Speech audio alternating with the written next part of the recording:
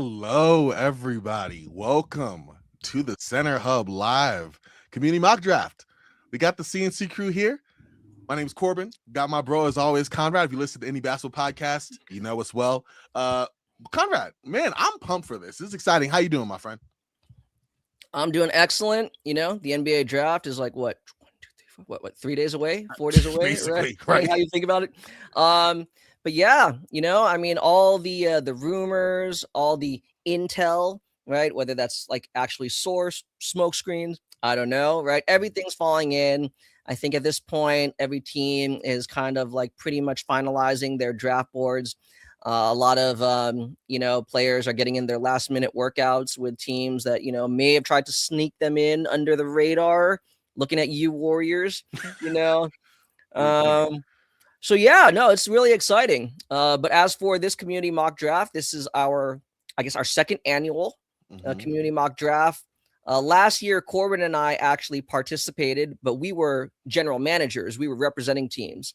Yeah. So last year's hosts or co-hosts, Julian Mendelson and Caleb Miller, who did a fantastic job last year. This time they're in the war room. They're representing teams. So we're going to take hosting duties for today. There we go. I love it. I'm excited over the next couple hours, to be quite frank. We're going to have members of the Center Hub and friends of the Center Hub coming in and out. Like you brought up, Conrad, just like we did last year, sharing their selections, giving some intel as to why they picked, who they picked, how that will work on their team, all of that. Conrad and I will react and discuss and really just guide y'all along over here for this fun afternoon / evening of hoop talk. And for basketball sickles like us, there's nothing better to do on a Saturday. Yeah. And just for clarification, we will be following the same format that, teams will be, executing in the actual NBA draft this upcoming Tuesday and Wednesday. So basically for the first round picks, each team has 5 minutes to make their pick. And within that 5 minutes, teams can negotiate trades. So this is a very much a live community mock draft. So all of our general managers, they're in like this war room on a separate channel, and they will be basically discussing trades amongst each other as groups on an individual basis. So when they come on here, they will be here to explain both the pick and or the trade that they have made. And that can involve players that are currently under contract for the teams that they represent. So again, 5 minutes per pick in the first round, 2 minutes per pick for the second round. See, so glad you provided the actual logistics and rules there. We know that's something we still working on my end here, but yeah, I'm excited for it, man. We got a lot going on. Let's go to the consensus big board we have here, and we do have top 10 that the Center Hub have all entered in their big boards, and we've put it together, and here we are. And I guess we want to kind of go through the first couple here. I mean, the first four, the order may be different depending on who you talk to, but I think the actual player, this is of no surprise, right? Between AJ DeBansa Darren Peterson, Cameron Boozer, and Caleb Wilson. What do you think about those first four? Yeah, I mean, I think these have pretty much been like the consensus top four throughout this entire draft cycle. I think Caleb Wilson, make no mistake, I think he is absolutely deserving of the spot, in most teams' big boards. He's somehow kind of become like the guy whose stock was protected because he didn't play, know? But other than that, I mean, yeah, outside of the top four, I mean, I don't really have a problem with these consensus rankings. I know other player or other teams, other scouts may disagree, but again, I think that's what's really cool about this draft class is that you really can make a case for each of these prospects to be higher or lower, depending on what you value, or depending on how you really foresee their long-term trajectory, developmental trajectory.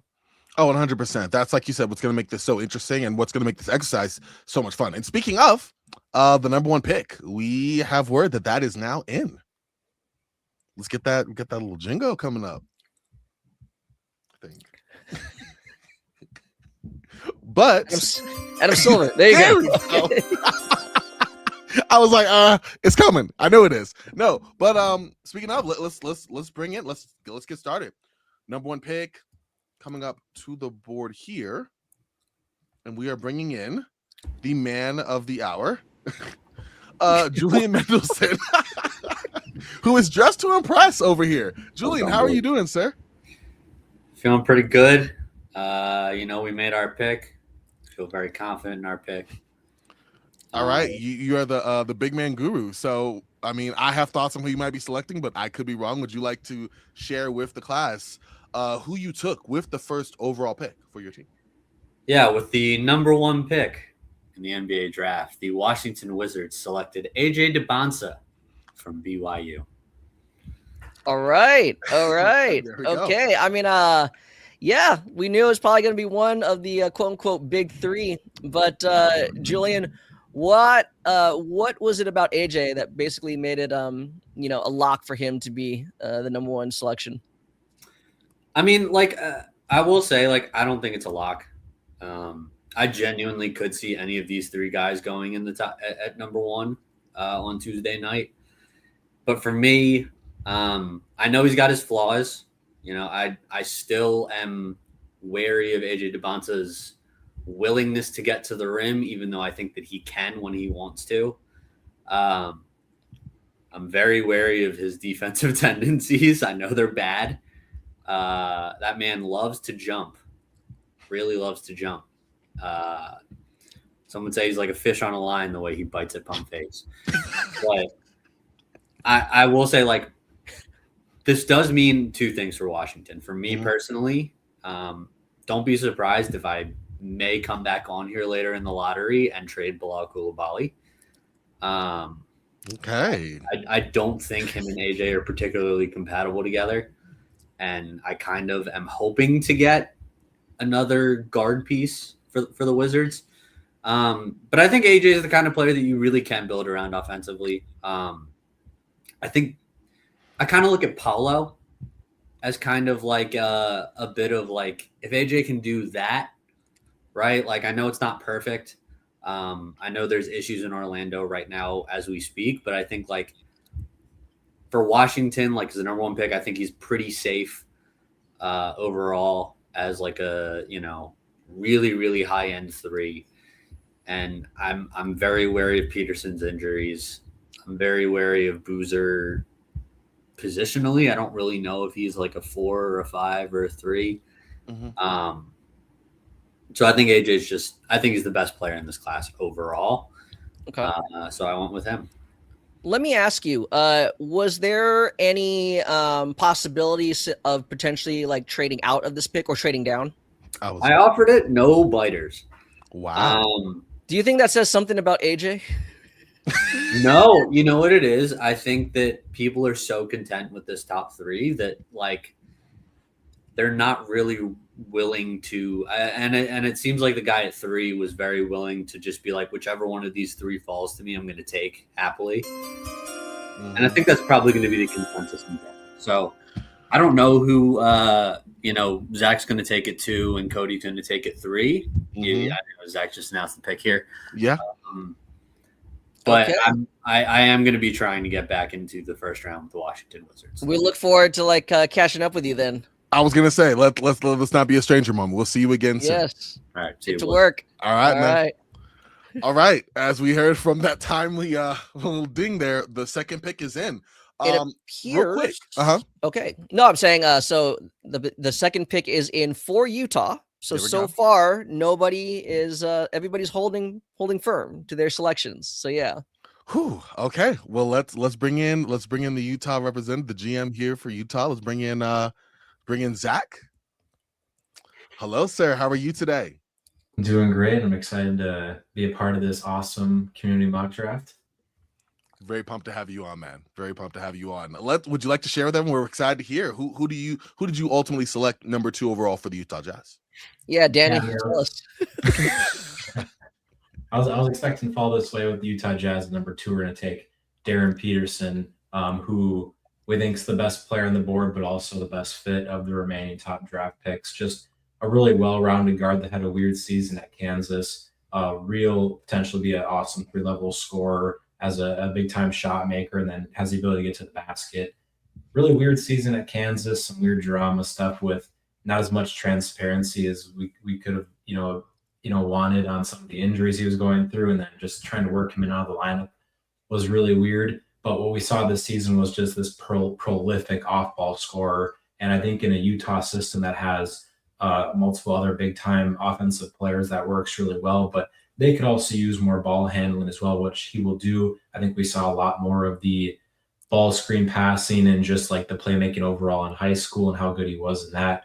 And I think fully integrating him back into a team without weird injuries, you're going to see that again. But also with Peterson, he's a good size for his position and he's a good defender overall. So I think you're just getting this super well-rounded guard that is a 3-level scorer. I guess maybe the one concern I have from this season is just he seems like maybe more of a quiet guy, not like a outstanding vocal guy, more of like a Kawhi type. Maybe not as extreme as him, but I think that's where I like Debance a little bit more than Peterson in that sense. But I'm a big fan of Peterson as a prospect. He was my number 1 player for most of the year, and I think he'd be a great pick at 2. I gotta say, I like it. I want you to obviously give your thoughts as well, but I do want to ask a question. In this team build for Utah, I'm curious. Darren, obviously, it's not even really controversy. It's a conversation on what position ultimately plays, right? Combo guard is kind of what I see. He obviously himself as a point guard. There's a lot more playmaking reps in prolific prep.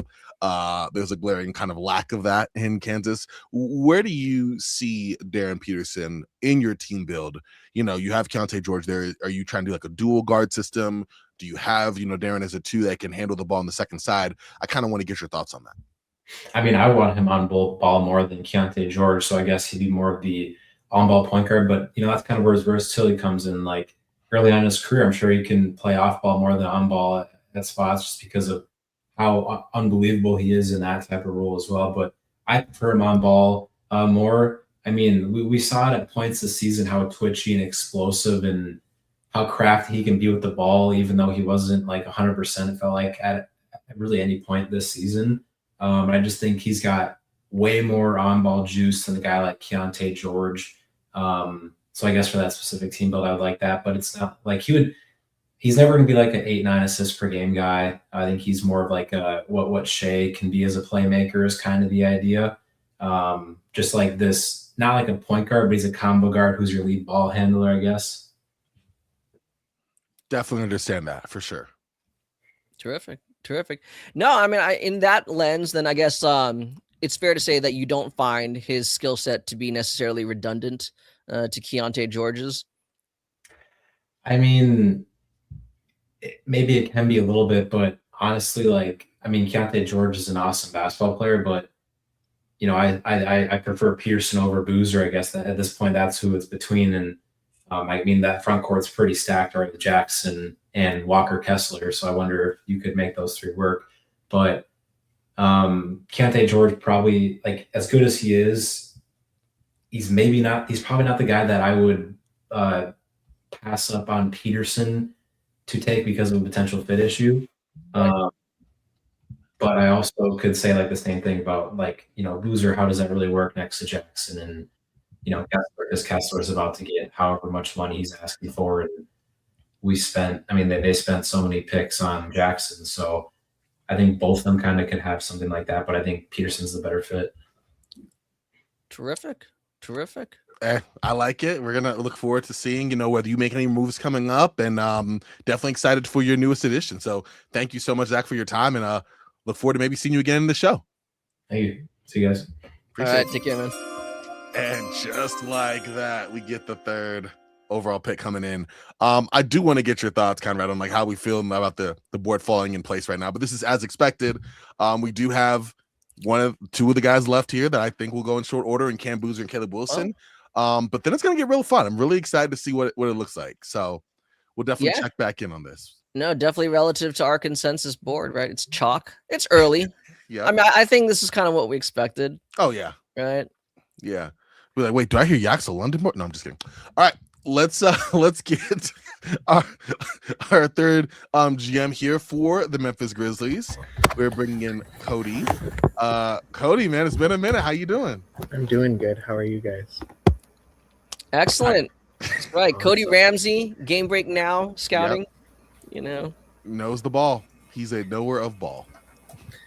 All right. So talking about that pick, Mhm. It was pretty easy. I mean, you take one of the three top players, whichever one falls to you. I think that with this pick, Cam Boozer is probably the best player available. I mean, as you can see within the consensus mock, he falling to 3 isn't really a fall for him. I think he fits the Grizzlies' kind of analytically driven system, as well as fitting next to some of their young talent. I think he fits well next to Zach Edey.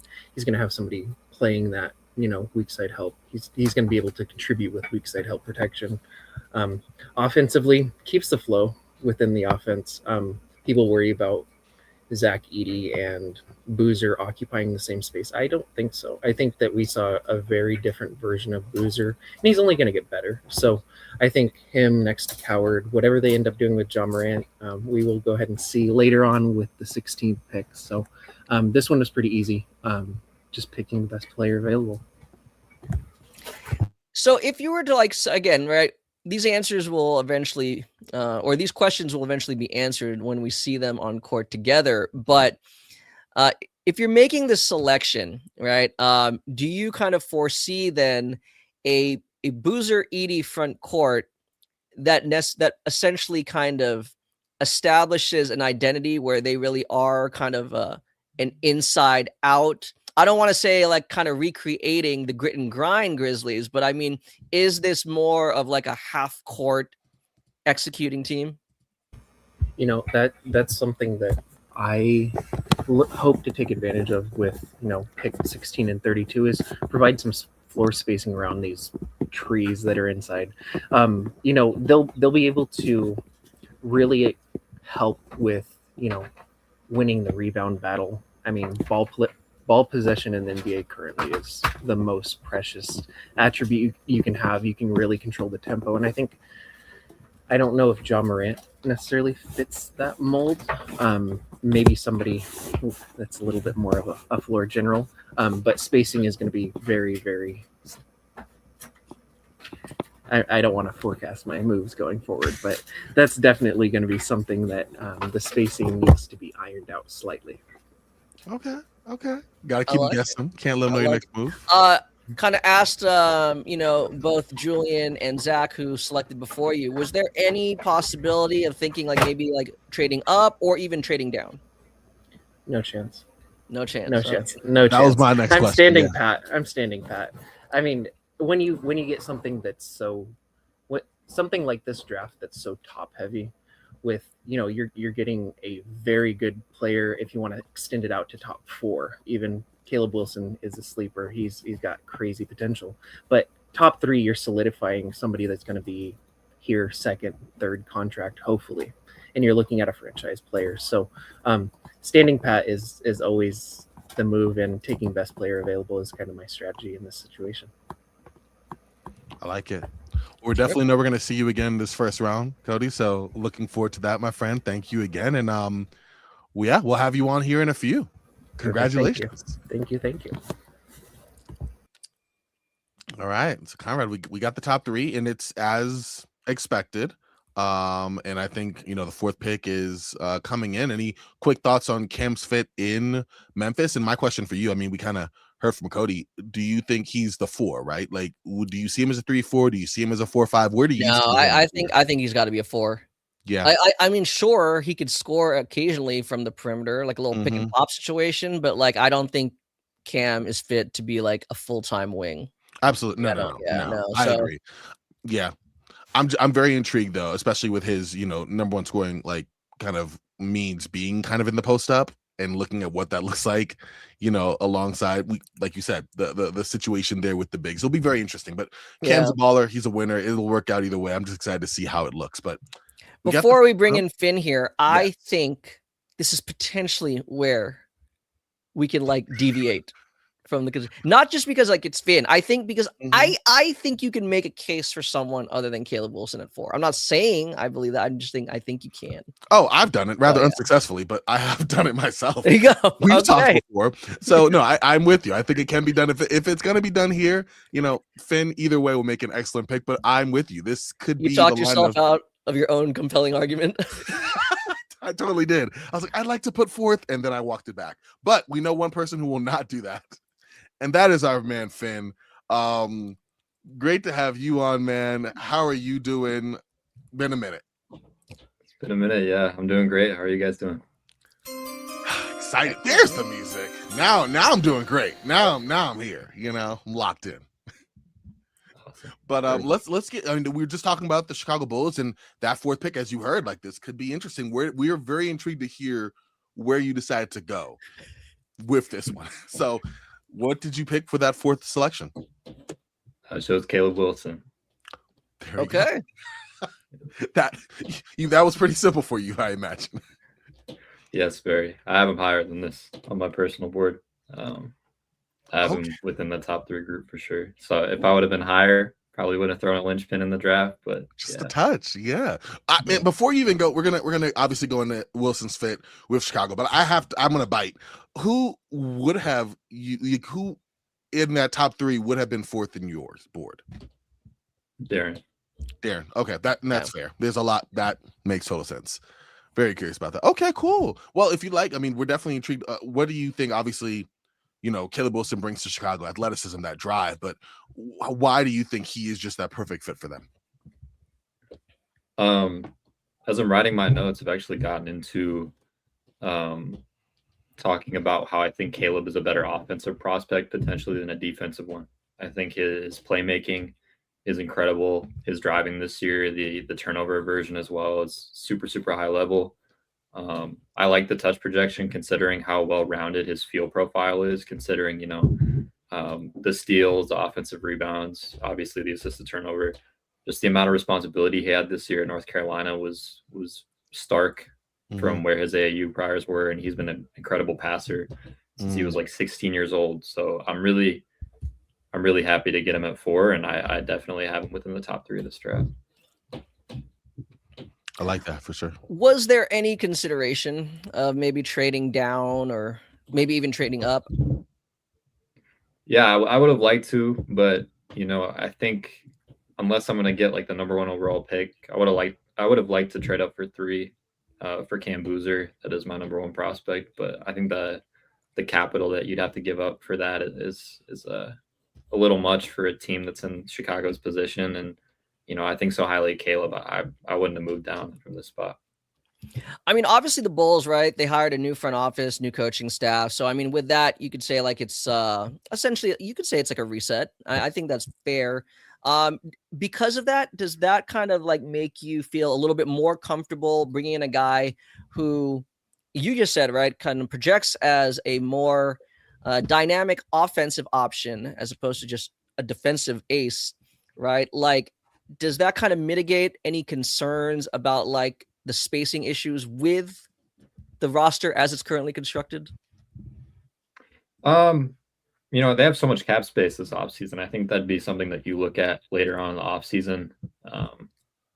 I think the shooting concerns for Caleb early, I think he'll probably return outside of top 5 values on his rookie contract because of the perimeter shooting and because of some of his works defensively and with the frame as well. But I think you can make moves across the roster to address the 3-point shooting. And I think it's almost better for Caleb's long-term projection that he has to create under these circumstances, and he'll have to push through like some of the bad spacing circumstances. Terrific. That was actually my next question. Okay, great. So, You kind of nailed it. I know you'd answered on mine as well while you're talking. So there we are. so before we let you go, with that said, then, I mean, like, what would your long-term vision be then for like the identity of the Bulls? Yeah. Assuming he is one of their primary creators. I mean, I would hope that you're going to have multiple bites at the apple within the next few years to get someone that truly is like a number 1. I like the value in the 27 drafts later on in the lottery.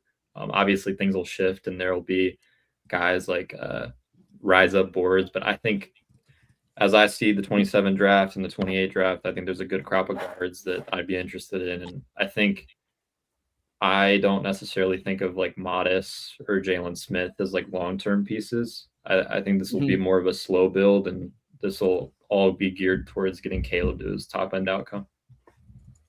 Sounds good. There we go. May we possibly see you again here in this first round? Yes, he will. I'm up He's again got with picks to Chicago make. 15. There we Yeah. go. Wheeling and dealing. was- He might have that more was the- picks to make. There we go. That's what I meant to say. Will there be future moves? There we go. Well, excited for that, man. Look forward to seeing you in a bit. And thank you again. Thanks. All right. Take care, Finn. All right. And there is that pick. And now, just before you bring that in, definitely this is where I think we have a lot of the guards coming in. Would you consider that, Conrad? Oh, yeah.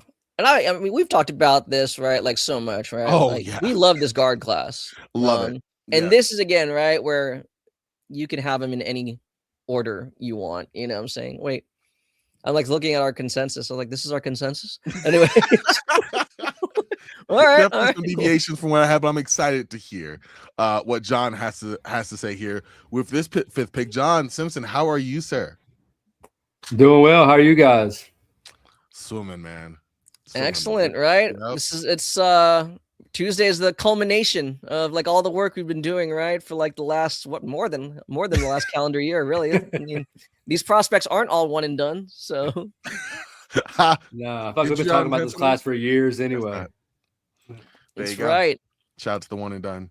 That's what I thought you were doing there, Conrad. But anyways, I really was. Good. I did that. I was about to say, I'm like, I'm like, that was too good. Okay, good. Yeah. With that being said, John, fifth pick, Clippers here. You had a few different places you could go. We're excited to see ultimately where you landed. So who did you select ultimately with that fifth pick? All right. With the number 5 pick in this year's NBA draft, the Los Angeles Clippers select Keaton Wagler, University of Illinois. There we go. Okay. Well, before we're gonna obviously ask some follow-up questions, but the first one I think comes to mind. What do you see Keaton Wagler bringing to this team? Obviously, a very talented player, but with the Clippers in this build right now, where maybe they keep with Kawhi Leonard, maybe they move on. Obviously, Darius Garland in the backcourt. You got some young guys as well. What do you see kind of Keaton Wagler bringing in and fitting in alongside this Clippers roster currently? Well, I mean, first of all, Wagler is the number 1 guy on my board. So for me, this is BPA. But at the same time, I think he's number 1 on your board. No, right now left. Oh, okay. Yeah. I was like, dude, that's bold. I love it. Okay. Steven probably wouldn't be surprised if he is number 1 on my board though, because I've been talking about him all year. Okay. But no, yes, you have. I know I love Wagler as a player, but also I think he's the best fit for this Clippers team because I think there's about 4 guards right here that are all kind of neck and neck as far as what they could bring to a team in the NBA. But you talked about the Clippers kind of being a place where maybe they're in a build, maybe they want to win right now. They've got Garland. Do they keep Garland long term? Is he their point guard? Is he somebody that moves on? And I think that the great thing about Wagler in this position is he could be the guy that brings that ball down the court. He's also a great off-the-ball guard. He's an excellent shooter. I think he brings, he's got good size. He is, on the thin side. He's going to have to bulk up a little bit in the NBA. But, I mean, if you look at him, he was a 3-star recruit when he went into Illinois. He wasn't really on anybody's draft board, I think, going into the year last year. And all he's done has been a winner. He seems to be a very coachable player. He's continued to get better as the year goes on. He's got that dog in him, and I think he's the kind of guy that eventually, you might want to be the corner piece of your franchise moving forward, if they do decide to move on from some of those players. And otherwise, I mean, I think he's the guy that's going to help them win this year. Yeah, I definitely like it for sure. I think there's been some thoughts, and I kind of want to hear yours in terms of maybe his athleticism and how he holds up defensively, playing, at the guard position. Do you have any concerns about that? Or are you kind of like, hey, it's going to work at the next level. Like he'll be fine just because he's so smart.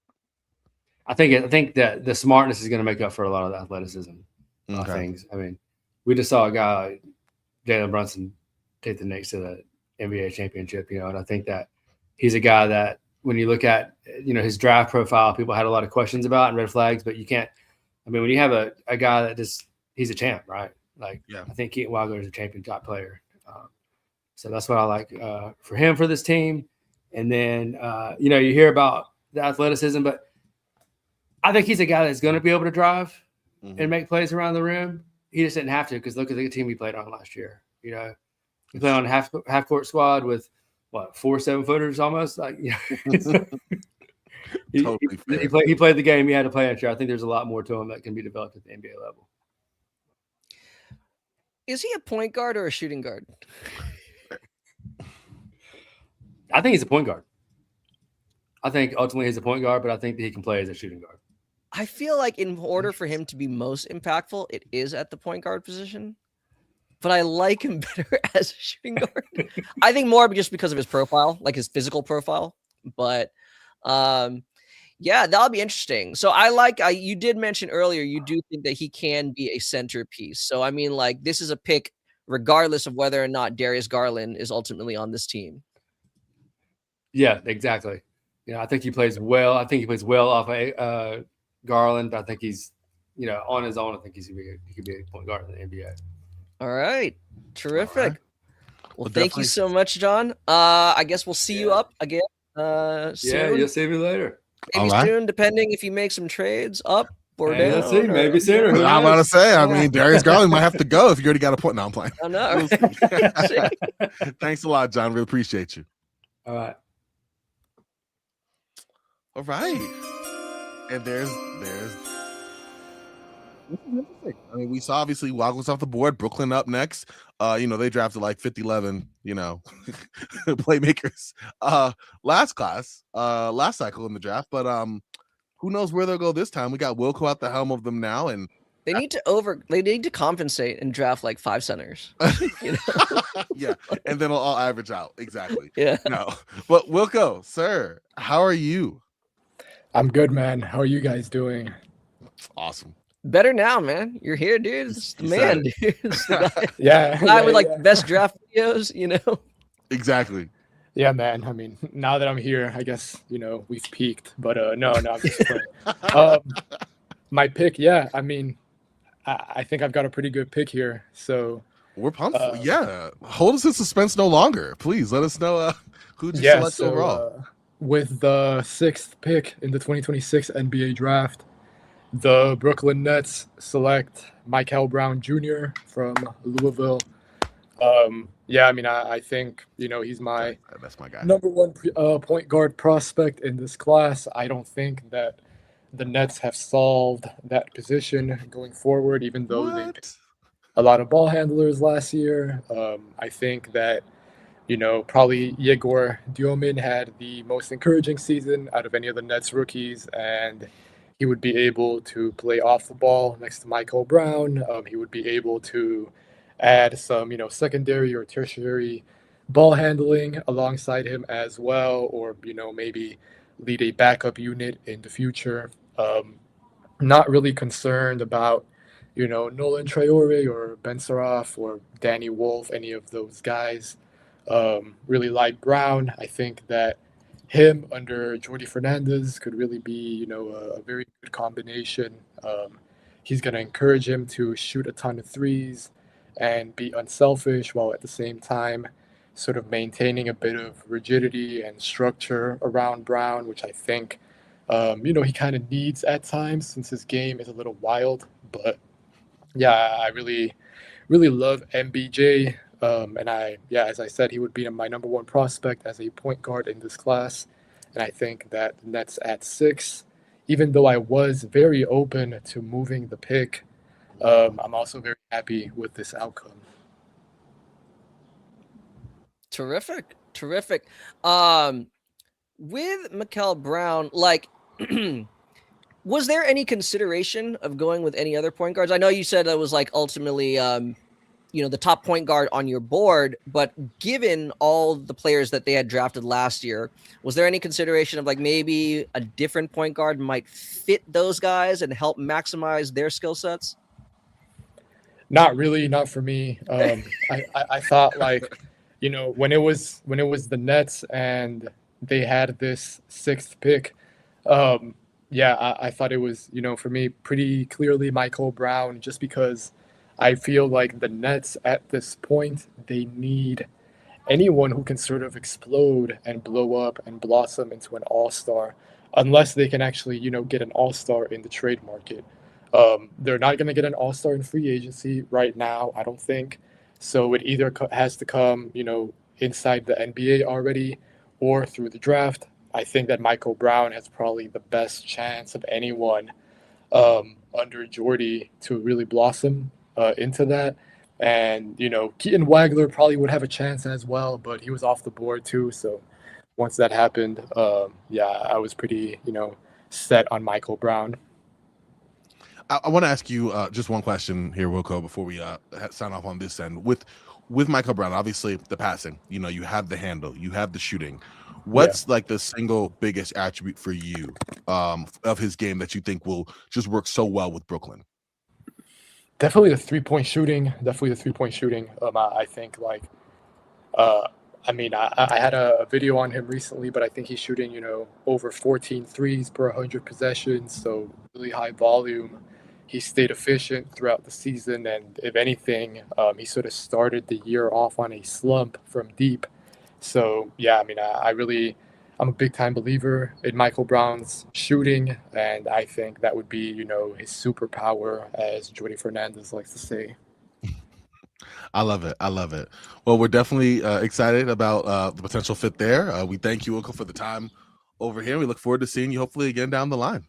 You will. Thank you so much, man. All right, take care, bro. Man. You too.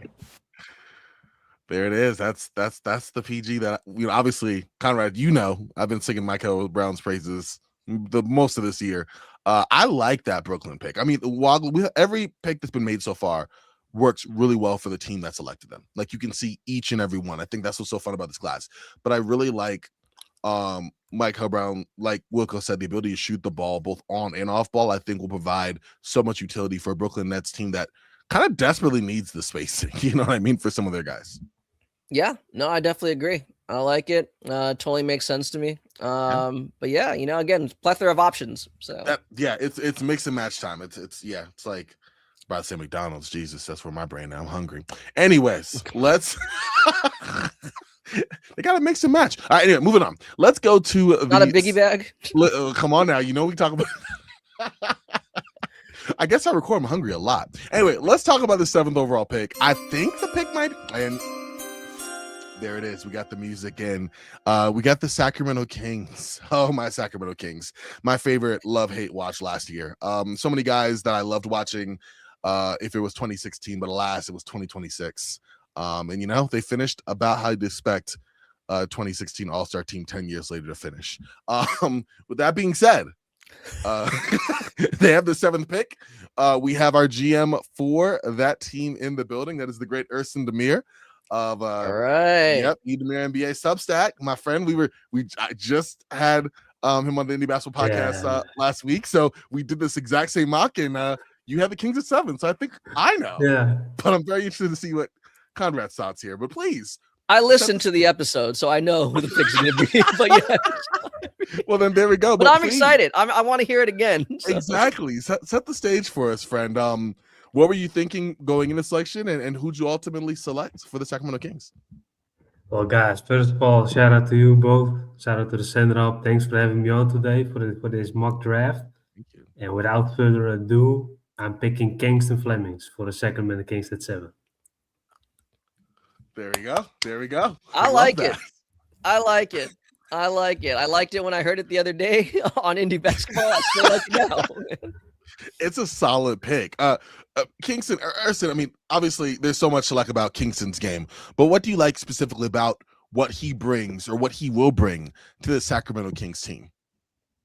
Well, for me, mostly it's about, roster construction. How do you work with your defensive rating? And I think with Darius Akoff, between the two, I think Darius Akoff clears. He's the better player. But I'm looking more of the total overall guard, if that makes sense. And I like Kingston Flemings when he came to Houston. He kind of took Milos Uzan's lunch money because he was not projected starter. And he outworked him. And he continued to outwork him, And I love his handles as a mid-range scorer, has a natural feel for the game. But defensively, that's where I'm going with, man. I think Sacramento Kings need to have a long-term solution. Someone who they can not build around, but be one of their best 2 starters in the future. And with number 7, that's the pick that they make in a loaded class like this. And yeah, man, let's be honest. It's going to be a rough couple of years for them. But Sabonis still on board. And it's still, they have Levine. And will they be competitive? I don't know. But with the new draft rules, etc., maybe they will be. And I love it. They tried to win. And they were punished for it. But it will be the last time, I hope. And that's the crazy part because they were the only one who tried to win and they get number 7. That's kind of unfair to them. But overall, for me, Flemings is, part of their future. I hope they will stick to their guys this time because, yeah, Halliburton went to the finals last year. Bucks was in the finals this year. And, yeah, the Sacramento Kings, they fired the coach who won it all. It's just, time for a new start for them. I think Kingston Flemings will be that guy who will embrace that fan base and make the best of it, man. Because in terms of two-way potential, there's not a lot of two-way guards in the league. But if everything clicks, Kingston Flemings can be one of those two-way guards in the league, man. So it's going to be swinging for the fences. Great value at number 7. 100%. Yeah, I think I really like this pick because I think there's this misconception that just because Kingston Flemings has this reputation of being able to provide a high floor that he doesn't have as high of a ceiling. I completely disagree with that. And just like a recent anecdote, I had the opportunity to interview Chris Sanak just the other day when he was in town to work out for the Warriors. He spoke about Kingston Flemings and how Kingston just has this ability to truly understand every single one of his teammates' games, all the nuances, all their preferences, and he just makes them all better. That's like, as Irsan's saying, that's the type of guy you want to be the foundational piece. So I like this. I understand the rationale for the other guards, but for a franchise like Sacramento, as Irsan said, right, that's just had, a significant amount of chaos or just no consistency, right? I think they need a guy like Kingston Fleming. So I like this. Yeah, 100% agree. It's going to be a lot of fun to see, what he brings to this team and how they form around him and some of the younger guys they have for sure.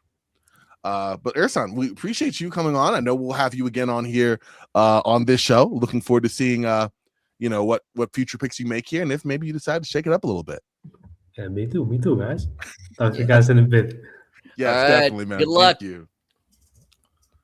All right. So now we are square in our point guard era, Conrad. We are in the middle of that crop. I'm a Kingston truther, so I mean, like, hey, of course I'm gonna on it, and I like stuff. But I just feel like, I don't know, it's like the type of guy, Acuff's the type of guy Sacramento will ruin. Yeah, honestly, there's quite a few players. I mean, like in this group, I'm like, I want Sacramento to be better. I really do. I don't want X prospect to go there. So I'm with you, but I think could like withstand, some of the air that might be there. And I think, I will kind of scout him pretty extensively, in high school and in prep. Right. Like you said, you talked to Chris Sanak and seeing him as well. Like there's pure. I don't know. There's a lot of pure point guards in the NBA. Probably count on one hand the amount that you would consider just a quote unquote pure point guard. But I really feel like Kingston Flemings comes into this draft or comes into this NBA as one of them. Like, right. We'll see, right? But he definitely does fit that mold. So that'll be interesting. We do have the number 8 pick up. We are going to go there. Let's talk. What do we got Cam on here to discuss who we took with this 8th overall pick. Cam, first of all, how you doing, man? It's been a minute. Good to see you. Well, good, man. How y'all boys been? Grinding, right? This is we're working up to Tuesday, draft day. Yeah, man, I'm excited. I can't wait to see what's going on Tuesday. Pumped. I guess you want me to talk about the pick? I was gonna say we got the 8th pick. You got the Hawks, the only team to really give the Knicks a fight. I guess you could say through their stampede through the East and the one game they gave to the Spurs. So Hawks an interesting team build. Who did you pick to go along with this group with that number 8 selection? So we decided to go with the 7'4" big man from Michigan, Adeyemi Mara. Let's go. Let's go. I think that was kind of the easiest pick for me. I knew the string of guards was going to happen, right? I even foresaw Wagler going 5, so I knew it was pretty much. We're sending a Spaniard to Atlanta. We're bringing them over to Magic City, man. So. Yeah, I just Atlanta, they don't really have a true center right now. They have a bunch of power forwards between Gay, Newell, Okongwu, even Jalen Johnson plays the 4. Probably they're looking into going elsewhere from Kuminga. That's what it's smelling like, since they haven't really, did anything with that option yet. Yeah, I think he's my center 1. He's young enough, right? Like fresh 21 years old. He's young enough. He kind of got screwed playing time wise his freshman year anyways. So that'll kind of ease some of your concerns as far as his ceiling. I think his ceiling is through the roof. Big men like that who can block shots, rebound, finish at a high clip, kill you in the post, and he can pass at a high level. That's a special player. Just him being over 7 foot, being able to finish, pass, and rebound alone is awesome. And then his elite shot blocking and timing, and he's getting in great shape every year. I feel like he was just the easiest pick for them. Now he can kind of slide in at that 5 spot where they can give him out 20 to 25 minutes, and he'll be next to a bunch of real nice young players like Jalen Johnson, Dyson Daniels, Nickeil Alexander-Walker, and then maybe whatever we do at the 23rd pick. I was going right. There you go. Hey. So was there any like consideration, because you just said earlier, right, that like you kind of foresaw the string of guards going here. Was there any like consideration of maybe trading down a little bit, trying to still get Mara and maybe pick up some additional assets or something? No, I think 8 is appropriate value for Mara. I in my opinion, I think Mara could go to the Clippers at 5. So I agree. I've also seen, yeah. Exactly. Yeah. So you guys get it. So being able to replace Zubac like that. So and if that makes sense at 5, I think it's kind of a home run at 8. And you kind of just mail that in immediately if you're the Hawks, and we get rolling with our front court. I like it. I like it. I was gonna say might have a chance, like you said, to continue building out with that 23rd pick. We'll definitely see you here later on. But Cam, thank you for taking the time, and you went big here. We'll see how it pays off. All right. There it is. All right. We got the 8th pick out, and now we have just in short order that 9th pick coming in. We got Ryan Kaminsky, Beyond the RK, up in the building. Normally I associate Ryan here with the Magic, but we have another team that starts with the M. We got the Mavericks. So Ryan, first off, how you doing, friend? And what set the stage for us here? What were you thinking before you made the selection? And who'd you take? I'm good, man. Thanks for having me, guys. Appreciate the invite here. Fun, always fun talking hoops, but especially a little mock draft. And we're working with the Mavericks here, so we're working with Cooper Flagg, obviously, as our starting point, and kind of feels like a full reset in that sense, where they have some pieces around there, but they're still looking for their full core going forward. So I might have went a little high or a little different from consensus here. This had to be why you had me on the pod, right? Like I took Ibuka Okori here, 9th overall for and Dallas. To be clear, I told Steven to invite you. So. It had to happen, It was meant. This is why I'm here. We needed this moment, because this guy's just got so many great indicators for the next level, and I can break down a ton of different things about his game, but just some standout traits for Ibuka. Why am I taking him this high? I'm betting on his advantage creation, his self-creation abilities, his combination of like masterful handle, that quick first step burst, and his two-way feel. He's got two of the best defensive indicators in the class between his effective length, the 3rd biggest wingspan ratio compared to his height, and he's got like tied for 4th in stocks per foul, which kind of shows some activity and feel there, where he's forcing a lot of turnovers and not fouling on the defensive end, and he's with Cameron Carr, 2 of the longest kind of wingspans other than the bigs in this draft compared to their positional height. So great defensive indicators just to start there. And then he went from natural point guard feel in the high school level up to a walking bucket at the college level, showing off, his full scoring package off the dribble. Not to mention he's got these great indicators for his shot profile, that he's going to probably create a lot of shots at the rim and create a lot of shots from three. Like, he's a pick and roll maestro. All these fun words to say, like he can get just about anywhere on the court with his handle, with his speed, his change of direction, that body control, and just a really, really unique talent with his ability to be a walking paint touch, his indicators as a 3-point shooter, and then just natural kind of two-way feel, point guard instincts to run the show on offense, good scalability, no ego, it seems, always willing to accept the role that the team needs, and with Flag, I think there's a lot of like connectivity there where they can kind of take turns on and off the ball with each other and really help each other on both ends going forward.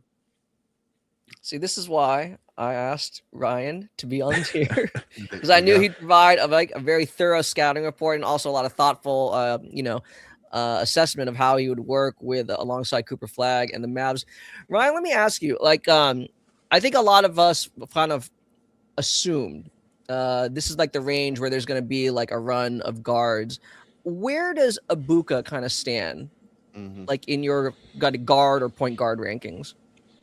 For sure. So I have Darren Peterson in kind of his own tier with Boozer atop everyone at the moment, but I have Okori right there with everyone else. I'm right because of everything I just said, mostly the two-way impact, the self-creation, the shooting, the efficiency, the feel.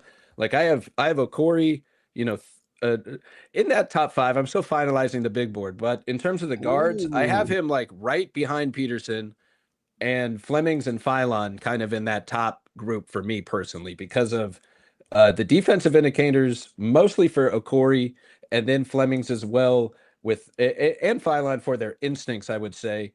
The Flemings and Phylon didn't have the best measurables, and they're some of their numbers weren't the best, but some of their indicators, to me, just with their instincts, their steals, their hustle plays. Like Phylon was a walking hustle play his freshman year, and really blossomed as a scorer and shooter after that. So those guys are kind of like in a special group of guards to me is where I think I'm going to end up, all in the top 10, definitely for me, and maybe even higher, where just they're betting on kind of their self-creation, their two-way feel, they're point guard savvy, but kind of that scalability in the modern game. Like they can get a bucket, they can run some offense, they can score and shoot on and off the ball, and make team first decisions on both ends. And there are a ton of other guards that are really interesting, from Christian Anderson as a shooter to Mikael Brown, obviously Acuff and Wagler. Kind of if you count Wagler in this conversation as well, but Sturts, there's a ton. So this guard class is just absolutely insane. And it is a little eye on the beholder, but I think there's plenty of talent to bet on if you believe in the right guy and invest in him. Terrific. Completely. Yeah, that was a very thorough breakdown. I mean, I'm a believer in Okori as well. But now, I mean, after you explaining all that, I'm sold for him going as high as that. Like, taking him even lower. I think in the real mocks, he's been a little closer to 20. I've seen a lot of Detroit buzz with Okori. So like, if the teams aren't quite as high as me, I think he'll end up around Toronto or Detroit, around that 20th range. If unless, but it only takes one team. That's the beauty of the draft. That is the beauty indeed, man. Hey, Ryan, we appreciate you coming on, giving your insight and your pick, and we thank you. And who knows, maybe make some more moves and we see you again. But we appreciate you. We'll see it. What's Giannis up to? We'll see what happens next. We'll see what happens. There you go, man. All right, he's a call away, man. All right. All right, we'll see. All right, man. Thank you. All right, good luck. All right. So that was a fun pick. We got our 10 on the board, and all but a few are gone. Well, no, Yaxel and Burries. That's what I mean. Yeah. That's an Acuff. Oh wait. Okay. So what do you mean all of them are gone? What are you talking? All but a few. I said. Okay. I said all but a few because man. I think 7 of the 10 are gone. Yeah. That's all but a few. I'm not great at math, but yeah. But I'm surprised. Like, I will ask you this: of the 3 that have not been taken, the Yaxel, Darius, Braden, which one are you most surprised is still on the board? Okay, given the group that we have drafting, I'm not surprised that any of them are still for sure. Right That's now. fair. But I think this is where I don't know, right? Either like the general consensus or like what is being presented in mainstream media or what we believe we're hearing from front office leaks. Like, I think a lot of fans' perception of some of these players vary significantly. You know, like it's very divisive from compared to what we're hearing from these reports. And that's not to say anything like pejoratively about these guys or negatively about these guys, but Acuff, I've seen him, you know, like you've seen the reports that he could go as high as like 5 or whatever. I'm not sure I buy that, but then I could also see him being like closer to the late lottery, right? Yeah. For a lot of the reasons that a lot of those, you know, Ryan and Wilco said, right, in terms of things that they prefer, right, and that they value more, especially for teams that do need that foundational piece. Exactly. And it's so interesting. The range that these players can fall is varied. And the range in which our next team can select from is also varied, depending on where they decide to go prospect wise, what they decide to do with their future disgruntled star. The pick is the Milwaukee Bucks, and bringing onto the stage, the GM for that aforementioned Bucks team, we have Caleb.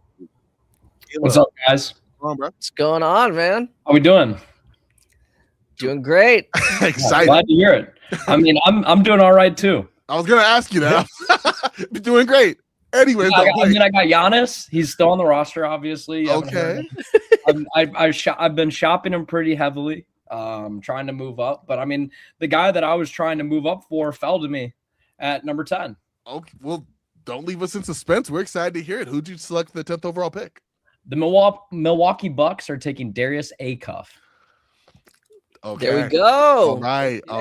There we are. I think this is my thoughts behind the pick and why I made it and why I was trying to maybe get up to 5 or 6 or 7 for him. Was I think that this is a good pick for Milwaukee, regardless if ultimately Giannis decides to stay another year, right? Or that trade happens maybe in the middle of the season. I think he's also a great option if Milwaukee moves Giannis in this offseason and then turns to a rebuild. I think he pairs very, very well with Ryan Rollins, and their backcourt is kind of the future. Rollins is more of a combo guard and has a lot of versatility, where Acuff's a little bit more straightforward in terms of, I'd kind of describe his archetype as like a prototypical modern initiator, like a bigger guard. You know, some defense maybe could be desired, but I mean, how could you be criticizing his game when he dropped, 23 points a game, was top 10 in scoring as a freshman in the entire country, top 15 in assists, above 3 to 0 assist to turnover ratio, shot 44% from 3-point range as a freshman on a good volume. Yeah. And this guy got passed up. I know that there were some, criticisms about maybe his previous shooting splits and some of the maybe concerns that this is like a 1-year type of situation in terms of his shooting growth. But I've preached on it while I've been evaluating players. That like doesn't really typically happen when a guy is this young. Players can improve that much. And especially when you start surrounding yourself with a Division I coaching staff and Division I players, you can make realistic shooting leaps. I don't think he's going to be a 40% shooter, day one, but high 30s for a rookie point guard. It's not bad. We take those at 10. I love it. I love it. Conrad, I definitely get your thoughts. I do have one follow-up question, and I get it. With the offense that good, you that's the strength. I mean, there's the ball handling, the passing, the scoring, first and foremost. The defense obviously has been made a lot of note of. In terms of the thought process in selecting, it seems like a no-brainer for you, especially from the offensive end. Do you have any concerns on the defense, knowing how it's kind of a mixture of effort and physical profile, or are you like, hey, with what he brings on the offense, we'll kind of live with what he doesn't bring on the defensive side of the ball? I mean, at this point, Milwaukee has a couple of those guys that, it's definitely a motor and a motivation thing. I think Acuff has the tools, obviously a bigger guard, in terms of, fits that modern profile at 6'3", 6'2". I think long-term, I think the potential is there to get better, but that's not what you're bringing him in for. You're bringing him in to initiate offense and score and make it, tougher on the other team on their end by putting points on the board. right? Sometimes the best defense can be offense. We got to stay ahead of the other teams. And I think, this is a pick where like, hey, I'm buying his offensive potential. I think we can go and get players on this roster. Like we have Giannis Antetokounmpo to move around to go get a defender if we really need to. I like the pairing with Rollins. Like I said, I think that's a dynamic backcourt going forward. We have Kyle Kuzma to potentially move on, and that's a guy that could be easily moved for a middling salary. Who's swap a shot taker for somebody who's going to stop shots from being taken. Right? I mean, it sounds pretty good to me. Sounds good to me too. You sold me. I like it. I mean, I think any of my questions you already like answered. I think what I think I like about the way you've approached it is that you've identified your offensive catalysts, and because of that, in a way, I'm not saying it makes it more like it necessarily encourages you to be more aggressive in trading Giannis, but I think you kind of open up more options. You're not beholden to like searching for one position or a specific timeline. If I go get Jaime Jaquez and Kalal Ware, right, and maybe even get a different pick, like defensive potential is definitely there. Jaquez can play two ways. And mind you, I'm drafted a player here at 10th overall who in the postseason did not score under 20 points, including 3 tournament games. And one of them, he dropped 36 in a tournament game as a freshman. All right. You go. Get me out of here. No. I'm wondering, before we do let you go, Giannis might be on the move. Maybe we see you again in the first round. We'll see. I mean, I've been shopping them. I mean, I gotta get some good offers. That's the biggest thing. We can move them. We can move them to Boston for Jaylen Brown. It sounds like. I mean, we don't need to do that right now. Okay. Hey, comfortable being uncomfortable. I like it, man. Yeah, I like it. Hey, Kip, thanks so much for your time and insights. And who knows, maybe we'll see you again in a bit. Yeah, great job, guys. Keep it up. Appreciate it. All right, good luck. All right, I like that fit now. Sheesh. I mean, because we know is one of those players, but anyways, moving right along, we have the 11th pick, a pick with some maybe special interest to my guy Conrad here. Maybe just a touch interest to you. Have the Warriors. We got Cam here with the pick. Cam, lay it out, man. We got a team. Steve Kerr's back. One last go around. We'll see how many years, but one last continuation rather. 38-year-old Steph Curry. We got a Warriors team that's trying to stave off decline. That's interesting. So who are you taking to kind of go along and try to breathe some new life into I'm not gonna be disrespectful. Breathe some new life into a team that is on the downside of the NBA timeline. We have decided to go with the power forward from Santa Clara, Alan Graves. Oh wow! Okay. All right. Okay. All right. Let's hear it. Might be looked at as it's a reach, but I think he actually provides the youth and the feel at the position that a lot of guys at this slot just didn't provide. Got the older candidates that may not be tall enough, and I feel like Golden State is kind of fine perimeter wise. Just having someone in there at that forward spot that's young, that's going to be able to come play defense, has real shooting touch upside, and he's going to play the right way. He's going to come in and work, and he has a pretty good frame as well, 6'8", 225-ish with a 7-foot wingspan. This is an NBA power forward, but he could end up having, one of the more impactful careers just with his, his influence on team turnovers, his influence on team rebounding. I just think he'll be a great fit for this team, especially with his turnover aversion this year with Santa Clara. And he's, his connectivity as well as the defense. He's not too far off from what Draymond provides them. And I think they're going to really value that, and they're going to be able to split minutes, and Allen's going to be able to return a lot of value. He was just kind of a, the best fit that also is going to provide me some ceiling with the youth.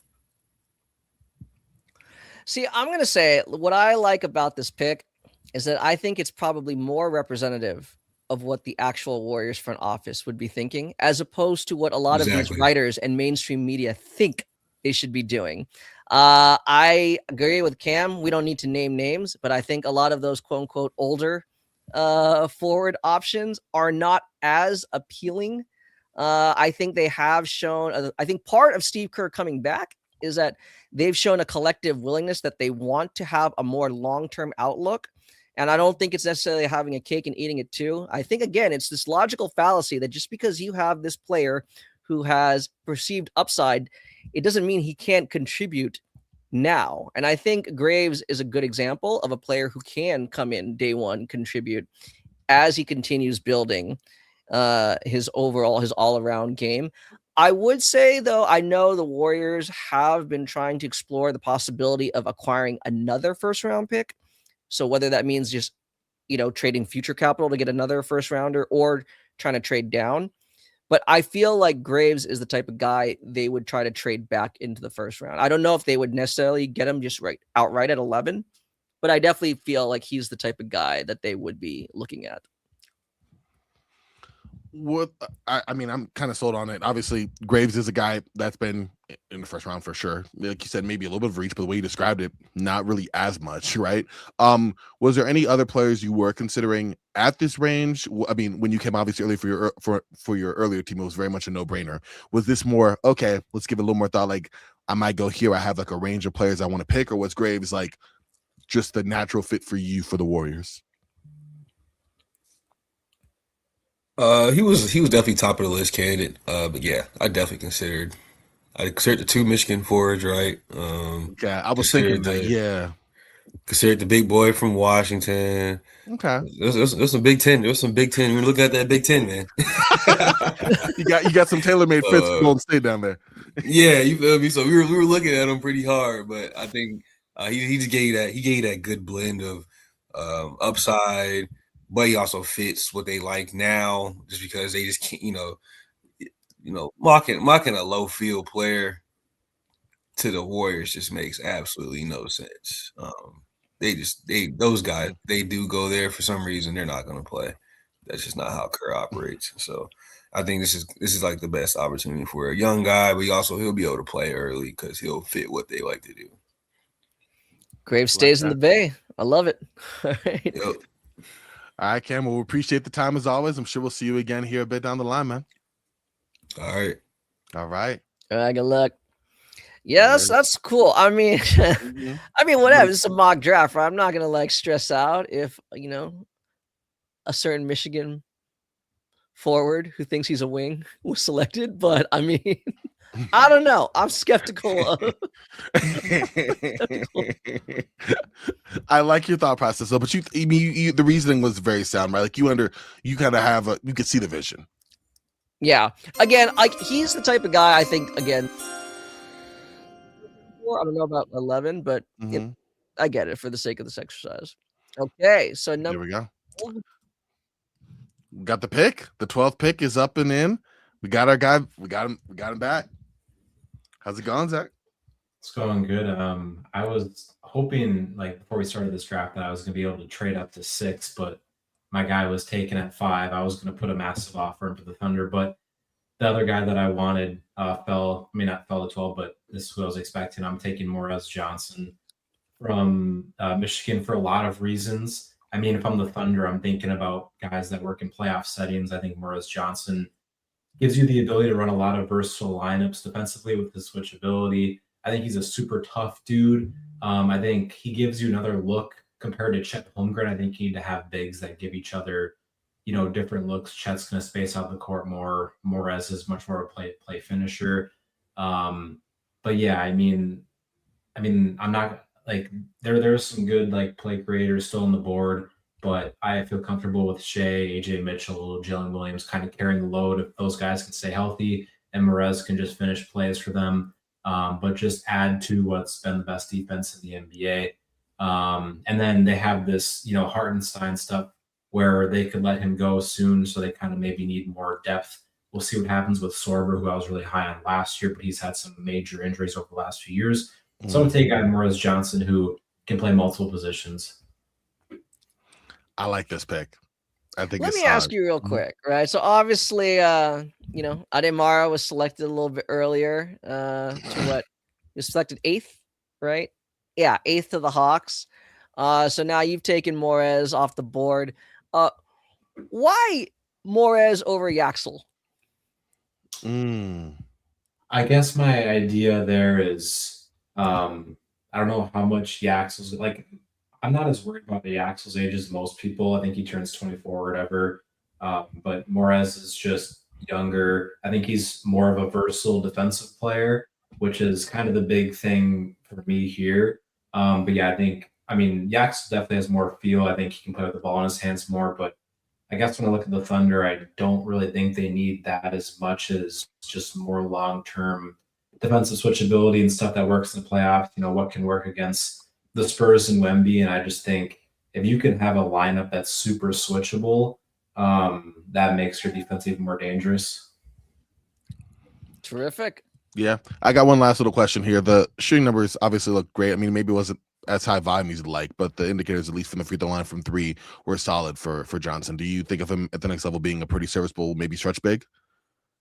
Yeah, I mean, that's kind of what's going to determine if he's a rotation guy or compared to maybe a starter. There's real growth last season. I think he'll be more than a complete non-shooter, but I don't have like a ton of upside, like a hope right now that he's a guy that gets consistently closed out on. But I don't really think he needs to be that as much. I just think that I'm looking at a guy who's a very long-term NBA rotation player. Got it. Hey, I think that makes perfect sense to me, and I love that pick. So thanks again for the time, Zach. We'll see you again, I'm sure, and we'll keep this bad boy moving. See you guys. Appreciate you. All right. I love that Morez Johnson pick. I think there's a range where he can definitely fall. I was talking to my friend Charlie before this, and he would actually like him for the Warriors. Yes. 11, which there you go. Same for you. Yeah. So that would be interesting. So I like Morez. I was at Morez's workout. Oh, so know this guy, he absolutely knows how to win over a crowd, right? Like the charisma, and like he's just smart. Like the fact that he said, he's like, I know what to say, what people want to hear. he actually said that. That's a skill. You gotta love that. It's like, all right, man. Well, there you go. No, I really like that pick. I mean, the rich get richer with OKC grabbing a guy like that. But let's go to the Miami Heat. Pick 13. We got Ryan back in the building. Get that sweet, sweet string music. It's not really a string. I don't know what kind of music it is, but it's sweet. There we go. Could hear that all day. Ryan, you're back with Miami. That 13 pick, a lot of different prospects, as we know, to go with.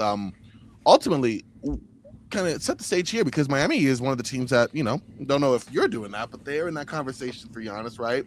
They're in that field. And they're also trying to figure out, hey, we want to get better. Like we're trying to move forward, and get a difference maker here. So what was your mindset going into this before making the selection? And then please, of course, tell us the selection.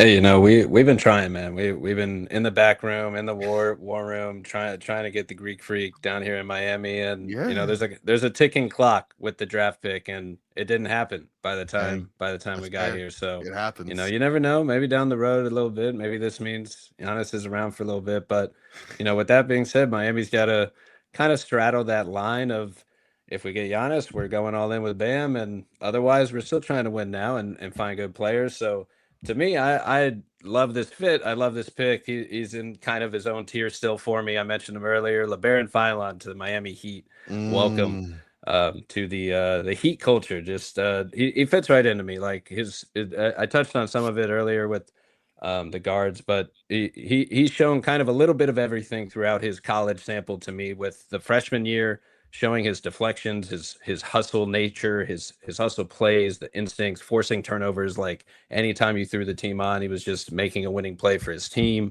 And then the next year, just exploded on the ball with more efficiency as a scorer and a shooter, lights out across the board. And he just does it in such a unique way. Like we're not going to make any direct comps to any former MVPs here, but like one of the guys that you think of watching him play is Shea, because of the way he moves. Like he's just herky jerky. He throws his shoulders. He's a bump and finish guy. You know, he gets billed as a small guard because of the weight.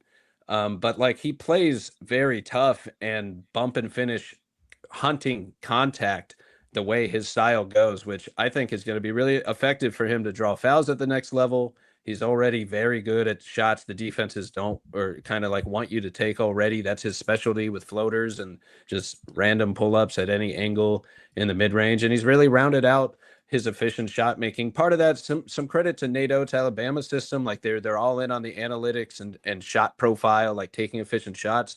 But that's also him adjusting to learning that kind of pro system. So like I think it's just one example of good development. The question some people have is like, did he lose some of the defensive impact when he took over all the on-ball stuff? And to me, like the instincts are there. Like I've seen enough hustle play, enough deflections, like enough just winning plays from this guy to think like he's got a chance to have some, like to be passable on the defense, to not be a negative defense and really be special offensively.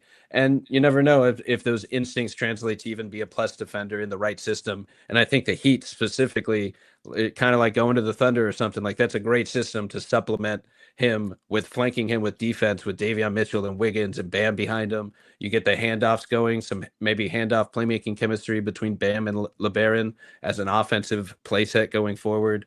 So you can see some chemistry there. Really, you know, love the prospect, and just like that fit a lot for Miami. I love it. I love it. I mean, you know, I'm a big Phylon truther.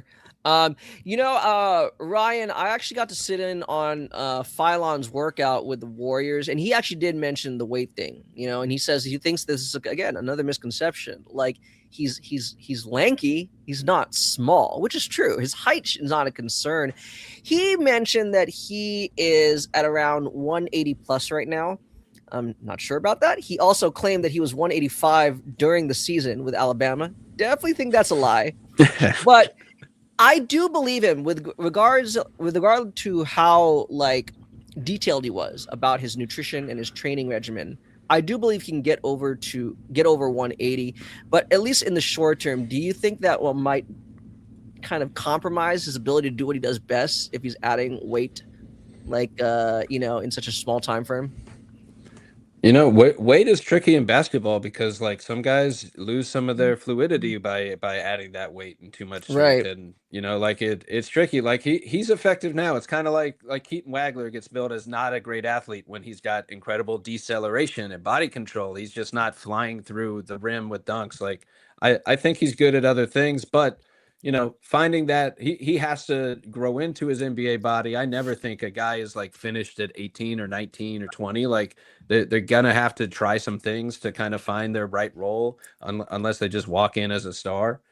So definitely, you know, maybe needs a little bit of kind of that defense around him until he builds into it. But you know, putting on just enough weight to kind of get by and basically to be able to take that contact and punishment a lot, really, from all the, because his style of play is a little punishing as a bump and finish type of like hunting fouls. So you can't say that. And one stat I saw was he's kind of smack dab in the middle of the defensive instincts chart that I mentioned with Ibuka earlier. Like he's got a +4 wingspan to height, plus minus. So his wingspan is 4 inches taller than his height, and he's about dude. 1 stock per foul. So like, you know, he does have better indicators, like kind of average indicators, but pretty good for a guard defensively at the very least. Yeah. Oh, we got to trade. We got to get going. We got to get going, Ryan. We appreciate well, let's get you back in there, Ryan. Hey, there we go. We'll get you back on here soon. Get back in. Let's see if I can get Giannis before the night's over. We'll see. Okay. Best of luck, my friend. Best of luck, man. Good luck. All right. We got our first trade of the night. We don't got the horn, but we do have the trade, and we got the GM, the man with the master plan. There we go. Rocking the suit with the shades, Julian in the building. And we got the bell. So Julian, let's start with the trade and then let us know kind of why you made the trade to get who you're ultimately going to select here. It wasn't even one trade. I had to make two. You know, I was in the war room looking at my Denver Nuggets, realizing that this team's getting older. There's too many big contracts. And, we wanted to make a shift. So we decided to bring in a bit of a character questions guy and a point guard swap to move up 10 spots. We traded Ja Morant to Denver. Ja Morant came to Denver. Mm-hmm. We gave them Jamal Murray, and we moved up 10 spots. Wow. Yeah. All right. Okay. Yeah. Okay. I'm wrapping my head around that right now. Okay. Here's the thing. Like, Denver needs to shed cap space and get younger around Jokic and still compete. And I think I understand he's not Jamal Murray, but I think he can provide the burst to get to the rim. I think he can play off Jokic really, really well. That was my question. Yeah. I think, look, I know his shooting's not going to be quite there in the 2-man game. Awesome. And I understand that. But, like, I think at the end of the day, like, I think he will be able to take this team to a new level. I did announce the trade, Steven. I didn't announce my second trade or the pick yet, but we're getting there. Okay. But I think this team gets younger with Ja Morant. I think that he does, I think, complement Jokic. I think he can play well enough on defense to complement Jokic as well, which I think is important for them. And I think once I got to 16, I saw someone on the board that I think is a great future Jamal Murray replacement that was still available. So I traded Duran Holmes. I love Duran Holmes to death. You guys know that. But I think, we have Nikola Jokic. We've got the best center in the world. So realistically, all we're really doing is going to be signing a backup center for the minimum, I think. And so I traded up to 14. And with the 14th pick in the draft, the Denver Nuggets selected Braden Burries. There it is. Ooh, there it is. There it is. It was a lot of hoops to jump through to get there. You made it work. But once I got up to 16 and saw that he was still on the board, I knew I had to go up and get him. Yeah. Braden Burries, again, I totally get what you're doing. I mean, I don't think he's a carbon copy of Jamal Murray, but I definitely understand the Jamal Murray comps, in terms of, again, like the kind of the balance between ball handling and, again, being like a perimeter threat, like being able to play off ball.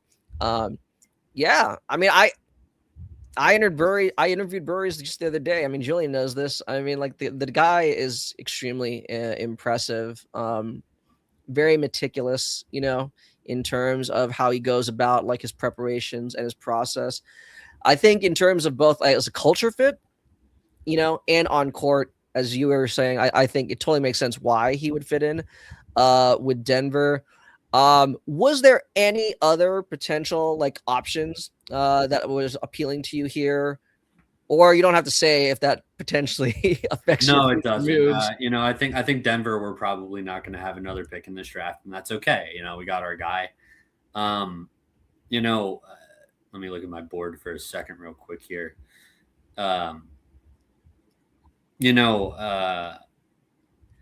Sturts is interesting. I think if I'd stayed at 26, the guys that I would have been looking at were like Sturts, if he fell, maybe a guy like Christian Anderson or, Isaiah Evans, maybe. Like we were looking for either a guard or a wing. Cam Carr's, if I had stayed at 16, I think I probably would have had to go with Cam Carr if Burries had gone off the board. Yeah. But I think Burries also just like complements Ja super well. And no, like I wasn't saying the Jamal Murray thing to say like, oh, he's the next Jamal Murray. But I'm saying like he can, to a lesser extent, play some sort of, he can complement Jokic in a similar way that Murray can, just not quite there. Yeah. And I think if you're looking to the future, like I think in a world where, say Jokic retires in 2 years, a Ja Morant, Braden Burries backcourt, I don't think is like backbreaking at the end of the day. Are you then kind of banking on Aaron Gordon's like shooting? I'm assuming Cam Johnson is still on the team. Are you kind of banking on them to provide the necessary spacing to allow Ja to kind of get back to being able to provide that rim pressure he did prior to all like his injuries and other things that sidetracked him? Look, yeah, I mean, that's the hope. I think no matter who you have at point guard, if those two guys aren't healthy, I don't think this team goes anywhere at the end of the day. Yes, I do think having them both available consistently would absolutely get the best out of Ja Morant. But again, even with Jamal Murray, I think there's not like you're not really if you don't make a change with this Denver team, I don't really think you're expanding the team's championship window with one of the best centers of all time. And I hate that I have to admit that as a Philadelphia 76ers fan. More to come on that later. But yeah, I just think like it kind of plus Jokic also has the ability to like pick and pop and space the floor, and you can have Ja kind of like cutting off of him as well. Some cool little backdoor lobs to Ja Morant could definitely be fun from Nikola Jokic. I'm just saying. But look, it's not perfect. Right. I'm not going to pretend like it is, but I think Denver had to do something to get younger and stay competitive, and I think this was the plan. Sounds good. All right, man. Well, thank you so much. We will see you back soon. Get to work, man. Keep doing you. I've been very busy, Conrad. I can tell. I mean, man, the list of transactions. All right, dude. All right. Good luck.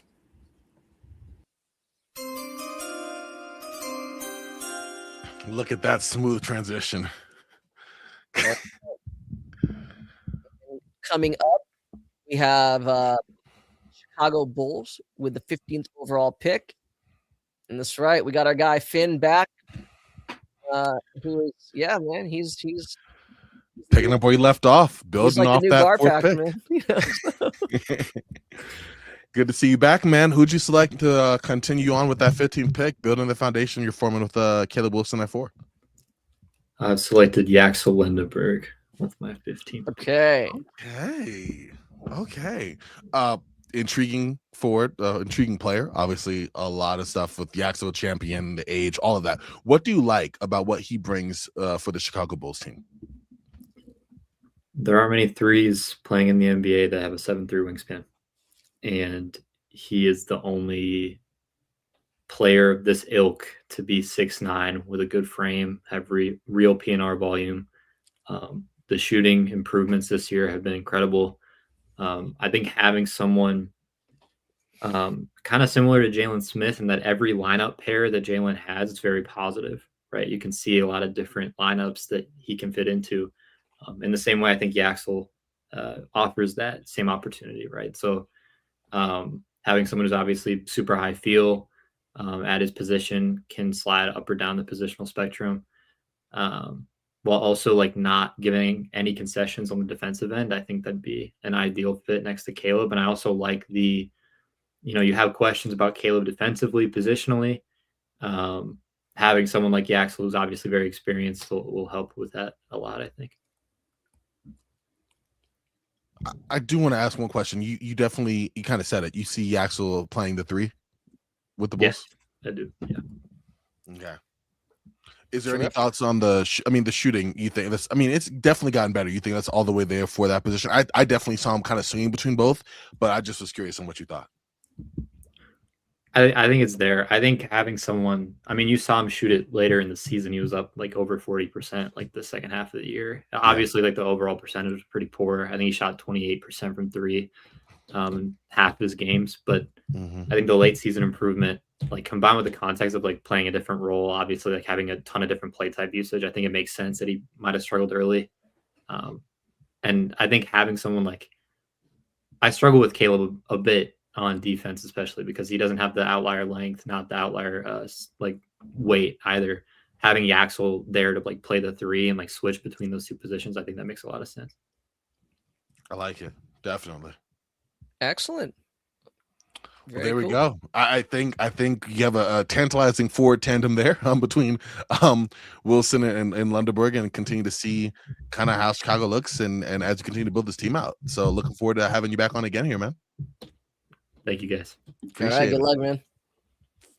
All right, we have another trade to announce, maybe. Well, no, it's the trade that coincided with Julian's. Oh, the ramifications of the previous trade. Yes. So There we go. John's back. Okay, so Before we do our that, top ooh. 10, the consensus top 10 from TCH's consensus rankings are all off the board. So now we're kind of moving in to our 11 second to 10. 20. Yeah, right. Some of whom have also already kind of come off the board. Yep. Mara, Phylon, Ibuka. Morez, Ibuka, Corey. There you go. Right. Mhm. So it's going to be interesting. It's going to be interesting, actually. Because I know there's guys like at one point throughout the draft cycle, Nate Ament was, firmly within the top 10 early in the draft cycle. I'd say Jaden Quainton was definitely, but then obviously the concerns with his injuries have kind of had him fall down the pecking order. So before we get to the pick, we may have some breaking news. Are we doing this now? Possibly. I kind of feel like now would be a good time, but yeah, apparently we've had some wheeling and dealing. And we got some trades possibly cooking up. We'll give more details, I guess, as we have them. But short term, we got Giannis being moved. No longer a Milwaukee Buck. He is staying in the East, and now he is a Boston Celtic. We're obviously going to get more details as to the terms and pieces, players, picks being moved across. But immediate reaction to that, Conrad, as we get the further details. I mean, I can't say I'm surprised, right? I mean, where there's smoke, there's fire. I feel like that is like a real thing, that could materialize, not necessarily on draft day, but maybe in the upcoming weeks. I suppose it could be a trade that is at least agreed upon in principle on draft day, if it does in fact involve some of the picks, the draft picks that will be made on Tuesday and or Wednesday. But for the most part, I do feel like this is the first domino, the first big domino that needs to fall before this offseason truly kicks off. So we'll see. And I really look forward to seeing the details of what this TCH simulated Giannis trade looks like, because this is going to be really intriguing. And again, yeah, all right. I'm under the impression that it would have to again affect the trade, this mock draft, if it's being announced now. So yeah. Yeah, I mean, pick 27. I mean, we can kind of go into the terms real quick before we go into pick 16. But we have Giannis obviously going to Boston, and then going back. Giannis going to Boston, joined with Kevin Porter Jr., and then coming back. Apparently, you have Jaylen Brown, which has been kind of talked about a bit in circles as the last couple of days, IRL, I guess. Sam Hauser, pick 27, first round picks in both 2030 and 2032. The number 40 pick of this year's draft as well, and then a 2031 second. So quite the haul. You got four if you count, or 3 first round picks, one in this draft, and then 2 other ones, and then 2 seconds. Not bad draft wise. Okay. Well, there it is. We will we'll get more details later. Let's keep moving. You're right. 16th pick is in, so let's there's that sweet music. Let's get down to that. With the Giannis monkey off our back, John, we are happy to get back to you to discuss who you have coming up here for your team, the Hornets. Yeah, glad to be back. Appreciate you talking Hornets. Yeah. You seem like you guys been having a good darlings time. of the league. Yeah. The darlings of the league. Yeah. So I guess talking about. I'll go ahead and make my pick here. So, please. 16th pick, NBA draft. Charlotte Hornets take Cameron Carr from Baylor University. Okay. Here we go. Okay. I like it. What I mean, obviously, we most people get the player that Cameron Carr is, but I'm going to ask you, what do you like for what he brings to the Charlotte Hornets team? Oh wow! So I mean, obviously, you look at him and he's dripping with athleticism, right? He's an amazing, explosive, flashy player. I mean, I can't help but think about him on the court. He's not probably going to break the starting rotation unless something happens, unfortunately, but I think he's a guy that you can bring in as a microwave type 6 man off the bench. I dream about, running the court with him, Melo, Brandon Miller, Miles, and Diabate, and the kind of scoring, I think, and the explosiveness and the speed that he could bring to a lineup like that. I mean, just really running guys down. He's got, he's a great shooter. He shot 37% for three last year.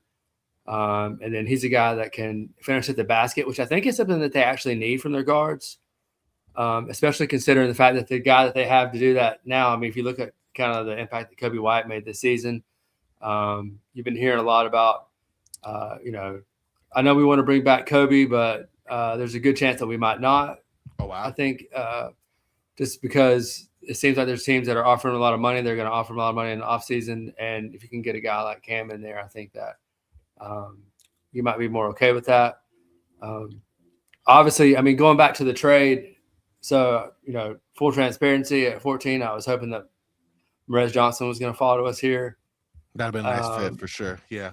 Once Merez was off the board, I mean, there's other guys I like here, but I was comfortable making that trade and bringing in Deron Holmes. I think that he kind of feels a good need for us, and Cam Carver's the best guy on my board. Do you ultimately see Cam Carr, just in general, or perhaps even with Charlotte, do you ultimately see him as more of a wing as opposed to a guard? I mean, I know 2026, you can play multiple positions, but I'm curious because I'm like, what his defensive upside or ceiling truly is. Because, at Baylor, at times you play like some small ball four. So I'm kind of wondering like what you foresee him doing at the NBA level, especially with this Charlotte roster. Yeah, absolutely. I think he's a guy that you bring in expecting to be able to guard the wing and play some of that wing, almost in a similar way to how they use Brandon Miller. Brandon Miller's a little taller than he is, but Cam's got a 7-foot reach. See, that's why. And I think, I mean, I wouldn't have a problem putting Melo, Carr, Con, and Miller out there at the same time. Yeah, it's a lot of length. It's a lot of length.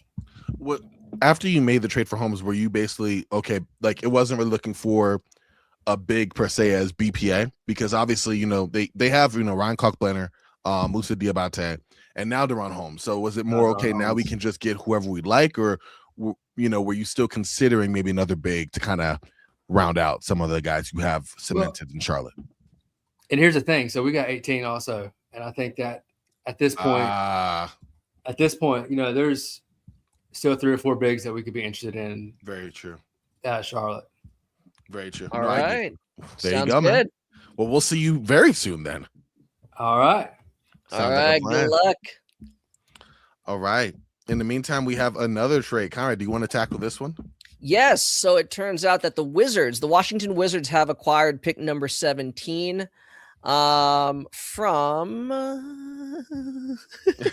that's a good question. From Oklahoma City Thunder. There you go. So in exchange, the Thunder will receive a 2027 first-round pick, lottery protected. And then it's tops. If it does not convey, it would be top 7 protected in 2028. And then if it still has not conveyed in 2028, it would be unprotected in 2029. So having said that, we have Julian Mendelson back. He was selecting I was getting on the camera.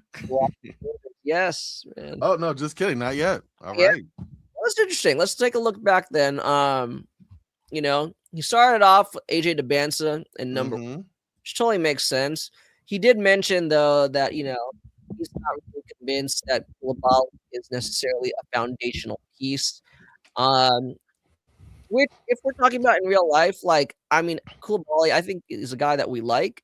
But I definitely agree. It's not a guy that you have, who has to be off limits. You could make an argument that some of Washington's pieces, especially their lack of development in their first 2-3 years of the league, it's kind of making it a lot difficult to build, a kind of complementary roster, because you're kind of building around deficiencies as opposed to building around strengths. Does that make sense? No, it makes total sense to me. Yeah. And you are kind of doing not a reverse build, but it's just interesting in how you have to then, kind of put it together. So no, I get exactly where you're coming from. All right. Okay. Well, now Julian is indeed in the building. So let's let's bring the man with the master plan back on the stage, Julian, wheeling and dealing today. I know. Listen, the whole point of me being in the war room was to create chaos. And I've done that. As soon as you came with the power suit, we kind of knew stuff was going down. Look, I didn't give up any players in this trade. Okay. Right. I gave up. Here's the thing: we should be a great team in 3 years. If we're not, I'm getting fired anyway. So, we traded a pick that has 2 protections on it: a lottery protection next year. Mm-hmm. Next year it's lottery protected. The year after that it's top 7 protected, and then the 3rd year it's unprotected. But again, by that point, we should be good by then. We should be good. Good or gone. I didn't have to give up any players at all. I offered Koulibaly at one point. It was rejected. No takers. All right. So That's wild. We got into the first round without having to give up anybody. It was a future pick. And with that pick, we took a risk. But I think if it pays off, this Wizards front court is going to be demonic for the next 10 years. With the 17th pick in the NBA draft, the Washington Wizards selected Jaden Quaintance. Nice. Okay. The heir apparent to Anthony Davis. I like it. I tried to get rid of Anthony Davis. No one took him. Injuries we did almost have a deal at 11 where he would have gone to Golden State for Jimmy Butler in 11.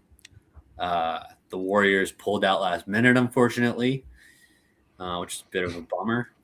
I'm excited about that one. Money, and I probably would have gotten another player and still done this deal. But I know his knees are going to be a question. Like I'm aware. But man, when Jaden Quaintance plays, he is potentially a defensive first team in any league without Wemby DPOY candidate if he stays healthy. He reminds me of Anthony Davis in that way. He can be so dominant, man. He's still only 18 on draft night, right? Yeah. He's turning 19 over the summer. I know there's going to be questions about the offensive game, but he's a really good screener. I think he's a really good passer. The shot's not there yet, but I don't think it has to be for him to be playable on an NBA floor. Right. I just think I think if this kid stayed healthy for the entire season this year, he would have been way off the board by this point. I think he would have been he was in top 5 discussions through November without having played a game, And I think I could talk about his game all day long, but I think that notion speaks to itself, right? As to how talented he is. And I think that the reason he's dropped is because he had that injury come back up. But yeah, if this kid stays healthy, a Washington front court of Alex Sarr, AJ Devonta, and Jaden Quaintance is filthy for the next 10 years. Filthy indeed. No, you are putting together quite the squad there, Julian. We see the vision. We're starting to see the vision. There's the vision. Trey Johnson's still there. You got some big boys around little Trey. Keyshawn George, man. Keyshawn George still there. Harrington. We still have Bilal Koulibaly. We still have him. He's still part of that young core. He's a part of the FYI, general manager. FYI. Well, thank you again coming in here and spicing up as you do, Julian. I'm sure we'll see you again here. You won't see me for see you again soon. A little bit, but that means no more trades. There it is. No, I made some trades. You heard it here first. I'm kidding. But I no longer have my pick at 22, so you guys will see me in a bit. Sounds like a plan, my friend. See you then. All right. That was a fun one. Julian's making the moves here. We had a few different fun moves. I mean, obviously the Giannis one's a big one, but a lot of draft jockeying, I would say. And just the next pick. And this is John back with John. With the Hornets. I am going to assume, let me just guess, right? I have not looked at the results. We're going big here, right? Am I right? Am I cold? Am I hot? Well, We're going There's only- big here. There's only We're going 5 big positions we could go, right? So, but I'm like, Close. all right. Take it away, John. All right. So at 18, the Charlotte Hornets are going to select Hans Steinbach. Yep. Like it. Like it. That's a solid pick, I think. What do you like? I mean, it's not about what I like. What do you like about what Steinbach brings to this Hornets team, and just the attributes that really benefit Charlotte overall? Yeah, well, I mean, the first thing is I like he can play the 4 and the 5. I think he'll be, I think he's going to be a solid contributor on this team. He's a great rebounder. I like his rebounding skills. And then I like that he has a shot. And I think that his shot is going to continue to develop as a league. I think that something that the Hornets kind of lacked this year and they were kind of exposed on this year was they couldn't really play 5-out ball. And I think Steinbach is a guy that you bring in and you think he can do that. I think he can develop into a starting 5 in this league. But even if he's your backup center, who's getting a lot of minutes, sharing a lot of minutes with Diabate. Oh man, I love the combination of those two guys together on the court. Diabate and Steinbach, I think they complement each other so well. And so, we went from a team who was struggling with big depth to we're coming out of this draft, and we got a lot of guys that we have the potential to pull out of. So, I was considering him at 14. We traded back to 16. I was looking at him again, and now we got him at 18. So I can't be mad about that. No, I mean, you mentioned that he can play either the 4 or the 5. Do you have any concerns though about his ability to play the 4 and the 5 defensively, or to, I guess, defend the 4 or the 5? Yeah, I mean, obviously, I think if there's anything about him that you're going to have a complaint about, it's going to be you didn't see him play a lot of defense. But I do believe that he could be developed as a defensive player. And I think that Coach Lee and his staff are the squad to do it. Because if you look at last year's Hornets, I think every player on this team got better defensively. That's good. Great point. They did take steps, yep. Yeah. And then, on top of that, like I love him beside Diabate. Like I said, he's going to cover me a lot on defense. There you go. And he rebounds everything inside. So we like that. All right. Well, John, we thank you. Continue building out this team. We look forward to seeing you again here down the line. And thank you. Great pick. All right. Good luck. Right. We are going to the north now with the 19th pick. Oh, dude. House of the Dragon, right? I think that debuts tomorrow. Wow. I'm so pumped. Fine. There we are. I didn't even realize that. That's wild. But the North remembers. Cody making the pick for LeBron. I'm just kidding. That name is old. I had to try it. I'm sorry. For Toronto here. Cody, set the stage. You have an interesting team. I think better than expectation. What did you look ultimately to do here? I feel like my approach in this situation is best player available. I mean, you're looking at 19. This draft has been crazy. A lot of trades, a lot of unexpected names to go off the board. So I'm taking somebody that's, fallen in consideration to my own personal draft board. And he kind of fits the style in Toronto, kind of this Swiss Army knife kind of player, showed a lot of really good defense. He's kind of an older guy ready to slot in if Toronto does want to make a push in the East. Brandon Ingram's coming up on contract. They're trying to make that push. Defensive-minded coach, development, showed a lot of really good isolation scoring at Texas this year. I'm taking Dalen Swain at 19. So he fits the Swiss Army style of basketball that Toronto loves to play. Really, really great defensive tape at Xavier. Kind of had a different role at Texas this year. Don't expect that role in the NBA. I think he solidifies his role as kind of the slasher downhill scoring threat in isolation, as well as he could develop, spot up numbers with his development and shooting. I think that his jumper is pretty real. Showed a lot of really good stuff on ball this year. Won't have to be as much on ball in Toronto with Scotty Barnes. you know, I think it's a really good fit. Do you think there's any I don't know, like a potential logjam with, like Ingram and Barrett, on that roster, at least to the point where it's like, okay, this may kind of delay or perhaps stifle his development or his ability to actually do everything that you just described? No, that's a really, really good point. But look at the development trajectory of Jacoby Walter. Started showing some signs late last season. Kind of a rotation guy early on. I think Dalen Swing is better than Jacoby Walter came in as. Right. So he's more developed in that aspect, ready to contribute as kind of a rotational guy off the bench. And if that's all he is through Brandon Ingram's contract, it's okay with me because, I mean, Jamison Battle is a small forward that we're looking at for minutes competition. I mean, you're also looking at, kind of trying to figure out that rotation, but RJ Barrett, Manuel Quickly, Brandon Ingram, I think that's a solidified kind of wing guard combination. And I think he slots in really well in the second unit in that aspect. I love it.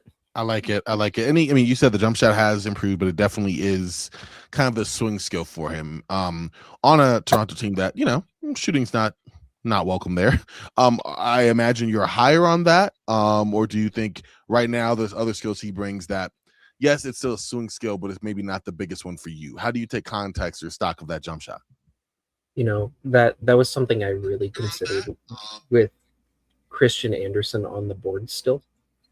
Because I think Christian Anderson is the best shooter in the class and he could provide, guard minutes, but I think they still believe in Jamal Shed. So it would have been a log jam like we were kind of talking about. I think he's just the best player available. And I think that no matter what, they made Colin Murray-Boyles work last season.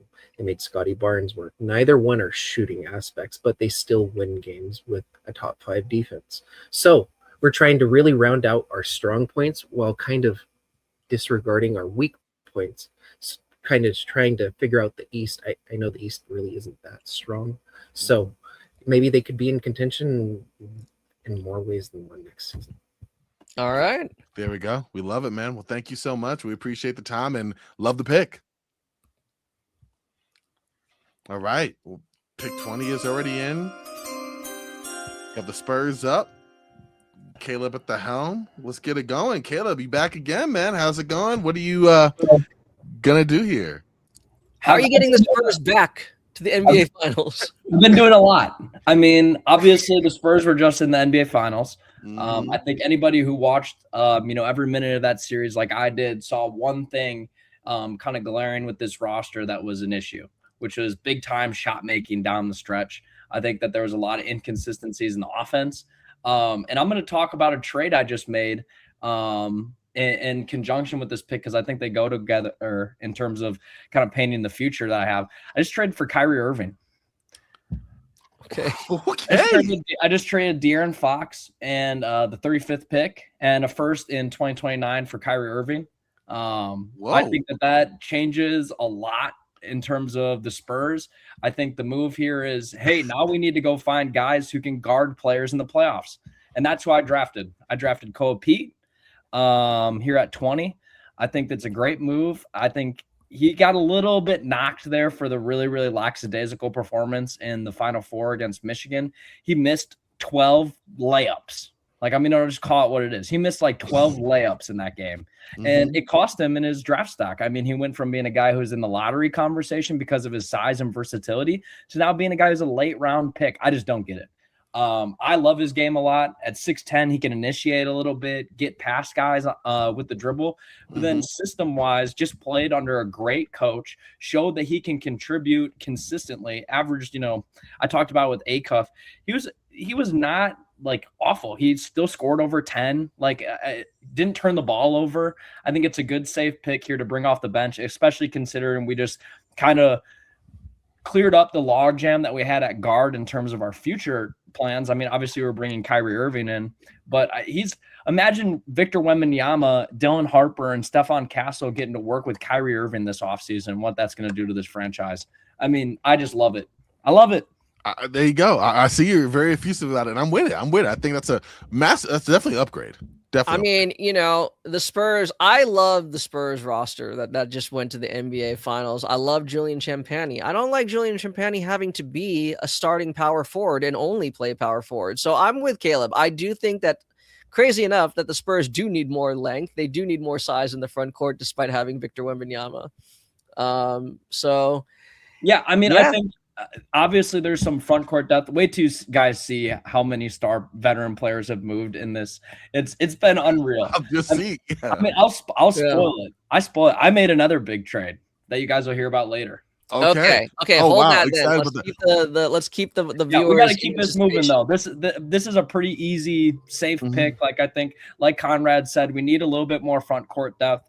I think the amount of possessions where we had to rely on Champagnie and Keldon Johnson to be stoppers is not a good thing long term. So we bring in a guy who can be a legit stopper. I feel that. I have one question for you, Caleb. A lot has been made, and I think, you know, with good reason, about Cole Pete's jump shot or lack thereof, or kind of weirdness there.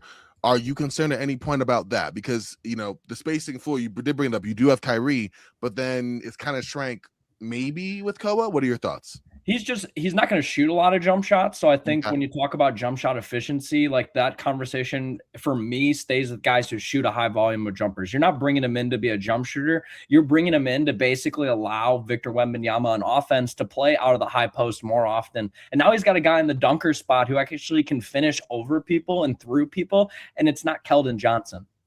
That's fair. Simple enough. Love that. Drop the mic, man. We appreciate you. Yeah. Good job, guys. Keep it up. All right, man. We'll get you back. Good, man. Keep doing it Love too, it. man. I'll see you guys soon. Sounds good. We know we will. That sounds good, man. Man, we're getting a lot of it out here. This is wild. This is good. Give me action for sure. All right. Now we have our next pick here, and that is 21. I know you guys are sick of seeing me. Hey, who could it be? No. Listen, okay. This is actually your pick. No, so this is a team that so someone had to leave. So I picked up a team. Oh, okay. This is not one of my 3 teams that I have. This is me stepping in for a pick that is not my own. You're just doing the do-it-yourself kit. We love it. Let's doing the do-it-myself. Wait, so you're filling in for who? You're filling in for? I'm filling in for him with Detroit. So okay. I'm on the clock with Detroit, with the 21st pick in the draft, and you know, we need some help at the center position, and so at 21, the Detroit Pistons took an experienced center. We went with Joshua Jefferson. Okay. Yeah, I think it's good value. I think he's what do you like from that? I think he's a top 20 player, in my opinion. I think he defends really, really well. He's very versatile, very mobile. You know, there's questions of whether or not, you know, they're going to re-sign during this offseason. I don't think he's, again, it's kind of the same thing I said before. He's not Jalen Duren. I always like want to make sure that I say this so that people don't get the wrong impression. But like, I think he can fill that role along with Stu well enough. They bring back Stu that like, you're not really that nervous. He can come in right away for a team that's contending, and you know, and have some sort of an impact. I think his game translates really, really well. He spaces the floor so that, you know, Cade has more driving lanes as well, which I think is really important. I think this one's a pretty easy pick for Detroit. They needed another center, and I think, in my opinion, the best on the board is probably Joshua Jefferson. I mean, there were some reports, I think, earlier this morning, right, that the Pistons really could be entertaining offers of trading away Isaiah Stewart. So, I mean, like, it totally makes sense. It totally makes sense, especially, you know, if you're trying to, again, kind of bring in, I wouldn't say comparable talent. They're definitely not comparable skill sets, you know, but you're trying to find production at the center spot that's a little bit more cap friendly. Let's put it that way. Right? Yeah, I think that's the idea here.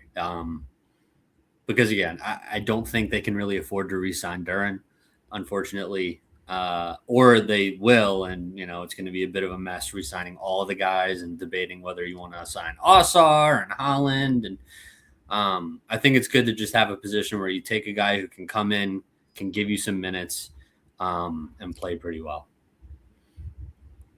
Okay. Well, before you leave, Julian, would you like to talk about? Yes. Now, please talk about the trade that you made that involved pick number 22. Well, I was just chatting in the war room, and I said, "Hey, does anyone want Paul George?" And Finn said yes, and he offered me Paolo, and so I traded pick 22 for pick 46. Wait, who? I traded pick 22 for pick 46. And I traded Paul George for Paolo Banchero.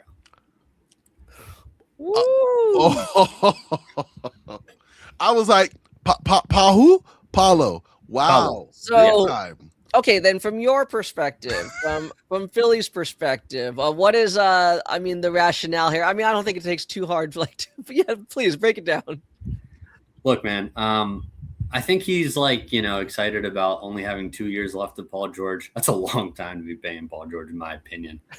And now we have a guy who plays every night. Would fit really well alongside Embiid, but more on that later. Oh, wait, we also got Wendell Carter in that trade too. I forgot. Yeah. Okay. Yeah, so it was Paul George. I forgot. Yeah. So it was Wendell Carter and Paolo Banchero and pick 46 for Paul George and pick 22. Yeah. Okay. All right. Well, it's one of the trades of all time. Finn to get his perspective, to get his thoughts. Finn is no longer in the stream, unfortunately. I would love to know his rationale. Okay. Well, we're gonna have to put our heads together and figure it together out. Okay. But yeah. I have with Philly. We may be trying to get back into the first round if there's a certain player that's still on the board we're looking at. We may be hoping to try and trade up and get him if he's still there, but we're very, very happy right now in Philadelphia with a starting lineup of Tyrese Maxey, VJ Edgecombe, and you'll find out who else is in the starting lineup. All right, sounds good, man. I'll say, sounds good, man. We'll keep it moving. Appreciate you. All right. So, coming up here to discuss pick 22, then Cam. We got Cam. Cam, wow, what's going on, man? I'm back. Yes. How are we feeling about this big trade that the Orlando Magic have undergone? This the beginning of this metamorphosis or something. How would you describe it? That was actually a move that was a little separate from the current regime. We're actually still just working through that.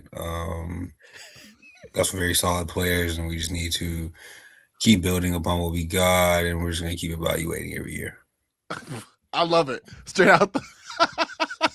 It's like a textbook. That was a wonderful prepared statement. I love it.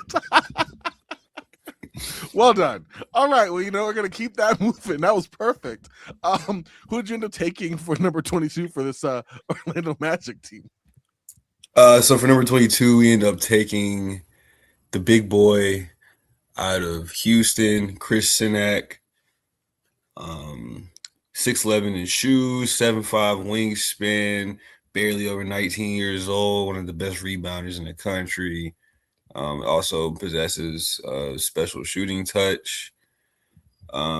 Just a high level bet, especially at this part of the draft where it just gets spooky ceiling wise, and we weren't quite ready to go with one of the older bigs. So we saw a young guy that we can build around. We still want some youth in that front court, especially after getting rid of two key front court pieces.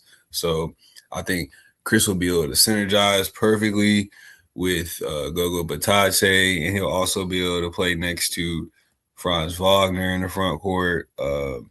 I think he was a very high upside pick, and he also provides some baseline skills as far as his rebounding and versatility on defense, and he'll be able to finish and play a good role man position for us early as we kind of move down the line in our timeline and just keep moving forward with our front court.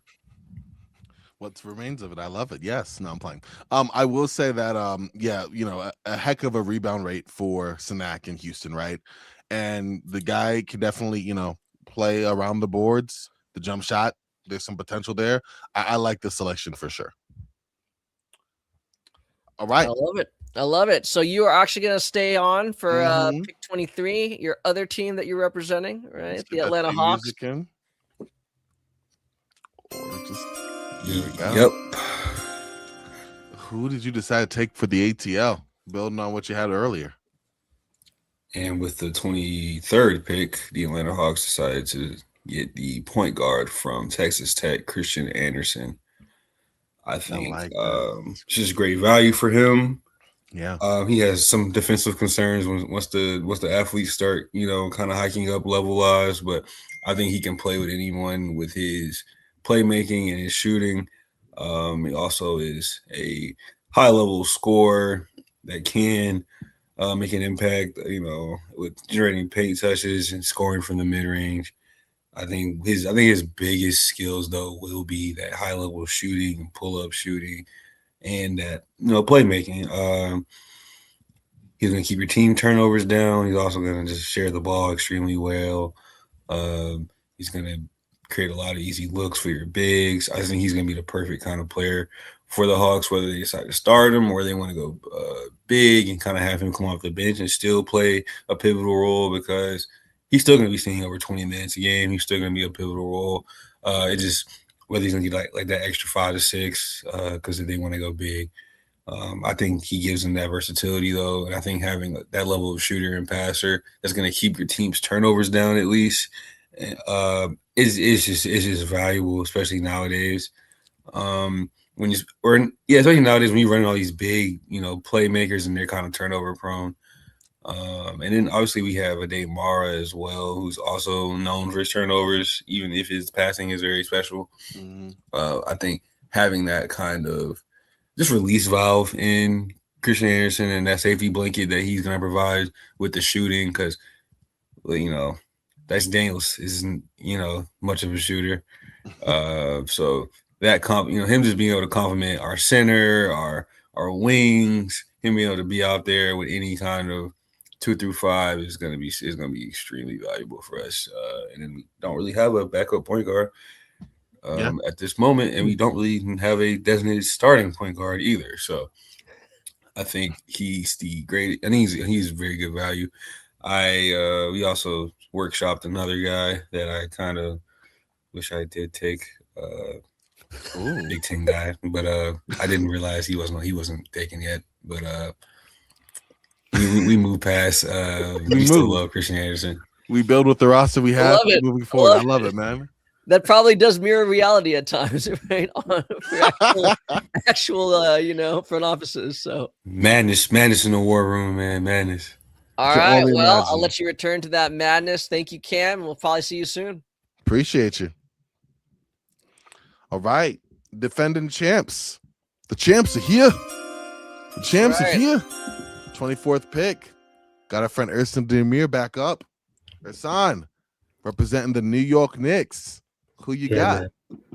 Hey, this was the easiest pick that I'm ever going to make, because it's just, adding a winning player to a winning team is continuing the success. I'm going with Alex Caravan from Connecticut.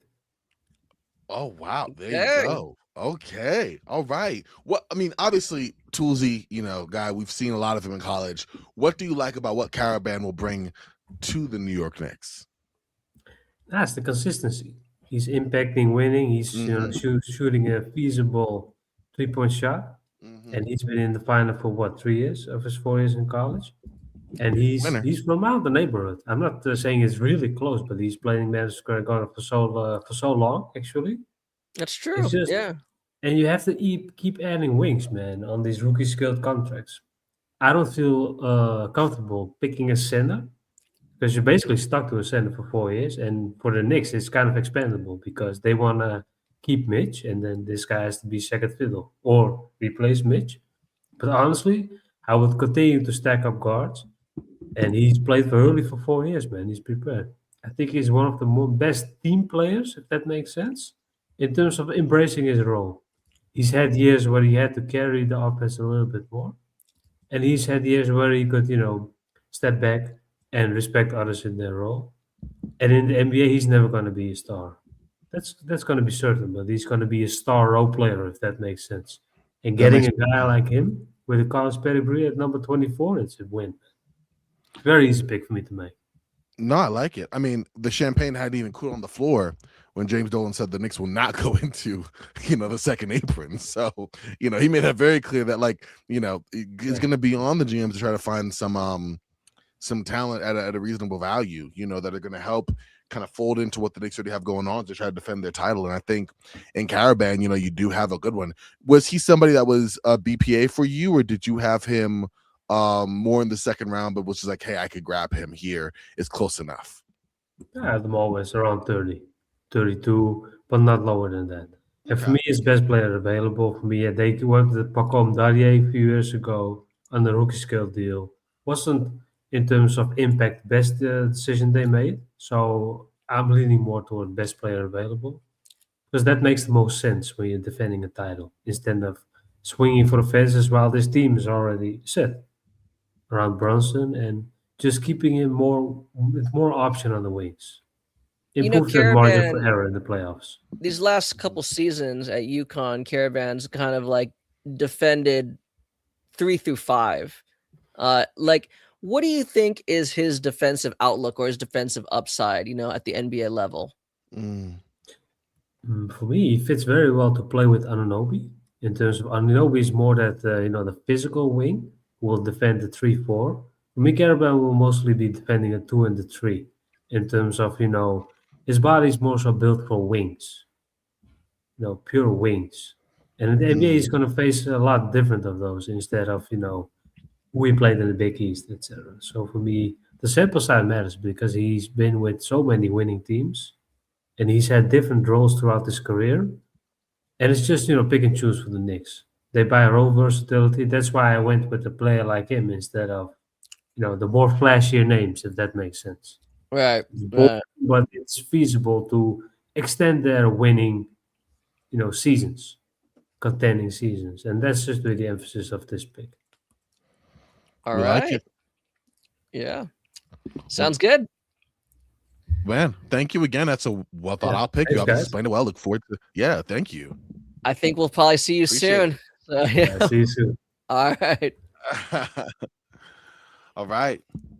Let's see. So now we have a 25th show the board real quick. Is in, but I think we should probably take a look, right, at our consensus rankings, because kind of see how the actual draft has played out compared to.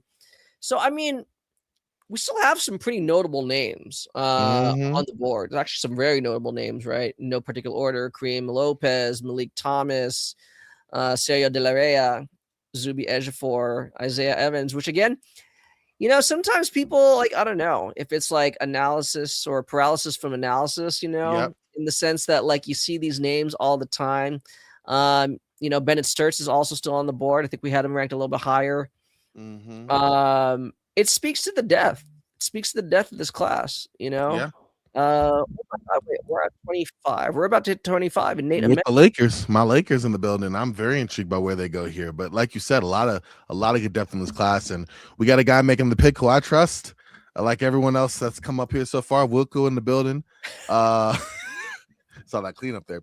Wilco in the building with my Lakers. With the Lakers. What there was some thoughts that maybe you were trying to make some moves here. What are you kind of looking at taking stock of this Lakers situation? And ultimately, as you were up here, who did you decide to select?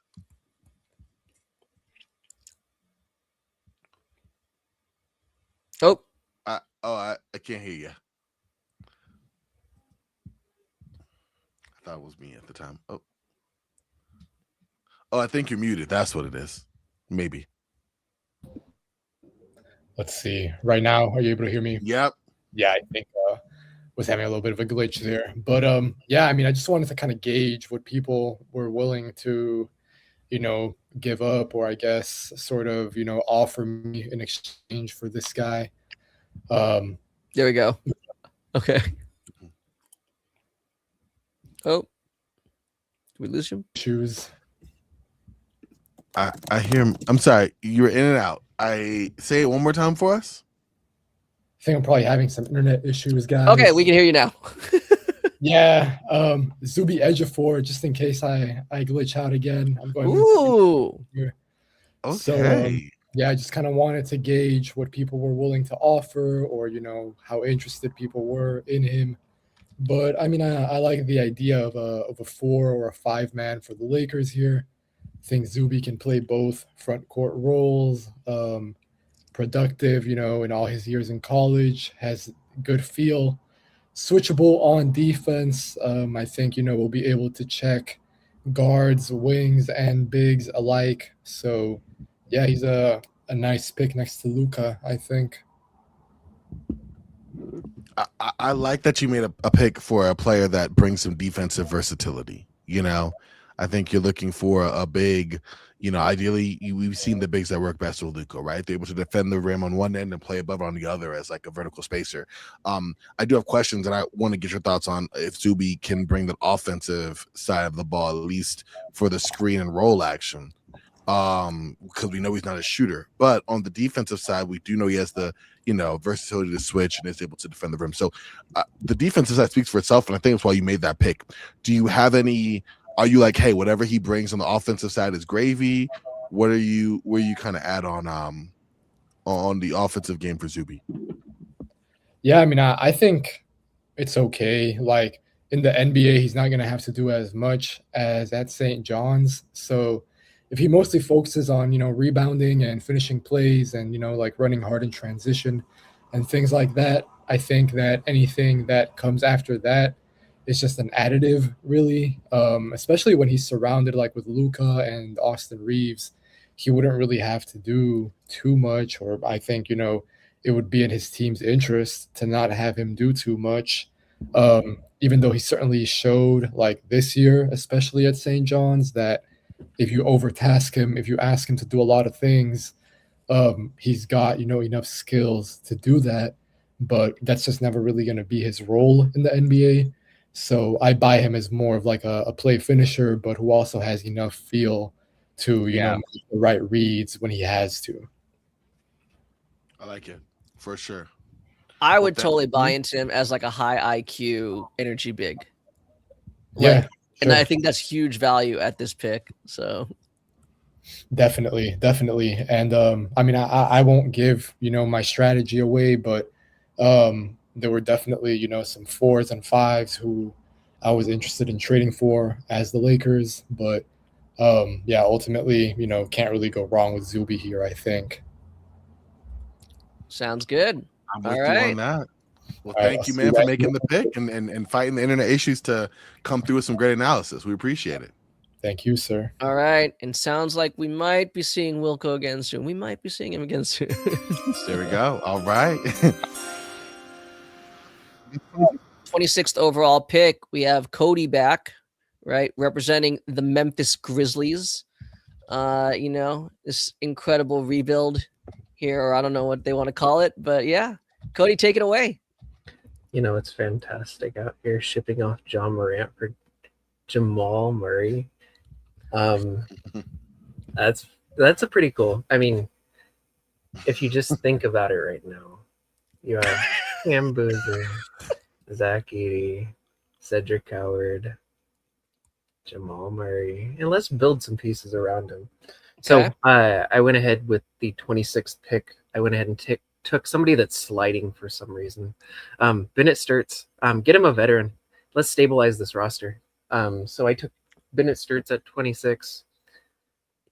Ready-made guard that's going to control the pace of the game. That's kind of the motto for the Grizzlies. I mean, you're going to control the possession battle on the boards, and now you're going to control it with very, very, very good ball handling as well as decision making. I'm happy with my 26 pick. I slid back 10 spots and took somebody I would have considered at 16. You know, it's funny when we were talking about earlier about, building a team through like, building a team that truly plays inside out, where you're running sets through Cam Boozer and Zach Edey. We talked about like, does this essentially mean that this team has a half court identity? And if it does, this is what I've been telling people just like yesterday, in the Warriors media room. I'm like, I think Bennett Sturts is probably like the best half court execution guard like in this draft class. You can make an argument it's a little bit out of his comfort zone to play up tempo, but I mean, I get it. I like it. But on that note, do you have any concerns maybe about his ability to kind of like, again, create separation off the dribble? Do any of like his kind of like athletic like anything about his athletic profile think it prohibits him from being as effective as what we've seen? When you have somebody that's 7'4", I don't think you have to worry about creating separation. He's a Okay, fair enough. wall trying to run through, and then you run a double set, and you have Cam Boozer on the other side. You have Cam Spencer in the corner. I mean Jalen Wells. Just keep going. We're gonna try and address that shooting concern here potentially very soon. Oh, it's a little tease there. We like that. Okay. All right. Well, we thank you for that little nugget, and thank you for that pick. I think it's a very solid one, and we look forward to having another conversation with you here really soon. Yeah. Sounds good, Wise. All right. Good luck back there. See you in a bit. That war room is fierce. Okay. All right. So in the meantime, between time, let's take a second look at the board again, and yeah, I want to ask you, Conrad, of all of the guys that we're about to see, flash here on this screen, who are you most shocked is still available? The guy who's earlier and at the time, the guy who's not on the screen because he was in, I think, the 11 to 20 graphic. Yeah, Nate Ament. You're shocked he's not gone yet. I mean, we're already late 20s. I thought there were enough teams where, again, like they're kind of in a transition period where they can, I wouldn't say take a risk, but like they have the flexibility, they have the latitude to bring in a guy who most people think needs more development. At the end of the first round, I mean, most of these teams kind of fancy themselves somewhat contenders, which is why, right, you see like a guy like Alex Caravan go like maybe a little bit higher than expected because, okay, you're like a more polished player. You're a win now. So it'll be interesting. I would assume Ament goes at some point, but other than that, I can't say I'm too surprised with the other names that are still available. Just again, for, great upside, but then also there are question marks, right? Whether again, that's with something with their skill or maybe like, kind of physical athletic concerns, so something they have to do with in terms of like their physical maturation. Yeah. So yeah, we'll see. I think that's interesting. I personally, I kind of figured this would be the area that he'd be available. Like you said, Nate, I don't know. There's questions, but he's a 10-line prospect in some areas as well. Personally, guy that I'm looking forward to being selected is Isaiah Evans. I think shooters shoot. And with the frame and size he has, I think that he should be given a chance because he brings a known commodity. I'm going to put it out here. And if I'm wrong, I don't really care. I still think he's going to be a lottery pick on Tuesday. Say it one more time. I still believe Nate Ament will be a lottery pick come Tuesday. Okay. I think he's still firmly going in the top 14, possibly even the top 10. I think there are a lot of teams that are very accepting of where they are in terms of their rebuild. Especially if like a Giannis trade is in the works, I could totally see him ending up in Milwaukee. Yeah. Oh, 100%. I see what you mean. And again, there's potential there. Yeah. Okay. We'll see. Well, we will. And we'll see when he's selected here in this exercise as well. But in the meantime, between time, we got the Boston Celtics here. And we got the second man here with the master plan. We got a couple of them in this exercise here. We got Caleb back. You wish I was the Boston Celtics. No, man, it's the Bucks. Oh, this is the Milwaukee Bucks. Guess who I traded for? Who? Jaylen Brown. Would you like to tell us the details of that trade? Yep. Giannis and KPJ going out. So, like I said, I was trying to get rid of some of those chuckers. I got rid of one of them, and I was able to get Jaylen Brown, Sam Hauser, as well as this pick, the 40th pick, and then 2 future firsts and 2 future seconds. So I was basically able to get similar to the offer that I was fielding from Miami, just 1 less future first. And obviously I'm picking here instead of 13. But you guys were talking about it. I was considering Nate Ament. I think that's obviously he's fallen drastically, but I actually took a player that's 1 spot above Nate on my board. Okay. Do you want to hear who it is? I guess I do. I'm wondering. I'll talk Giannis trade first. I think we have a couple seconds for that for sure. Yeah. What are you guys' thoughts? The first thought I have is wow, because I know you had kind of alluded to and thought about it earlier. I feel like I think you were up here when we brought up Boston. Yep. Real quick, rapid fire. I know you had a couple picks from a couple of different teams. What made Boston the winning trade for you?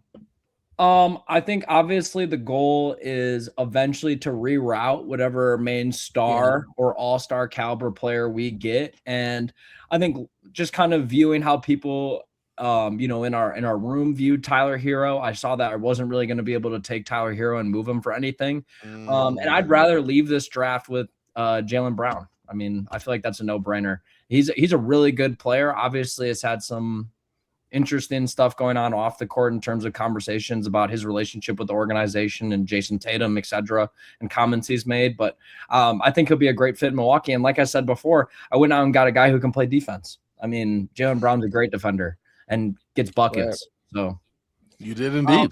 27th pick, I went out and got another guy who can get buckets. I wanted to go get another big guard here with Milwaukee. And we're sending KPJ out. So I felt like Malik Thomas out of Arkansas, pairing up the Arkansas backcourt with Acuff. I just thought they were so dynamic. Again, another 40-plus three-point shooter on 5.3 attempts per game. I've heard just phenomenal things about his workouts. A very efficient player for being a guy who's basically dubbed as an off-ball guard. I mean, he had a 2.5 assist to turnover ratio, 1.5 steals a game, chips in there on that end as well. Not necessarily a stopper, but, active player. I like it. I think, everybody knows I'm a big John Calipari fan. I'm a Coach Cal fan. I don't think he's exaggerating when he says, like, we haven't even seen, like, the best of Malik Thomas's shot creation, He's so talented. He's so talented. And if we were going to give shots to Kevin Porter Jr., I'd much rather give those type of opportunities to a guy like Malik Thomas. I was talking about before, if Acuff doesn't work out, great. He's our first man off the bench and is going to be a dynamic guard there. We can have Malik slide in and play the 2 then next to Ryan Rollins. Like there's so much versatility here in the backcourt. And then obviously, as you guys heard, I picked up Jaylen Brown, so I can potentially move him for a big or an asset down the road that can fill out the rotation. Nice. And just I mean, I don't want to hamper your potential wheeling and dealing, but how much interest is there in the war room for Jaylen Brown? None. I mean, it's rough.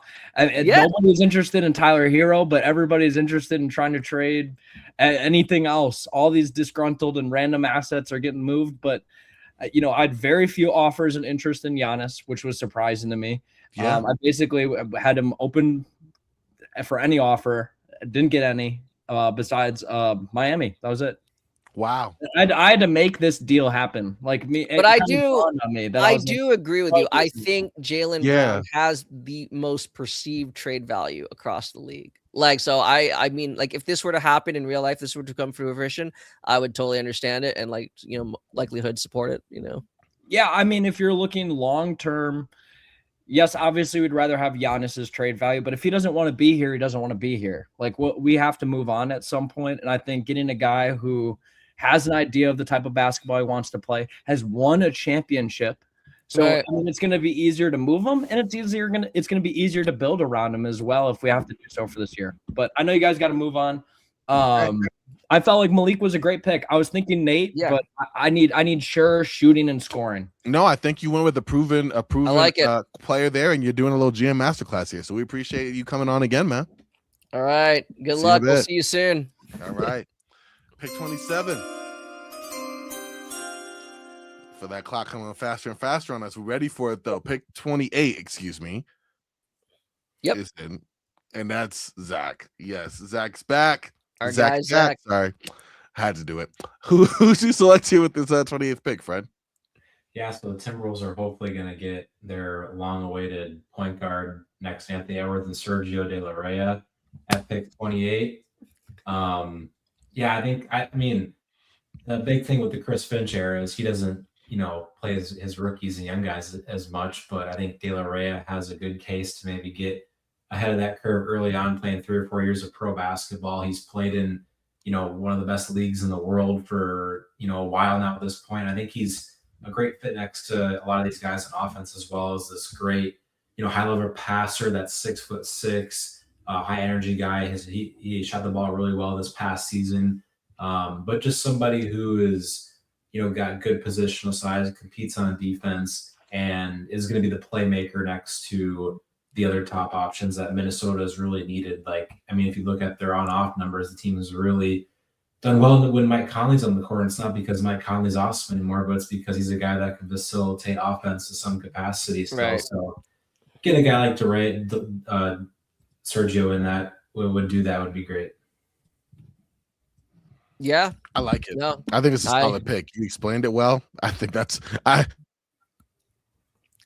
wish I had a question for you. I just think that was like boom. You saw a player that brought something. Yeah, I don't need to be sold on him. I mean, De La Rey has been in my lottery this entire draft cycle. I am probably I don't know, recklessly high on him, but I definitely like the fit here. I think that he's De La Rey. If you don't buy the fact that he can be a primary like ball handler or playmaker on day one, he's the perfect complementary playmaker to put next to a guy like Anthony Edwards. So I definitely like this fit. Yeah, Minnesota has ball handlers, but we just need the guy that can facilitate the offense like this. We have a lot of tweener ball handlers like Terrence Shannon Jr. He plays best with the ball in his hands, but get a guy next to him that's going to be looking to always make reads for other players instead of himself. Right. That unselfishness, I think, is a great fit. Sounds good. Okay. Yep. Thank you so much, Zach. Appreciate you, friend. Yeah. We'll see you again soon. Good luck back there. All right. Sorry, I don't know if I had a little glitch or delay there. Doesn't matter. We're back to the next pick, which is pick 29. Just making sure. That is indeed correct. The 29th pick. And it is too. There you go. There we go. Our making the moves, man. Cavaliers back representing the Cleveland Cavaliers. Cleveland, this is for you. To the podium. I'm kind of sprinting to the podium for this one. I'm going with Kareem Lopez to Cleveland. Oh, okay. Yeah. Okay, little jack of all trades kind of forward. What do you like specifically about what he'll bring to Cleveland? Because we saw them in the playoffs. They kind of need a bit, maybe. Yeah, but I think going for another wing that complements the rest of the wing should be the bet that they should make. If I look at that team, I think shooting depth, okay, it's decent, but it's not really their biggest need in my opinion. They just need some guys to really play the physical brand of basketball that they need to play with a backcourt like that. Donovan Mitchell's physical. James Harden, yeah, I think he's on a decline a little bit because they had to go for it. And he's not going to be the same guy anymore in a couple of years. Jalen Tyson is more of a ball handler and a scorer. But the role that I see for Kareem Lopez in the NBA is he's gonna be more of a hub. He's gonna be extremely used as a screener. That's gonna be the first thing. Kareem Lopez is not really standing out as a shooter. Kareem Lopez's development hasn't been really great either in the last couple of years. That's kind of disappointing because I expected a lot more from in the NBL. He's matured his game a little bit, but in terms of him embracing his physicality and going from there, it's been a little bit I was disappointed. I'll put it like that. But development starts in the NBA, and if you have a constant screener on the floor, and if you want to play a little bit more, with more shooters on the floor, because with Mobley and Allen, I think you need a guy like that. That's going to be the $1 million question. Will this guy be growing into a feasible shooter, as more of a pick and pop option, as more of that closeout downhill slasher as well. Just purely with physicality, man, and executing his reads from there. And he's still young. He's what, a teenager. And Cleveland is in win now mode, but they should regardless use their rookie skilled contracts on a guy like that, and bet on more, expandable guys, especially in the front court early in the second round. And for me, honestly, going for this guy at 29 felt like a no-brainer. I like it. I think he has some intriguing skills that honestly should work pretty well in Cleveland. And there's a lot in terms of consistency that he can work on, but I think Cleveland is a space where, like you said, he kind of can bring it all together. 100%. We appreciate you, man. Ersan, making the See move. you guys in a bit. We'll see you in a bit.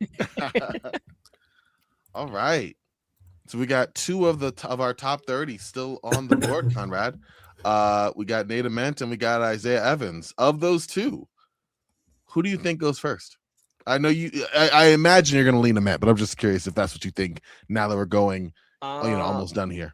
It's tough. I mean, because barring a trade, we have Dallas coming up next. Mm-hmm. So again, in theory, right, they are the team that has the certain situation, right? Like the certain like the latitude to be able to bring in someone that needs a lot more developmental time, right? So I mean, this seems like it would be a nice landing spot for Nate Ament. But on the flip side, right, you got Cooper Flagg.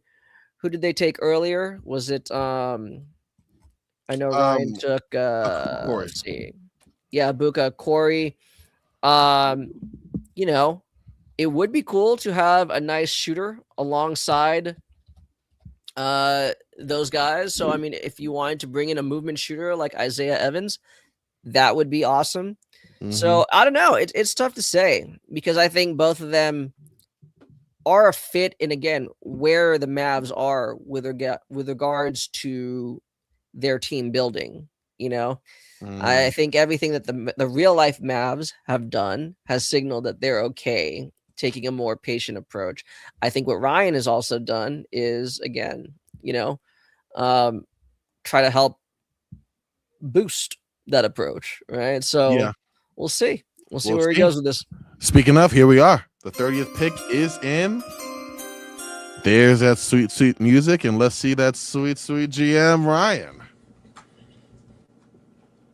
Back in the building, my friend. How you doing?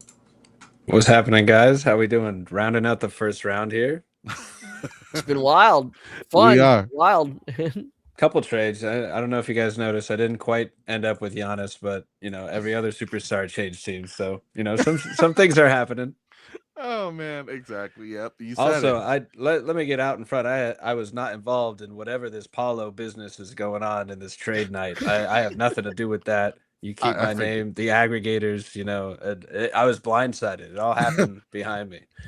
I'm going on X after this Magic trade. Ryan Kaminsky questions. No, anyways. Man, but with the 30th pick, there were some good options here. I was going back and forth with a few different guys, but I ended up going with Bruce Thornton here for the shooting touch. Just a walking bucket. We already got Abuka Okori. We traded for Danny Wolf earlier after we traded for the 35th pick. We brought in D Fox as well as kind of a veteran guard. So we get one more guard here for just to round out the backcourt and give some more just scoring options to kind of build around, I think, going forward. Thornton, I think, has one of the most impressive shooting touch of this draft, and thinking about the advantage creation that some of the other guys can create, that he can really be unlocked as kind of a secondary scoring option, maybe a six-man type at first that maybe blossoms into something more, but a really special scorer with some two-way potential as a defender and three-point shooter and kind of a team first guy. But his ability to just hit the crazy shots with that touch from crazy angles is a special skill, I think, worth betting on at this late in the draft. Terrific. I think it's a solid pick. Yeah, augmenting that guard depth and bringing additional shooting, you cannot go wrong with that. Was there anyone else around this range that you considered? We did talk about Nate Ament and Isaiah Evans still being on board. And Evans, if he does one thing, that's shoot the basketball.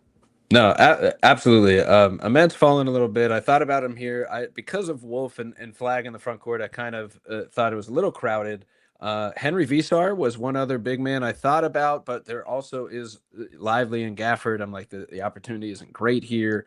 I would say Isaiah Evans is the one I was almost a coin flip here with Bruce Thornton, where I could very much talk myself into a little. I could see Evans being a little more well-rounded, a little more defense and three to while also being able to attack the closeout. So you could definitely talk me into that pick here, but I just ended up going with that special skill, that shooting touch that Thornton offers. I think I'm just betting on that individual skill a little bit. But Evans is a great two-way impact player that would fit really well as well at this slot.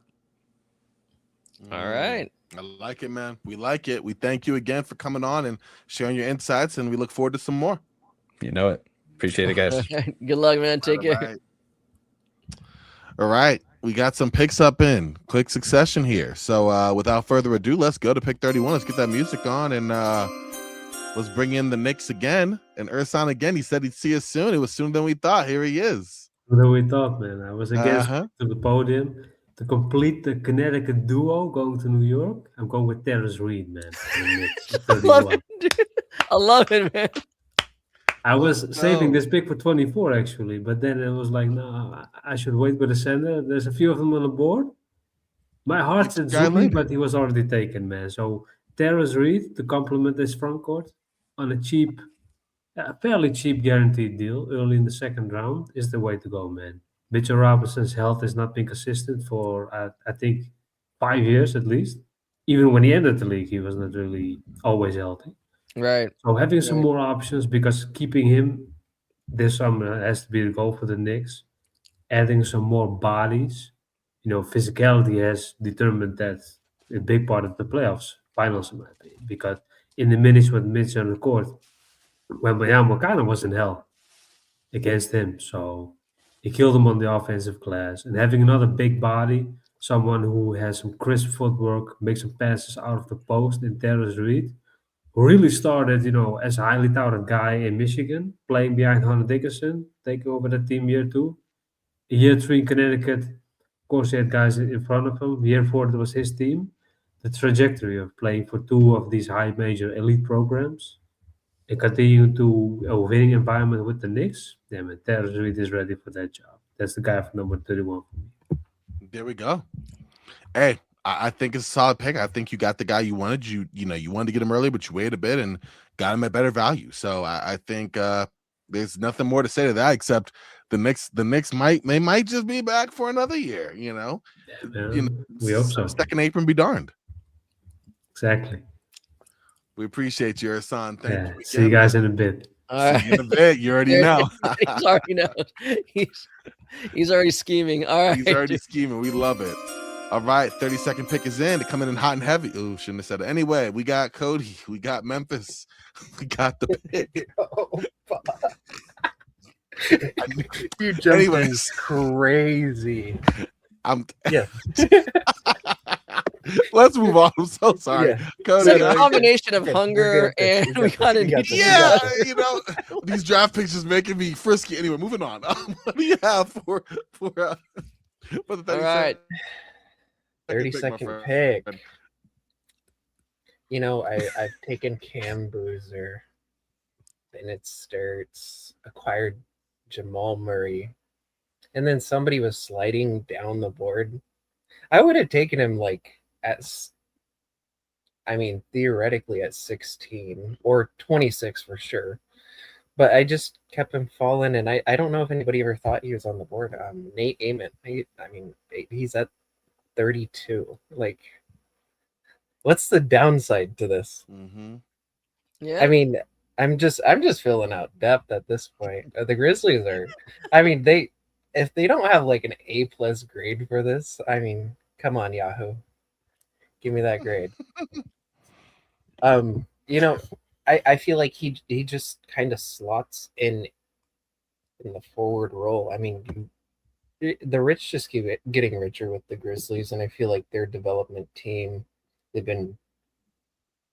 have a good track record of developing players, and this is a host of young talent coming in, and now they have Jamal Murray, who's a champion, who averaged 27, 5, and 3. I mean, we're cooking out here with the Grizzlies. I think I'm done with the Grizzlies, but I hope you guys feel the same way.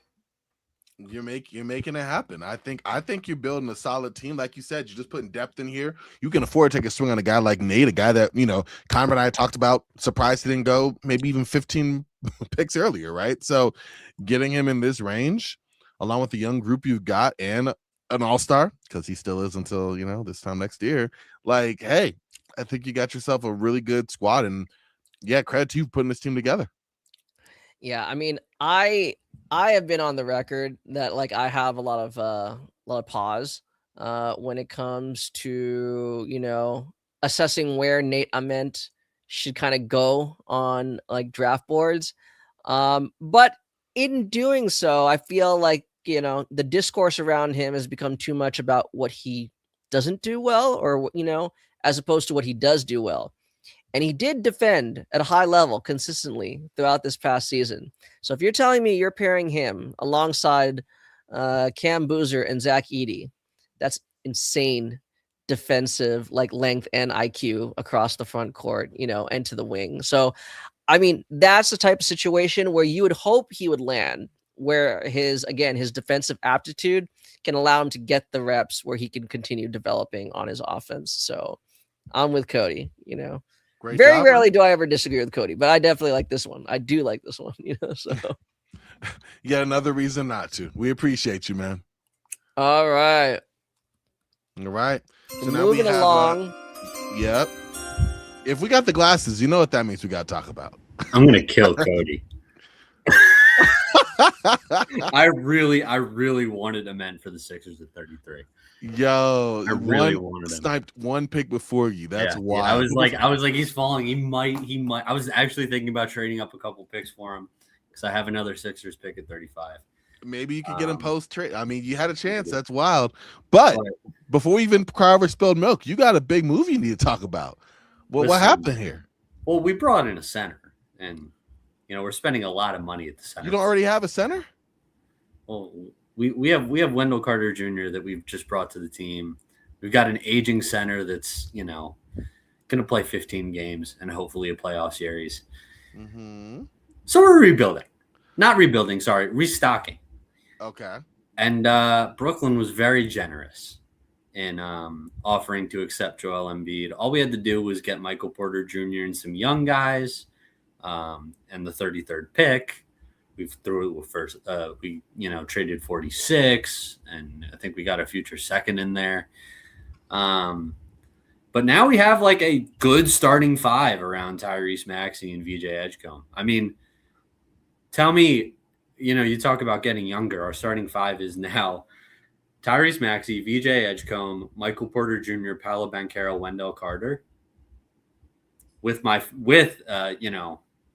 the guy I'm about to draft and another guy I'm about to draft off the bench.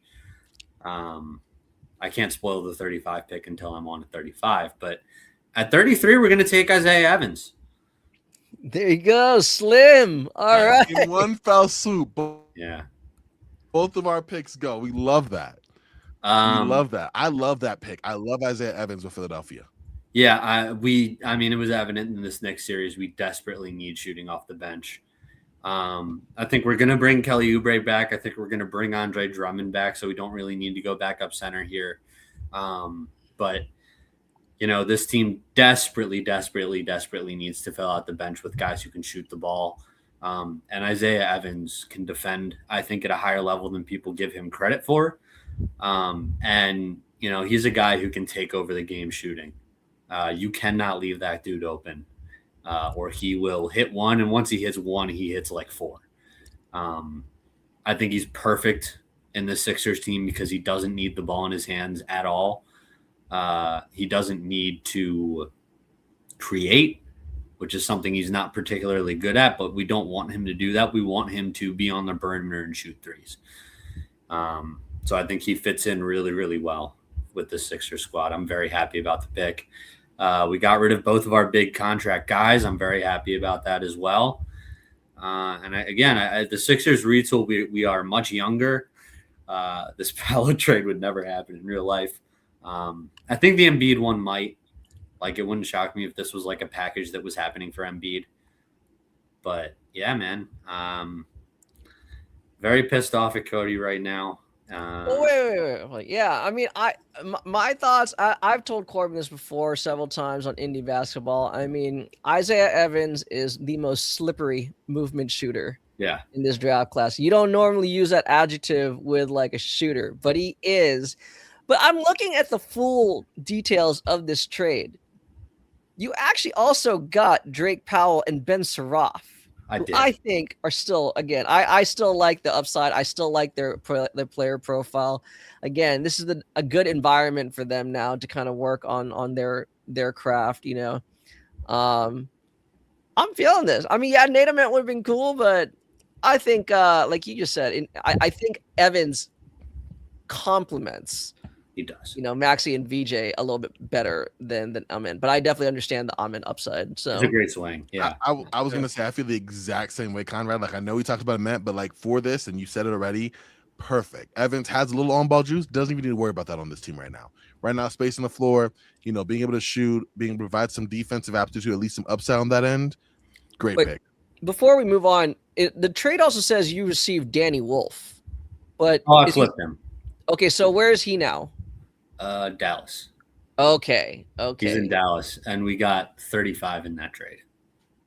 Okay, terrific. So then we will catch up with you soon to see what you're doing with the 35th overall pick.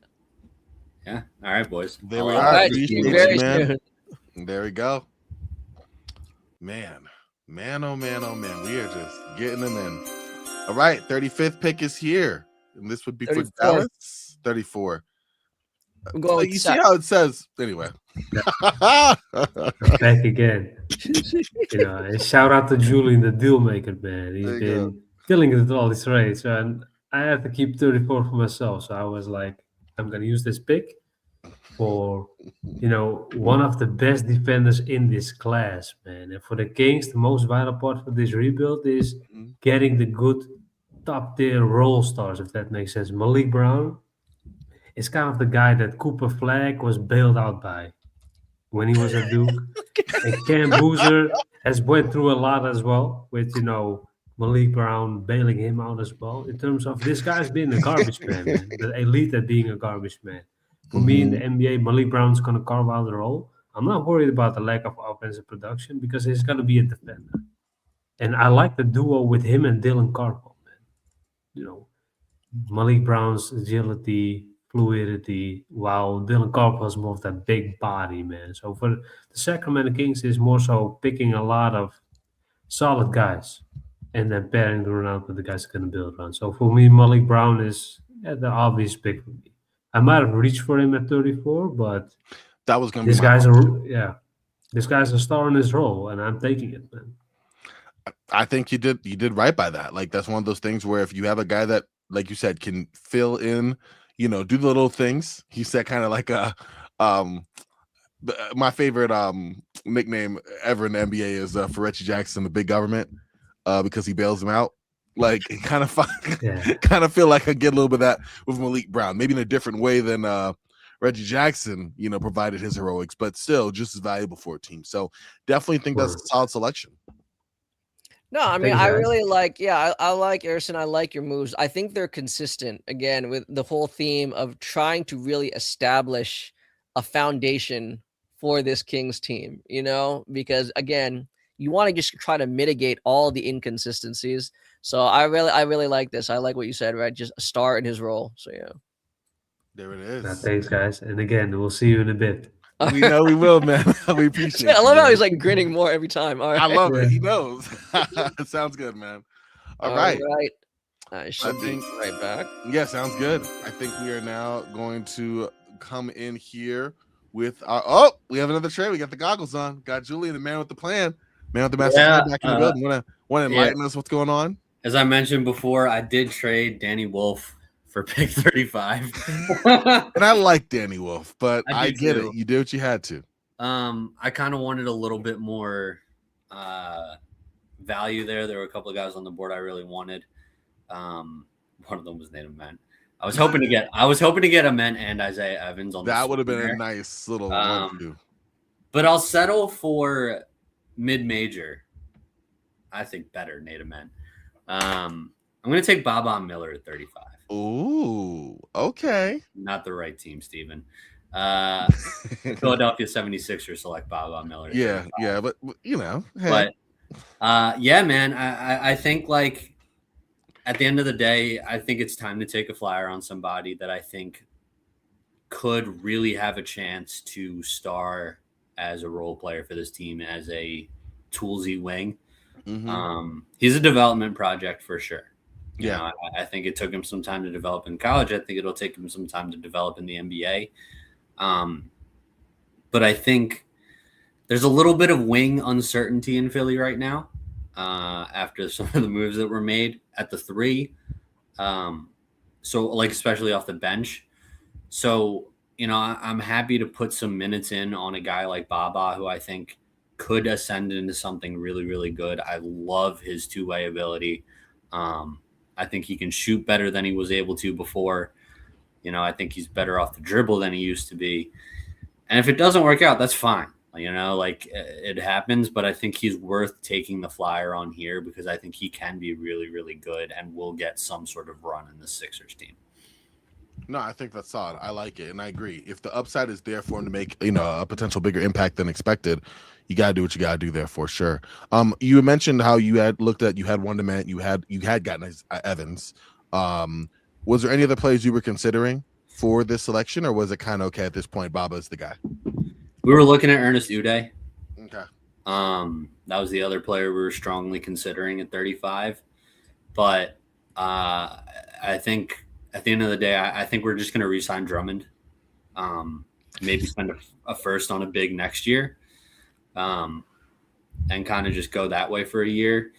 Because I think at this spot, I kind of like the idea. We have a lot of young guys that I think it's important to try and see what we can get out of them, and a lot of lineup flexibility. And I think Baba really adds to that a lot as well. He can play the 3. He could probably play the 4.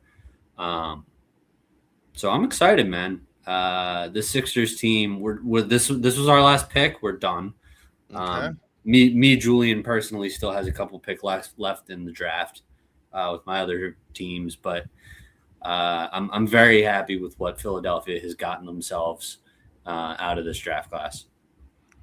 I think you did well. Obviously, Philadelphia, even despite, you know, some of the moves you wanted to make, I think you had a great night for Philly. You know, got some moves done that have changed this team on the road to a rebuild with some tantalizing prospects to build around. Yeah, man, the Sixers team is it's going to be different for the next couple of years. We're not going to be cap screwed anymore, man. Just a little bit. We like it though. We like it. Well, thank you, Julian. That concludes the Phillies run here, or not the Phillies. That's a different thing. That concludes the 76ers run. But we will see you again soon for another team. All right.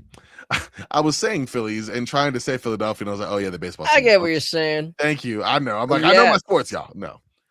But well, we've got the 36th pick. The pick is in, right? Could it be? For the Los Angeles Clippers. Okie dokie. John back in the building. Hey, it's good to be back. Hey. Last sight for the Clippers was what, 5th? Yeah, it's been a while. It has. Well, who we have now joining Wagler and the team you're trying to build in LA? So now it's another great building block, I feel like, for this team that we're putting together in LA. Who knows what's going to look like in the future, but we're going to take Henry Visar at 35. All right. That's Let's a go. good value pick. Let's go. Yeah. Corbin and I were actually saying that we could see, like, you know, like the Clippers going with a big at 5. Like, I don't think it's completely out of the realm of possibility. So to come out with Henry Visar here at 36, I mean, that's definitely some great value. But how do you really like foresee his kind of fit, his role with, I suppose this Clippers team is somewhat in transition, you know, but I mean, like, yeah. Yeah, I think, you know, like you said, we are kind of in transition. It could go a couple different ways. But I think Visar is the kind of big we like to have. You know, who knows how long we're going to have Lopez around. What I like about Visar, you know, we got Yannick to the center, but you know, it's going to be a while on Yannick with the injury and stuff like that. What I like about Visar is he's a stretch big. He shot 42% from three last year at Carolina. He's a good passer. You know, he can beat guys to the basket. Obviously, the concern is he's kind of small for a 7-footer. I think he's probably 215, 220 maybe playing size. So, I mean, the hope is with everybody is you're going to go to the NBA and you're going to put on another 15 or 20 pounds.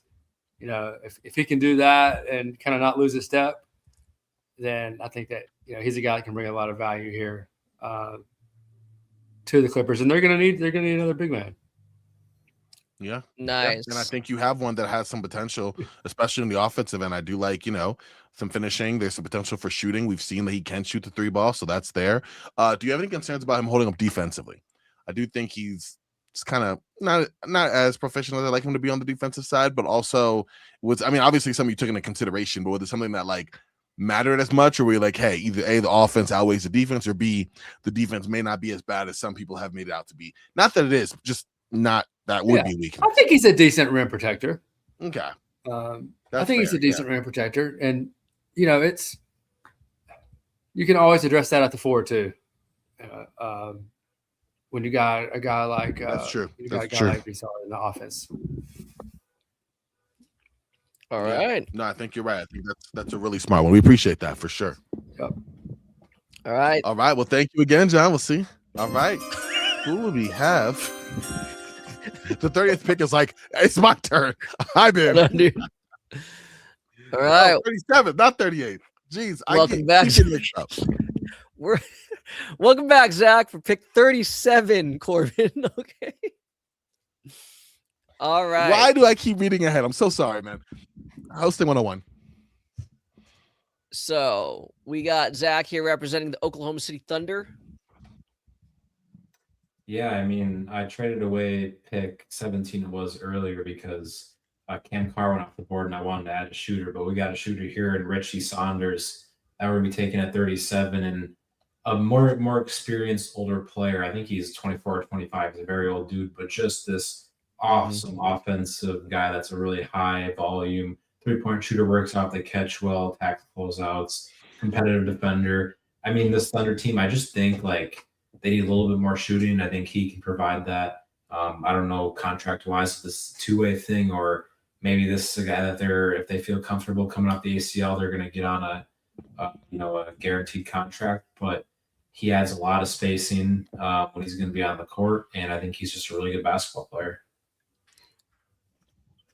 I mean, they've had a lot of success, right, with their two-way guys. Obviously AJ Mitchell is like one of their biggest like success stories lately, but also, Aaron Wiggins, I guess. Well, Isaiah Joe, was he ever a two-way guy? But still, they picked him up as like as a free agent after he got waived. But still, Brooke Farnheiser, like I definitely see how he would fit that mold of like that guy who kind of bridges those timelines. And as you said, right, coming off the ACL. But yeah. I mean, do you kind of see like this type of pick as in anticipation of one of those other guys that we may have just mentioned, kind of moving on either like through trade or free agency? Yeah, I mean, I think one of the easiest ways for Oklahoma City to get below the second apron is trading the contracts of like Wiggins and Isaiah Joe into cap space, which I'm sure multiple teams would be willing to do because those are good basketball players. But, maybe Richie Saunders isn't that good of a basketball player to completely replace those guys, but he can replace that spacing aspect that those guys can bring on the basketball court, more specifically at Isaiah Joe. So I just think the team needs more shooting in general. Sounds good.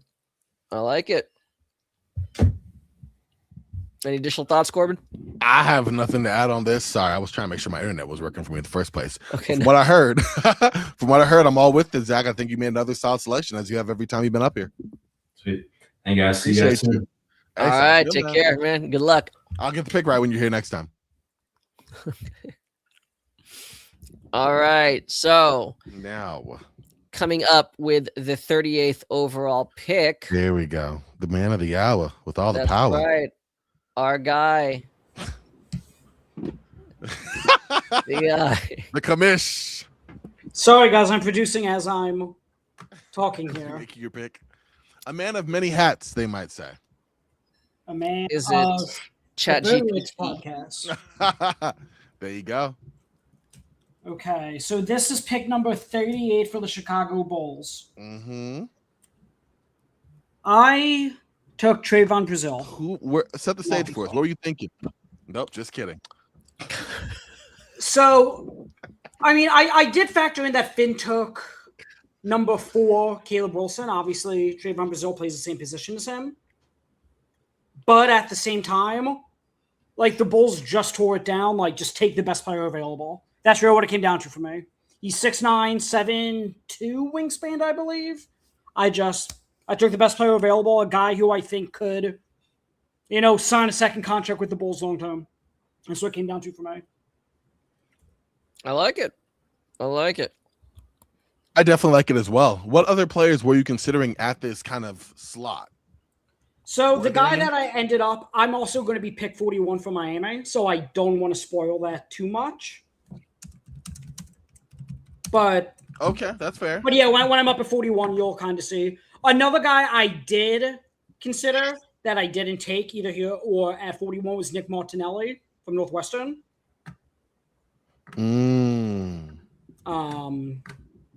But yeah, so I end up going with Brazil. I think he has I don't even know if that's how you spell his name. It's been, guys, over 3 hours of producing, so I apologize. Hey, that's all. No, you doing the job. We appreciate you. So you guys cool. Moving on. Let me see. I know pick 39 is back here. So I'm going to leave. Let's get in pick 39, who I didn't even make a banner for. So give me 1 second. With, Caleb Wilson, and then they still have Noah Asenge. Yeah. Definitely one of like the longest, most athletic teams, right? Or young teams. Kind of being built here in the league. So it's pretty cool. It's definitely a really interesting identity, if you really want to believe in like the kind of switch all identity on defense. In theory, it could be really cool. Yeah, it's kind of what the Toronto Raptors had built for years. Like maybe the Chicago Bulls will follow that model after this draft. But there we go. Okay, I'm going to leave. I'm going to send Cody in, who is pick 39 for the Houston Rockets. 39. We got it. Well, wait, hold on. I need to do. Cody is back. The Game Break Now Scouting Guru is here with 39th pick. Who you took? I feel like with the Houston Rockets, it's always about shooting. It's always about figuring out guard play. I feel like they're super long, but they might have too many chefs in the kitchen. And they need to surround, Kevin Durant, Amin Thompson, Alperen Sengun with some shooting. So who I went ahead and took at the 39th pick is Ryan Conwell, guard out of Louisville. When you look at Conwell, I mean, he's historically he shoots a lot of threes. The past 3 seasons, he was over 7 threes attempted per game at around 40, 41, and 34 this last season, but his volume increased to 9.6 threes per game. So that's kind of what I'm working with, is just fill out some shooting around other key players. If he can play some spot minutes or rotation minutes as a guard that comes off the bench, I think he serves his purpose. I like it. I think it's a solid selection. I mean, as one of the worst 3-point shooting teams, yeah. I feel like this is where we can be a little bit more direct and less cute, right? Like, all right, well, so. Yep. No, I think that, like you said, you have a clear need, you get a clear answer, analysis. I love it. There you go, man. Well, thank you, Cody. We appreciate you, man. All right, see you soon, man. In my head, I'm like, I can think of something really profound. Why? What? Come on now. It's simple. I love it. All right. This is the 40th pick now. Yes, correct. 40th pick is in. It's another man with the master plan. Always. Lighten up in here, made some moves, did some things, and here he is. Caleb, what you did? I've been making moves, obviously. This is another move that I made. Kinda. I obviously traded for this pick with Milwaukee. Sorry, I had to make sure that I was being right. Yeah, I traded for this pick with Milwaukee in the Jaylen Brown Giannis trade. I was happy to be able to add another pick. In this class, it's such a strong class. I'm sure so many people have talked about, and I decided to take a Tega Owe, a guy who I've really liked since he was a freshman at Oklahoma, and even going back to some of his performances on the EYBL circuit. Just a strong physical competitor at the guard position, has a ton of versatility. I think he was we were talking about in the war room, I think he was a little misused at Kentucky last year. Just didn't really have a lot of shooting around him, which drove down a lot of his efficiency metrics. But I mean, was a 45% plus off the catch the year before from three. So I think he has some stability as a possible, off ball shooter, but you're getting him for his defense and competitive fire. I like it. I think He's got a lot of competitive nature. You can you can feel the team being built in your image. I see the Caleb stamp on this team for sure. Yeah, I mean, it's Milwaukee, man. This is where I grew up. I think the people here don't want to see anybody that's going to roll over, down the road. And I think Otega is a guy, whether it's off the bench or he eventually makes his way somehow into the starting lineup with all these wing assets we've been able to gather this offseason. Yeah, it's exciting. I mean, now we just got to move Kyle Kuzma. And I trust you'll find a way to try to do that before this exercise is over. But in the meantime, between time, you are also our 42nd pick. Yeah, I am with the Spurs. There we go. Do you want to get the music in? Transition to you for that? No, because we need to do 41 first, man. How are you so bad at this, dude? Because 41 is ahead. Like I'm sorry, that's why. Because I thought he was 42. I'm 41. 41, so I'm assuming. You guys can just keep me on here, of course. I don't mind. Stay on, man. Just stay on. Yeah, I don't mind seeing I'm done introducing the picks because. Let me watch Stephen cook for a minute. I've been cooking for over 3 hours, Caleb. Have you not seen the production of the show? I know. You're killing it.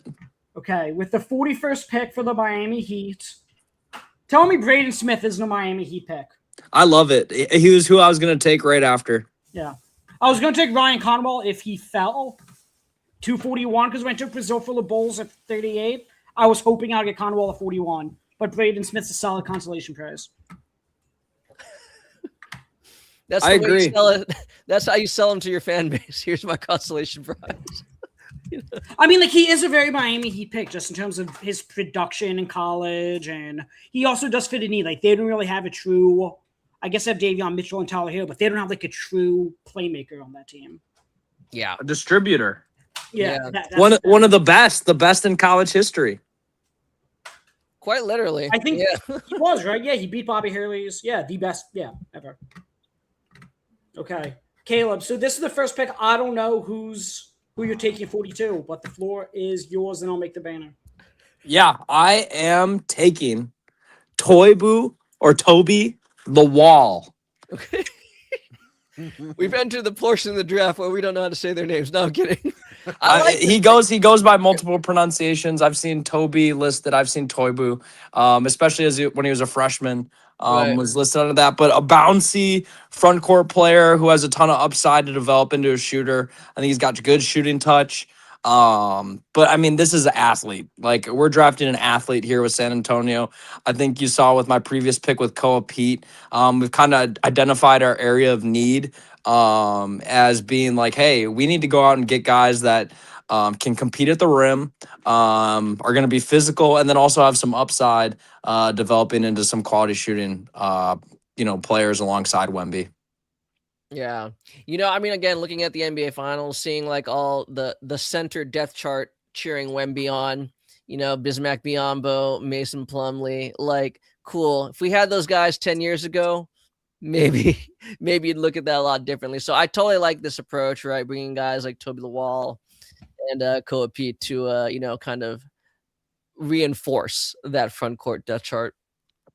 Yeah, I mean, you saw we're stacked at guard. I think Julian Champagny is really a 3, like we talked about earlier. I don't think Yeah. long term playing him at power forward is going to result in another NBA Finals appearance. So we're looking to gear up, obviously, a little bit for the future. Our team is very young, besides Kyrie Irving now, and obviously some of our bench veteran pieces. Who are all probably going to be, moved on from here over the next couple years. A lot of big, hefty $10 million contracts that don't really make sense. So we'll see. But I think this is a good move, provides a good bit of versatility, and maybe he can learn how to pass a little. I mean, that would be something I'd love to see out of the Walls game is some playmaking development. Anything's possible. That's Hey, what I said once. you got Kelly Olynyk out there on the bench. He can teach people how to pass. I mean, I'm all about development. Oh my God. There you go. I was trying to think of the other center that was collecting dust on their bench. Yeah. Yeah, we got Olynyk. We got Yeah. Cornette. I mean, we got a bunch of bigs who can shoot, but Cornette actually played, for better or for worse. I know, but Cornette's not allowed to really play, though. I mean, he's a shooter. He's not even Yeah. allowed to shoot. So Who can't shoot? Yeah. Yeah. All right. We appreciate you, man. Excellent job, man. Keep killing it, guys. Thank you, man. We're trying. Well, I am. Well, we're going to see him in a couple minutes again, Yep. actually. You know, I love this because, I just get you to introduce the Who put this draft order together? Hmm? Said who put this draft order together to make the picks so close together? So at 43, I am not pick 43. Wilco is. He is ordering dinner. It's been that long of a show, ladies and gentlemen. So, one, I wanted to do a CBB Analytics ad. Our friends at CBB Analytics. Use promo code TCH for $30 off. That is either a free month or that's $30 off a year-long subscription. Invaluable resource. I know Conrad uses it all the time with his scouting. That's right. With the draft coming up on Tuesday, check out these guys that we're drafting for them. For these teams, check them out on CBB Analytics. Wilco, the pick is in. We are just waiting. We are just waiting for him to join. I so want him to make the pick from Chipotle or something. The Chipotle where all the Knicks fans destroyed it in New York. Ah, horrible, man. But it's Okay, so yeah, Wilco is in. So I'm gonna dip out. I'm gonna add him in, but real quick before I do that. All right. Okay. Thanks, guys. What's going on, fellas? Hold on, man. I know it's getting late. It's dinner time for all of us, regardless of what coast you're on. So Yeah, man. Just waiting for dinner to get here now any minute. But yeah, at number 43 now for the Nets, I'm gonna go with Ugonna Onyenso from the University of Virginia. I think at this point in the draft, he's a pretty safe pick as a center. I think you know what you're getting, a shot blocker, a play finisher, has enough feel probably, has flashed a three-point shot, and he can make his free throws. So really at 43, I would be pretty ecstatic to get Onyenso here. And I know I traded for Joel Embiid earlier in this mock, but honestly, Onyenso learning from Embiid would be awesome. And even in a, lowest end outcome, relatively speaking, he would still be like a third string big for Brooklyn. So yeah, pretty happy with this. yeah, I mean, in the actual on Tuesday, I would not be surprised if he hears his name on Tuesday. I say that being a first rounder. I do. I think his stock has risen enough where I could see him being a late first. But yeah, as Wilco said, I mean, the eye test matches or the analytics match the eye test. I mean, Onyenso is easily one of the best drop rim protectors. Yeah. And that's not hyperbole. Does he shoot? No, I could care less. That's just me personally. No, I want my freaking rim protector to be a rim protector. You know what I'm saying? For sure. So yeah. Other than that, I mean, you've definitely highlighted if there were any technically I don't know concerns, but I mean that's probably assuaged given that this is pick 43. But if there were any concerns, what would they be? with regards to Onyenso's like kind of NBA outlook? Probably just like how long he can play and like how much he can stay on the court for. Right. Because, even all throughout these 4 seasons of college, he never really played all that much until this season. And even then, like, he wasn't playing that much, relatively speaking. Right. So I feel like he'll always be like a limited minutes type of guy, or maybe someone who you can only sort of go to in spurts. But yeah, again, Conrad, as you said, like I feel as though once you get to this point in the draft, like you will gladly take it. Yeah. Love it. Yeah, I have nothing to add on this part. I think literally nothing to add. The more I talk, the more time's gone. You left him speechless, Wilco. There you go. Yeah. There you go. I'll be back soon for my next. All right, man. Appreciate you. I'm trying to say less as we wind down on it, But I guess at 3 hours, maybe this is not the time to try to be mincing words. Anyways, Caleb is in the building. We back. That's right. You never left. Hardly left. I obviously went room presence with my last pick with San Antonio, taking Toby Lawal. And now I have another pick with San Antonio. And this is just, I got a little razzed for this pick in the war room, just because this is a guy that I've been, a big fan of for a long time.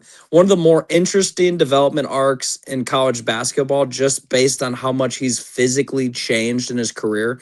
I'm taking Keyshawn Hall. What exactly was the criticism of this pick?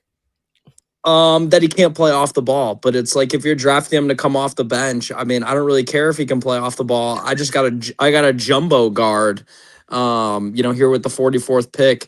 Fun fact: started out as a freshman at UNLV, listed at 6'7", 250 pounds. The young man lost almost 40 pounds by his sophomore year, and then has tacked on some muscle and built out his frame again. That is a testament to this kid's work ethic. Is committed to playing basketball. And I think when you're like thinking about guys in the second round, you need a guy who's committed to make it in a rotation, because these aren't guaranteed spots. And especially when you're a team that just went to the NBA Finals, like we'd rather have veteran guys like Harrison Barnes and Kelly Olynyk, like we just talked about, to kind of bring some more veteran presence. Being able to give a guy like Keyshawn a chance to like, hey, go prove yourself. You got nothing to lose, basically.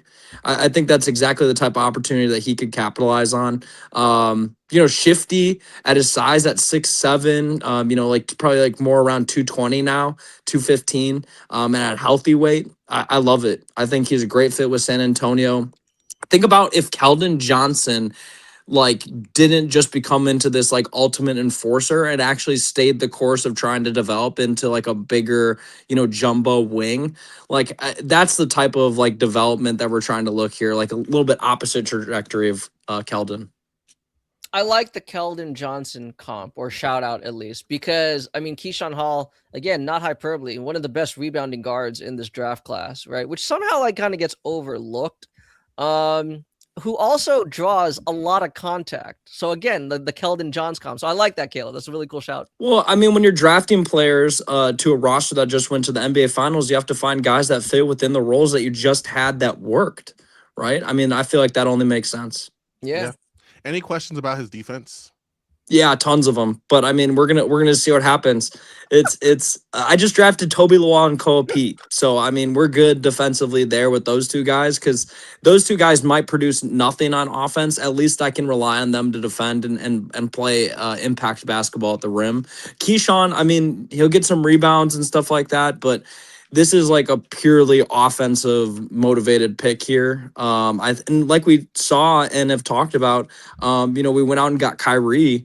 I think adding a guy like Keyshawn to the bench only brings more dynamic energy to this offense.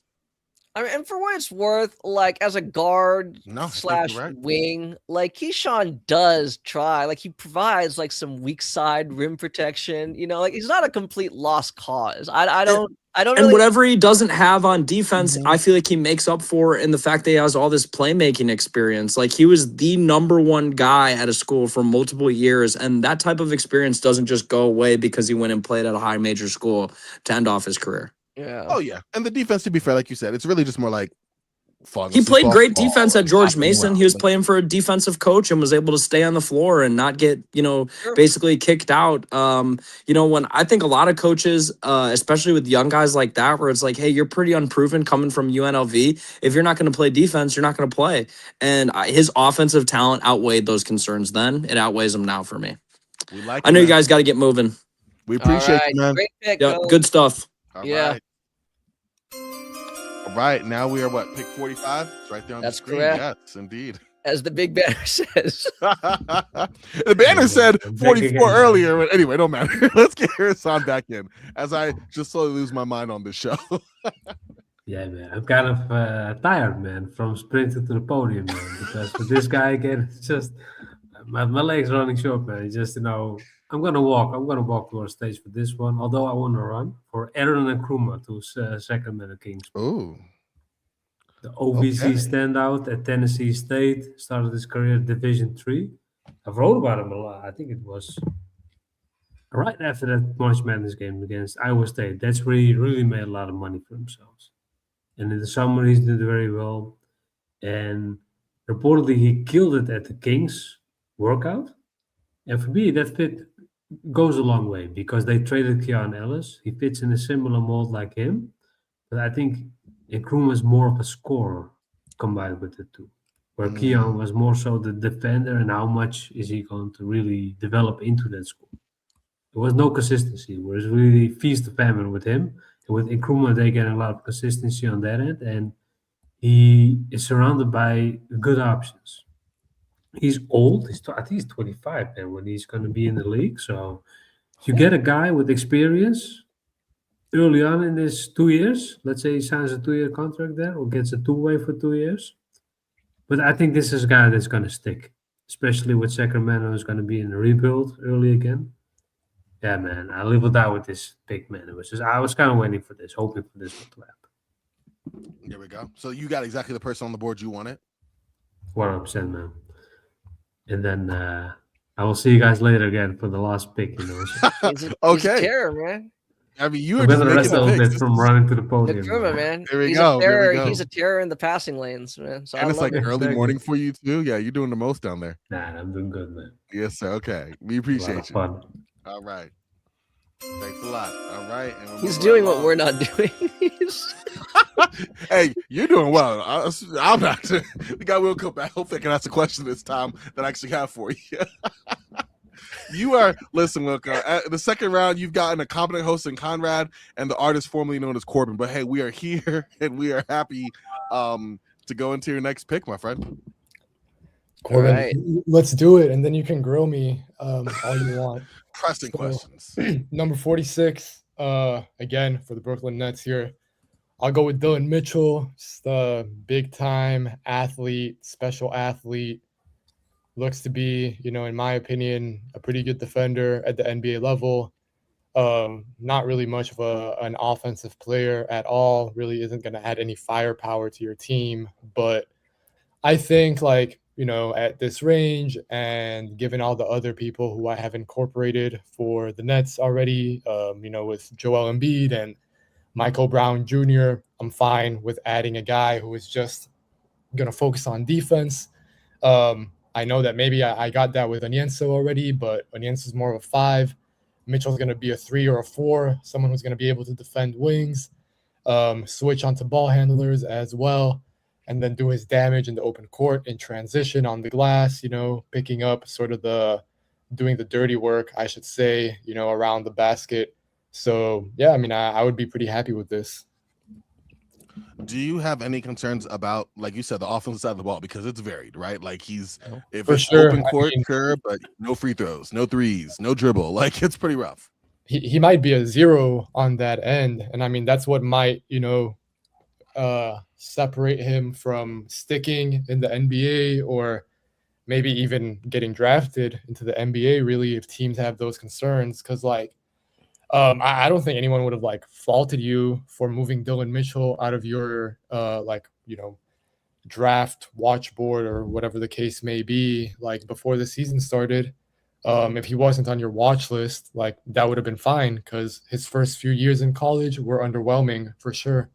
But yeah, I mean, I think like after a few years now in the NCAA, I think like I'm comfortable enough with where he's at, and like I'm choosing to focus on what he can do rather than what he really struggles at.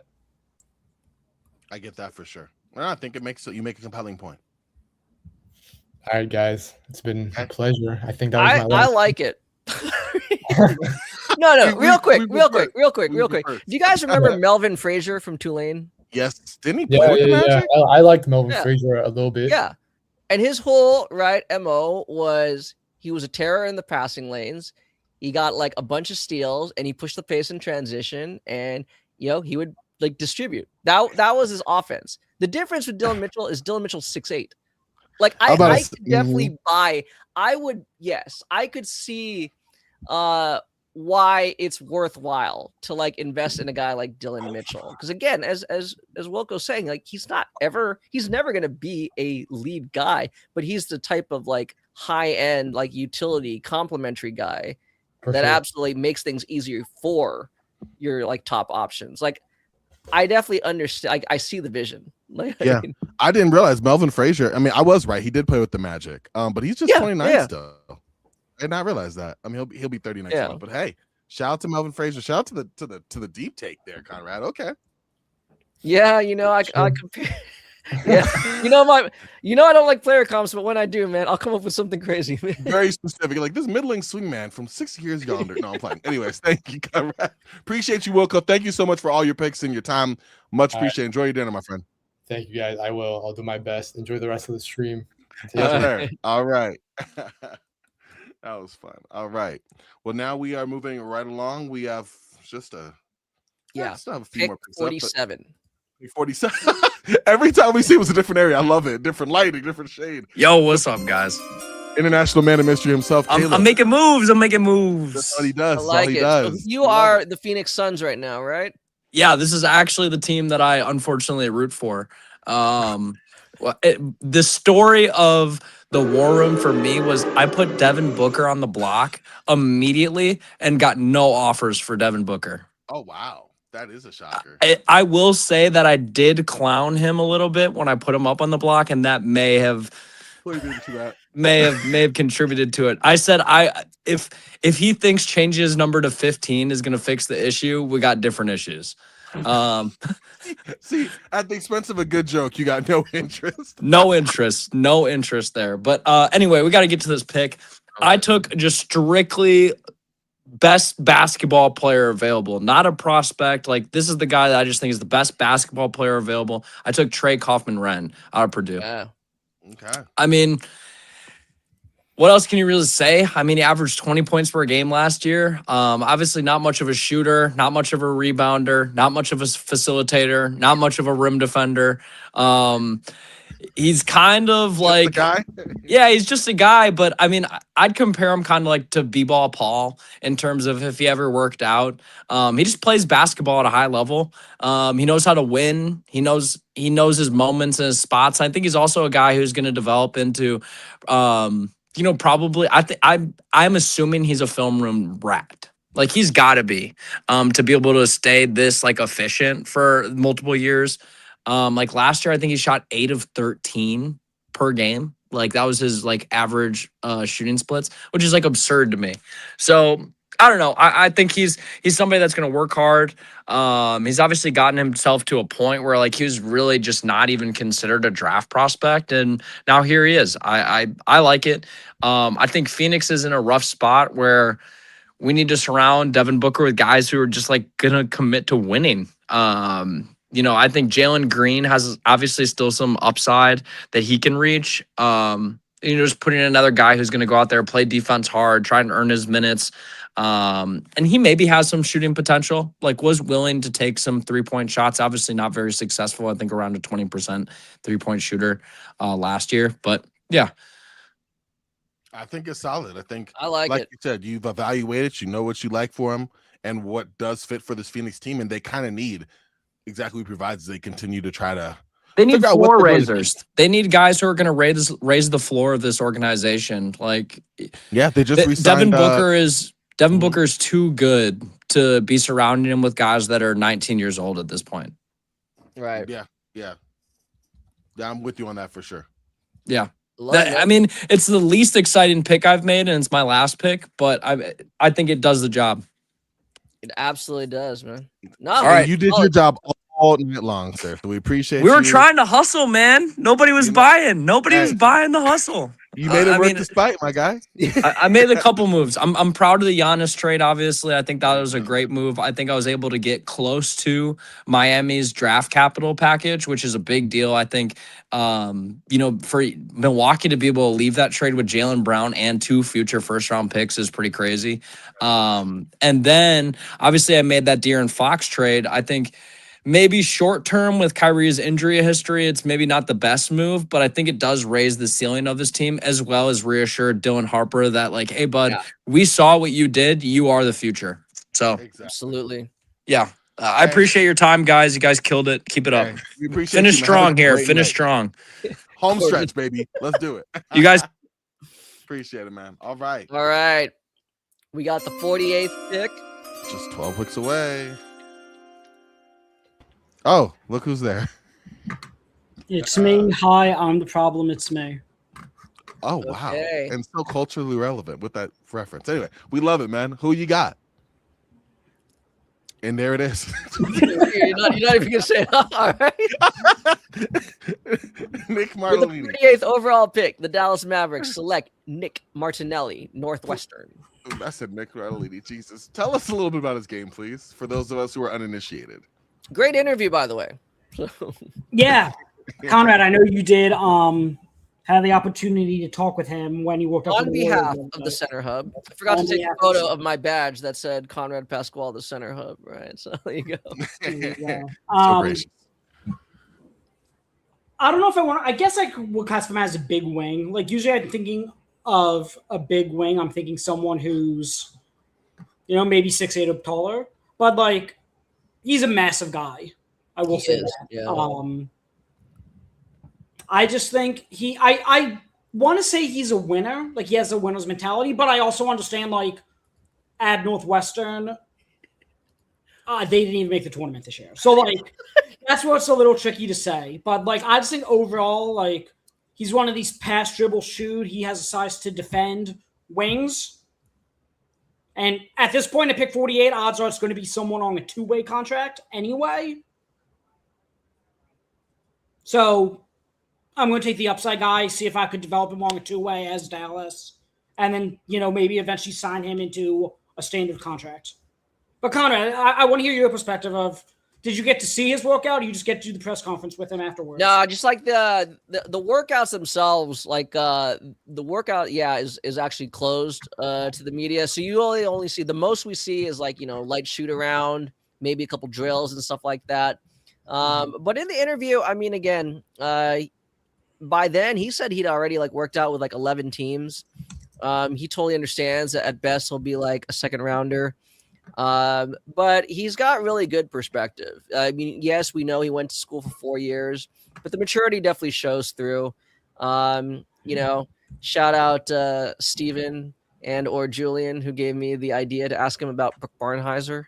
And he really enjoyed that question, and he actually thought that like modeling, not necessarily his game, but the way in which he can go about trying to really jumpstart his NBA career, kind of mimicking what Brooks did, is a way for him to kind of crack his way onto an NBA roster. So I really appreciated his outlook on how he feels like he can kind of find his way as a professional player. So I definitely wish him the best. And I do. I think he'd make a fantastic addition for any of these teams at this point in the draft.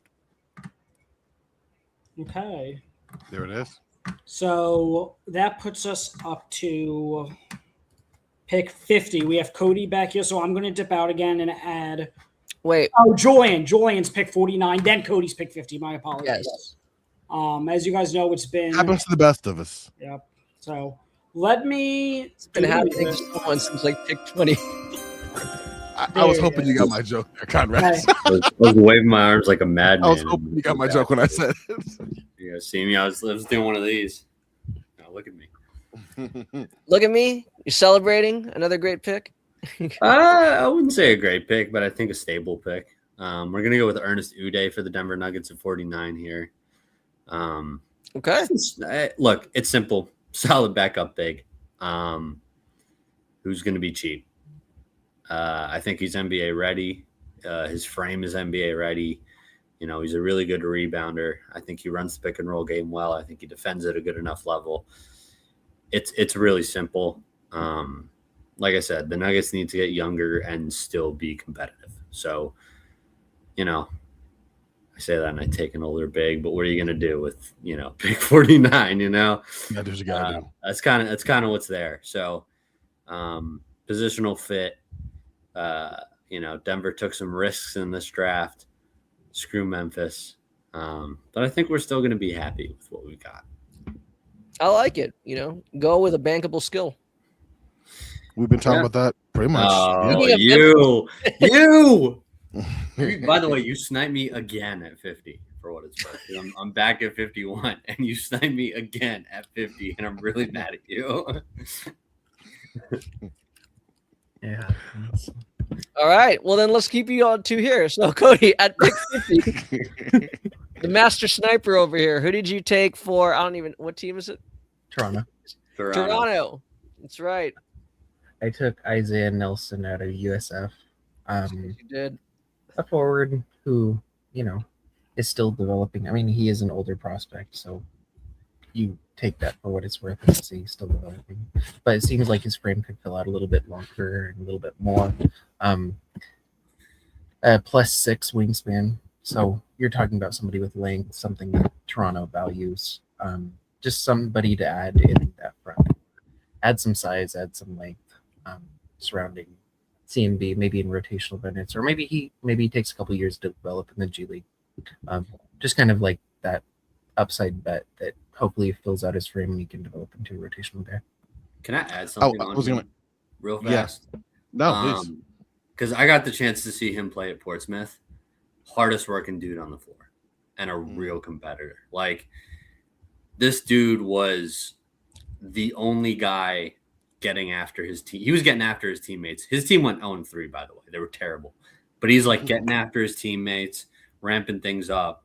Like, hardest working guy on the floor. I love Isaiah Nelson, and I'm very disappointed that he didn't fall to me at 51. Yeah, we're building a culture out there. We got Scotty Barnes, we got CMB, we got Dalen Swain, and we got Isaiah. So just continue with that lane. There you go. All right. Well, we have 51 already here as part of this panel. Going back to Julian. Yeah, it's like I never left. Since I was unable to select Isaiah Nelson at 50, I'm going to go with Kawhi Reeves at 51. Kind of similar to what Cody said about Nelson. He's going to take some time to fill out his frame. But he's long and he can shoot the cover off the ball. And I think he can defend on the perimeter well enough. It's going to take some time. Like, I don't think that you're going to really be investing too much in his development anyway. He's going to be a G League player this year for sure.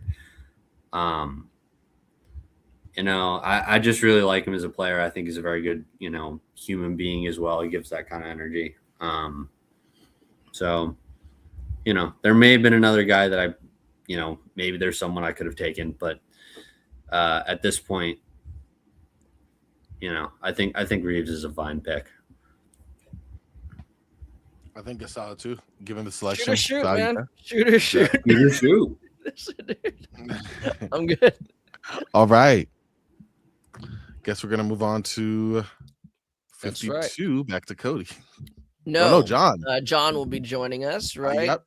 Of course he will. Yeah, can't leave me out, man. Yeah. No. John's rebuilding them Clippers, man. Rebuilding these Clippers. We're grinding it out. So with my pick 52, I took Tyler Bilodeau, staying in LA. Okay. I like what he brings. Yeah. What are you most excited? Like, what are you most excited for? What he has to offer for this Clippers team? Obviously, not immediately, but just in general. I like his makeup as a player. I like the length as a wing, and then obviously the shooting. Gotta have that shot, baby. If nothing else, right? If you tell me he doesn't do anything but come off and hit three, a couple threes for me a game in some clutch spots, dude, that's what I'm wanting. And I think it's what we need. And I think he can develop as a solid NBA player. I think he's a type of guy to me that I think is going to be in the league for a long time. I don't think he's going to be like a starter or anything like that at any point in his career. But I think he's going to be a guy that stays in the league for a long time, just off his shot and his length and his makeup. There you go, man. I like it. I think having additional shooting, obviously, a skill set. We've said this before. Conrad said it earlier. You get a guy that brings a defined skill set. Shooters is one thing. The NBA, come on now, you'll find a job 9 times out of 10 with that if you have nothing else. Okay, maybe 8 times out of 10. He's getting another contract on that shot alone. Mm-hmm. There you Love go. it. Appreciate Thank you so man. much, Sean. Yeah, thank you. Right, he still has picks to make. Huh? Yep, I didn't say goodbye. I figured we had one more when I saw him. I was like, okay, we're not done. Well, I think he's done for the Clippers, though. Oh, but he's back. Yeah, no, he's in another. Yeah, for sure. Yeah. All right, we got Cody back like he never left because he didn't. What we got for that 53rd pick? 53 going to the Houston Rockets. I'm just trying to add some. Oh yeah, okay. We can do that too. You can put it up there. There we go. So we're taking Jaden Bradley. Ime Udoka, defensive coach. Give some versatility. I went with kind of a combo guard, even though Ryan Conwell is undersized, about 6'3". I think that he can play on and off ball, where Jaden Bradley adds a point of attack defender, kind of really known for his grittiness, can control the pace. Was on Arizona, this team, which was one of the best teams in the nation. And he kind of led that team. So hopefully that can translate into something and get some value out of a late second round pick. Yeah, I mean, I know, like, throughout this entire draft cycle, Cody and I have actually had a couple conversations about Jaden Bradley. It's just like one of these guys who seems to fall through the cracks just because, like, he's solid, right?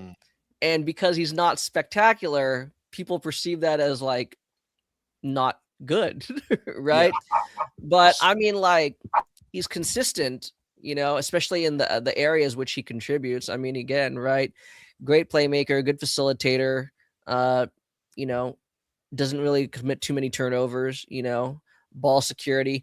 It's again, just like as Cody's saying, right? If you're looking for a backup point guard, he just strikes me as the type of guy that just kind of brings that stability to the second unit. Like, I don't know. So I like it. Yeah. It makes perfect sense to me. I'm totally with it. So yeah. Nothing more for me, guys. Cody, thank you for having me. All Appreciate right. you coming in, man. You saw it all night. Great job, Cody. Have a good night, What's guys. All right, man. Oh, I didn't know if the music is still here. Here we go. After 4 picks, no, I'm playing. The music needed a dinner break, man. Yeah. Oh, hey.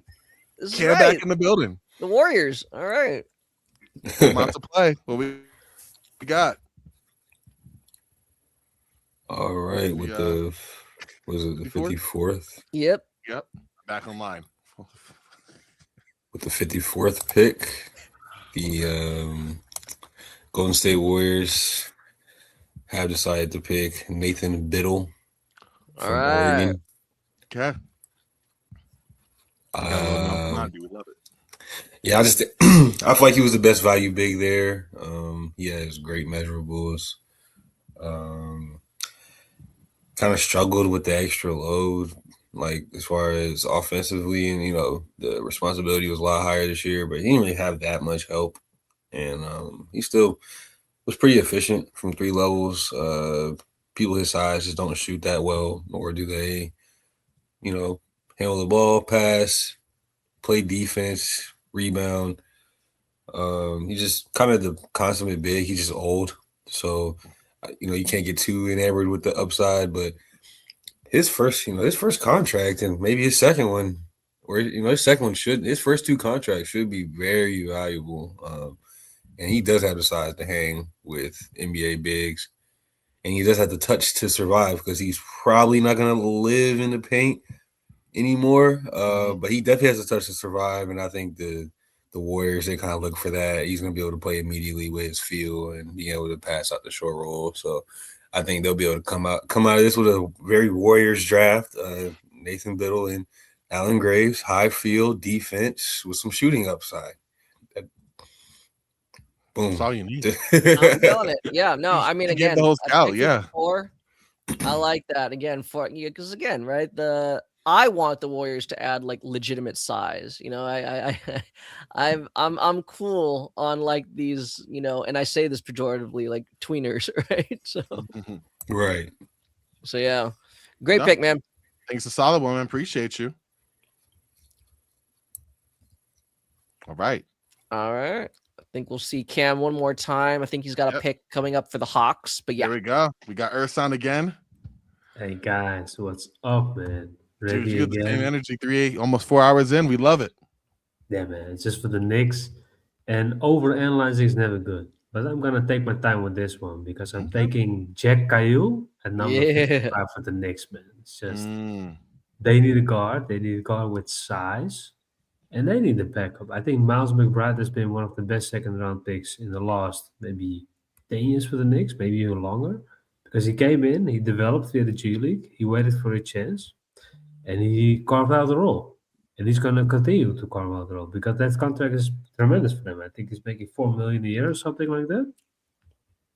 But there's a way to, you have to continue to replace guys. And I think this guy is going to be replaced because he's going to be an asset in trade, which I assume should be the case for him. And Jack Cahill is playing that physical brand of basketball, man, that Bronson has as well. He's not raw, but he really has to adjust to the NBA style of play. That might take some time. So I'm thinking about a more of a McBride type of development. He's gonna sign a contract, maybe a two-way, but a two-way where they intend to keep him longer after that. Man. Just a long-term pick, and it's a cheap deal for the Knicks. And honestly, I don't know why he kept his name in the draft. Maybe he has a promise. Maybe there's more that we don't know. But at 55, this is more than worth to bet on for the Knicks. I love it. I love it. I'm with Ersan. Like in general, on the bankable talent, but the upside, like I feel like he should go higher. But I understand like the nature of these drafts, right? Where again, like they just kind of fall. We saw Nate Ament fall into the second round. But yeah, I am curious too what really motivated him to keep his name in this draft class. Because I felt like he could have been, I don't want to say like a sure thing to be a first rounder next year, but I really think his chances would be really good, you know, had he returned next year. But hey, I'm excited to see where he lands. Yeah, definitely comes in with that role playing level, right? Like maybe I don't know if I have the biggest ceiling for him, but if someone can come in, make shots, run a pick and roll, and do that well, I like it. Yeah, exactly. There and it is.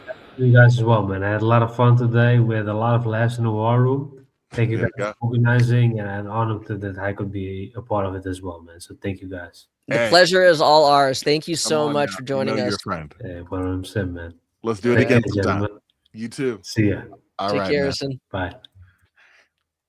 All right. Such a fun guy, dude. Such a fun guy. I love it. The joy, man. The joy. That's what you have to have. He has it.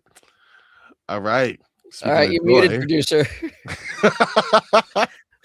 I was doing my Kawhi Leonard impression. I'm a fun guy. And now it's comedy hour. I love it. Okay, no, I'm playing. We love it. We love it. That was not that bad. Not that bad. Who do you got for us, Steven? Let me take Emmanuel Sharp for the Chicago Bulls at pick 56. I am surprised. Wow. I forgot. Like, you said the name like, damn, yeah, where'd he go?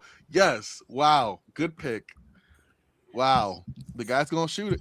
Shoot. That's like what I'm thinking. Like, he was the highest guy on my board. Like, I know Sam Vecini on his draft guide had him as an early second round pick.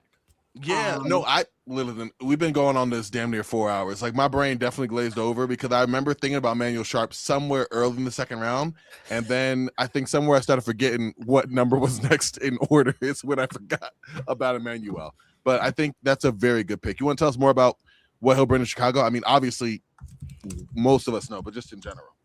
Yeah, I mean, streaky shooter, but good shooter, if that makes sense. For Chicago, like anybody who's going to be drafted pick 56 most likely going to be on the two-way anyway. So like, take the flyer. You're rebuilding. He's the highest guy on my board, and that's pretty much. I was surprised he was still there. I thought it was a no-brainer.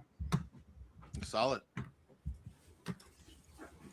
So that's pretty much all I have. I'm just firing off our next. Real quick. Yeah, Real go ahead. quick before we go on. I'm curious. Your thoughts, Corbin, your thoughts too. Why Manuel Sharp over Milos Uzen?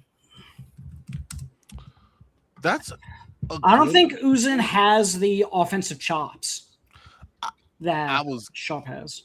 I was gonna say I do like Sharp shooting just a lot better. I mean, you do have like a high IQ shooting. Haha, yeah. No, you do have like a high IQ guy. Like, it's no disrespect to Uzan, but I mean, I don't know. Like, he's a point guard who's going to be like good in the next level, right? Kind of does a little bit of everything, starting to shoot it better. But then you have a guy in Sharp who like can shoot really well. Like, no disrespect to Uzan, but like that's what he brings to the table. If nothing else, you have like a very good floor spacing guard. I just feel like there's going to be more value for Sharp's more immediate skills at the next level than Uzan, where like he'll get a shot. I'm sure he's gonna get drafted, but I'm just not sure where and like what role. I think it's more fit dependent. Where I'm like, Sharp could shoot. Doesn't matter if he's on the Thunder, Mavericks, whatever. You know, that's just my thoughts. Yeah. LJ Cryer. There you go. There you go. Yeah. So that was pick 56. We have picks 51, 57 through 60 in the room here. Get them all on. Yeah, I'm totally yes. Yeah, the lights at the end of the tunnel. Okay. Ham is in for pick 56. John is in for pick 58. Hey, I feel like Saturday Night Zach Live is again. in We're for pick clapping for 59. everybody. Yep. Let's do this. And Julian, there we go. And we even have our lovely host, Andrew Schaefer, who was running the war room. Oh my God, There we go. Of Knicks fame. Okay. Damn right. We gotta. We need to interview Andrew before this is done because it's always fun to get like the unbiased perspective of what took place in the war room. It was a fun. We had a good time in there. I think we all agree it was a good time in there. There's a lot going on, but I got to give credit to Josh though. He did a tremendous job. Also, I know Josh he deserves a lot of credit. He had a kid puking in the background, and he managed to do it all. So shout out to Josh Earl. Shout out to Josh, man. Yeah, shout out Josh. Sure. This kid puke when Finn made that trade. Yeah. I think he would have puked more than once with a few picks. Trust me. Okay. Well, there you go. So that trade was fine. There's nothing wrong with it. Says right. you who benefit. Okay. Anyways, continue. let's get to Cam's pick with Atlanta at pick 57. I'm about to say, let me go. No. All right. Let's take it away. We have decided to go. What is this? Pick 57. The Atlanta Hawks have decided to go with Quadir Copeland, the point guard from NC State. Mr. Copeland weighed in at he was like near 6'7" in shoes, about 6'10" wingspan. It's nah. About 205. Amazing passer, one of the best passers in the country. High level rim creator. Really underrated shooting touch. Didn't get a lot of threes up, but he hit them at least, and he touched almost 80% free throw. And he's a very stout defender on ball. Made a lot of plays, a lot of steals, deflections. Gets after it on the glass too, on the offensive glass. He just has high volume. He has high volume. Paint creation, and with that passing and with that defense at that size, why not take that at 57, right? I mean, even if it does flame out, you're still gonna get an awesome G League guy, but he definitely can play on the Hawks with just kind of how positionless they are. If we can just run around with Quadir and some shooters, hopefully, or guys that can get to the rim, they'll be able to survive some Aprils with no, whoever got hurt. Yep. Oops. Did not mean to do that. Corbin. I was trying to get my head from being blocked. Okay, fine. Hold on. I did not mean to make myself bigger. My bad. You already got a big head, man. Okay. Thank you. Anyways, appreciate the insight there, Cam. Sorry about that. Technical difficulties there. Okay. All right. So that brings pick 58. That I was is- already done. What's all this weird pausing? I know. I was waiting for the next to go. I didn't. I thought that we fit anyway. Okay, pick 58. We got John selecting for the Pelicans. Yeah, New Orleans Pelicans first pick of the night. Amazing. Oh man! So we're building on our cornerstones of Jeremy Fears and Derek Queen. So we didn't need a pick in this draft till later on, but we decided to go with Felix Okpara, the center from Ohio State. I mean, he's an athletic guy. He was the best player available on my board. I think at this point, if you're the Pelicans, you're taking the best player available. And athletic big, the chance to, room to grow. He's been putting some weight on. He could definitely stand to put it on a frame. And Steven knows Okpara is a guy that I've been on since he was a freshman at Ohio State. There's a lot of potential there. So. Yeah, runs the floor well. I think that's a good fit. Young Yeah. big. All right. Love it. Let's go to 59. That pick 59 is Zach with Minnesota. Yeah, Minnesota's going to take a two-way guard bet here on Seth Trimble, who 42-inch vertical or whatever it was, super athletic dude. I mean, there's so many random clutch plays. The Duke one stands out, obviously, but just a nice combo guard. I just think he's a cool two-way bet, athletic combo guard that can defend. Why not? I think it's a good bet.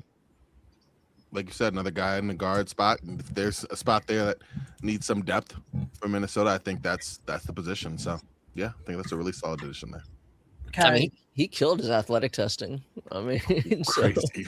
Yeah, dude. Again, we're talking about, right, whether it's a bankable skill or a bankable athletic trait. I mean, at this point, yeah, lock in something. Right? Yeah, you got to get something out here. So right. for one final time.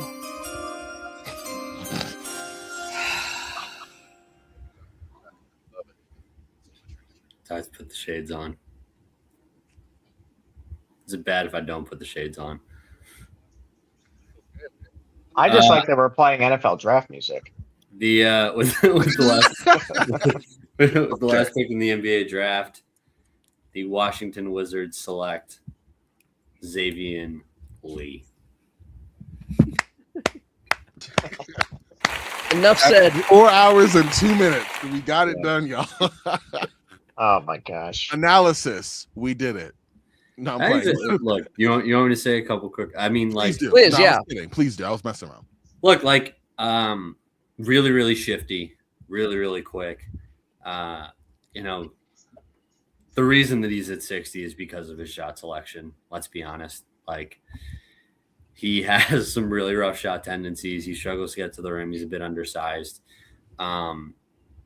But there's a world where he ends up being a pretty good microwave scorer off the bench at some point in his career. And pick 60, what's the harm, I really like Xavier Lee for the last couple of years. So glad he gets to stay in the Northeast, or I guess return to the Northeast because he was down in Florida, but return back to the Northeast and play for the Wizards. So we'll wrap there with the last pick. Excellent. Well, I'm going to say that concludes, right, the Center Hub's 2026 live community mock draft. Yeah, it seems like a lot of our guys checked out. Understandably so. It's dinner time for many. 4 hours. 4 hours long. Shout out to I know. everyone who participated in this. Seriously. Incredible, right? We actually tried to get this done in 2.5 hours. I knew that was impossible, but I thought maybe 3 could be but no, I think everyone who participated gave a lot of great insight, a lot of obviously fun picks. I can only imagine the fun that was happening back in the war room, since I did participate last year as a manager. But Andrew, why don't you tell kind of seeing people's interactions, and kind of negotiations in real time. What was some kind of the feel, the tenor of those interactions, those negotiations? No, it was good. I mean, I think everyone was pretty fair. I don't think there was a lot of back and forth. I mean, I think for the most part, everyone kind of agreed to terms. Like, I don't think there was there weren't any outrageous, crazy terms. I mean, the Paul George trade was definitely one that stands out. Yeah. The Joel Embiid trade is another one that certainly stands out. But Julian was in 5 of the first 6 trades, so shout out to Julian. I was put in there for a reason. Glasses were. No, I'm not mad at it. I'm just saying you were involved in 5 of the 6 trades. And that's not me. Corbin. That's not me. That's not me. I didn't touch it, y'all. I didn't do that. What the hell is this layout? It's not me. I don't know who's touching it. It was not me. I'm not touching it. Anyway, point being, the negotiations were peaceful. It wasn't anything crazy. We had some fun there, though. I mean, we talked about some different things, different players, different trades. So we had a good time back there, though. I give the guys all the credit. It was 4 hours. It's a lot of work. Steve deserves a lot of credit for putting it together. Obviously, you guys hosting, Kyron and Corbin, and obviously the guys who gave up 4 hours to do this, who were sitting there next to me. So a lot of the credit goes to those guys. Let me ask you. We'll start with Zach. Zach, which player or players were you most surprised fell? Let's just start that way. Who kind of fell, probably compared to where you would expect them to go on Tuesday?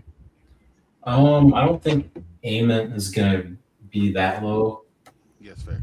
He's definitely a baller candidate, but it seems like he's got way more, real first round interest. So I'm going to try to pull up the doc again. I mean, Emmanuel Sharp was kind of one of the second round that I was hoping to fall. I feel like he's a guy that could even go 31 to the Knicks or something like that. I just think he's a excellent floor spacer with some defensive stuff as well. He's a guy that could even go trying to find the sheet real quick. I mean, we'll see with Koa Pete. That feels about right. Krim Lopez, I wonder if some team takes a higher bet on him too, I guess, but I don't know. Too many crazy slippers. Julian, any surprises for you? Ament definitely was surprised. I'd say Bennett Sturts was probably a surprise for me as well. Oh yeah. I didn't think he'd fall that far. Make Cody look like a genius. Cody. Yeah. Not very happy with Cody. If I'd known Bennett Sturts was going to fall to 26, I would have stayed at 26. But hindsight's 2020. I still, I made the moves that I made. I was surprised that I really like a Courtier. Actually, I have a Courtier around that range. So I'm, I think he could go and I would pick him there, but I'm surprised that he went that high. And I'm surprised Acuff fell a few slots. Those are probably the main ones for me. I still think Acuff is he's a top 10 pick. I'm with you. He's a top 10 pick on Tuesday. I mean, frankly, I still think the Kings are gonna. I think Airson made a very compelling case why they should be taking a different point guard, but I feel the Kings are very fixated on Acuff, but we could see. Well, his dad, didn't he play with Scott Perry? So Scott Perry coached his father. That's what it was. At Eastern Kentucky. So that's and just so you guys, so Scott Perry loves John Calipari players. He took Emmanuel quickly with the Knicks. He signed Julius Randle when he was in New York. So he does have a little bit of ties there. So I wouldn't be shocked if Acuff ends up in Sacramento. Totally fair.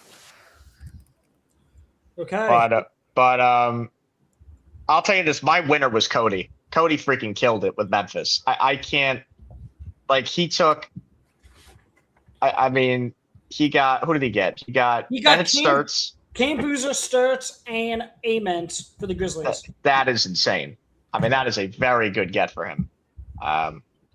But the shocker for me really was Braden Burries falling to 14. I honestly am much higher on Burries, I think, than some. I think Yeah. Murray's. I just think he didn't show enough at Arizona because Arizona had so much talent on their roster. With Pete and Karchenkov and Bradley, they just had so much other talent that I feel like he hasn't shown enough. Like my NBA comp for him is like Derek White. Like he's kind of like a combo guard who could do some different things. And I think he's a great fit for Flag. If he ends up going to Dallas, I think that's a great fit for him, which is kind of where I had him projected, was ninth. But yeah, no, I was a little surprised Acuff fell. I think Amen's obviously the big shocker. I didn't expect him to go in the second round. Yeah, and deep in but there too. Right, but I got to give Zach credit because taking Perez Johnson and Richie Saunders for the Thunder is really a good find. Like those two dudes would kill it in Oklahoma City. Not that Oklahoma City has the roster spots, but those two guys would kill it for the Thunder. I love Saunders. I'm a big believer in him. Morez, man. Morez over I know. You're high on him. I know. I know. He definitely, again, as I said, he charmed Warriors media. It's very easy to I'm sure he did. Yeah. Okay. Corbin, Conrad, you guys want to do the honors of signing us off? Corbin, yeah, now's your time to shine. I mean, here we are. I want to thank y'all, for staying on all 4 hours. For those who did, at any point, if y'all tuned in, at any moment, we appreciate it. Thank this wonderful group of people here for either putting it all together, chipping in everything that we did here, and for all those who were on earlier that had to go because we get that. But yeah, nothing more to say. Just follow everyone at their social media, which I think is listed here, and you can definitely catch on the playback. But we're gonna sign off here. So for Zach, Andrew, Steven, Conrad, myself, we are all frosty. Y'all stay frosty, and we'll do this again. Time for real soon. All right, y'all.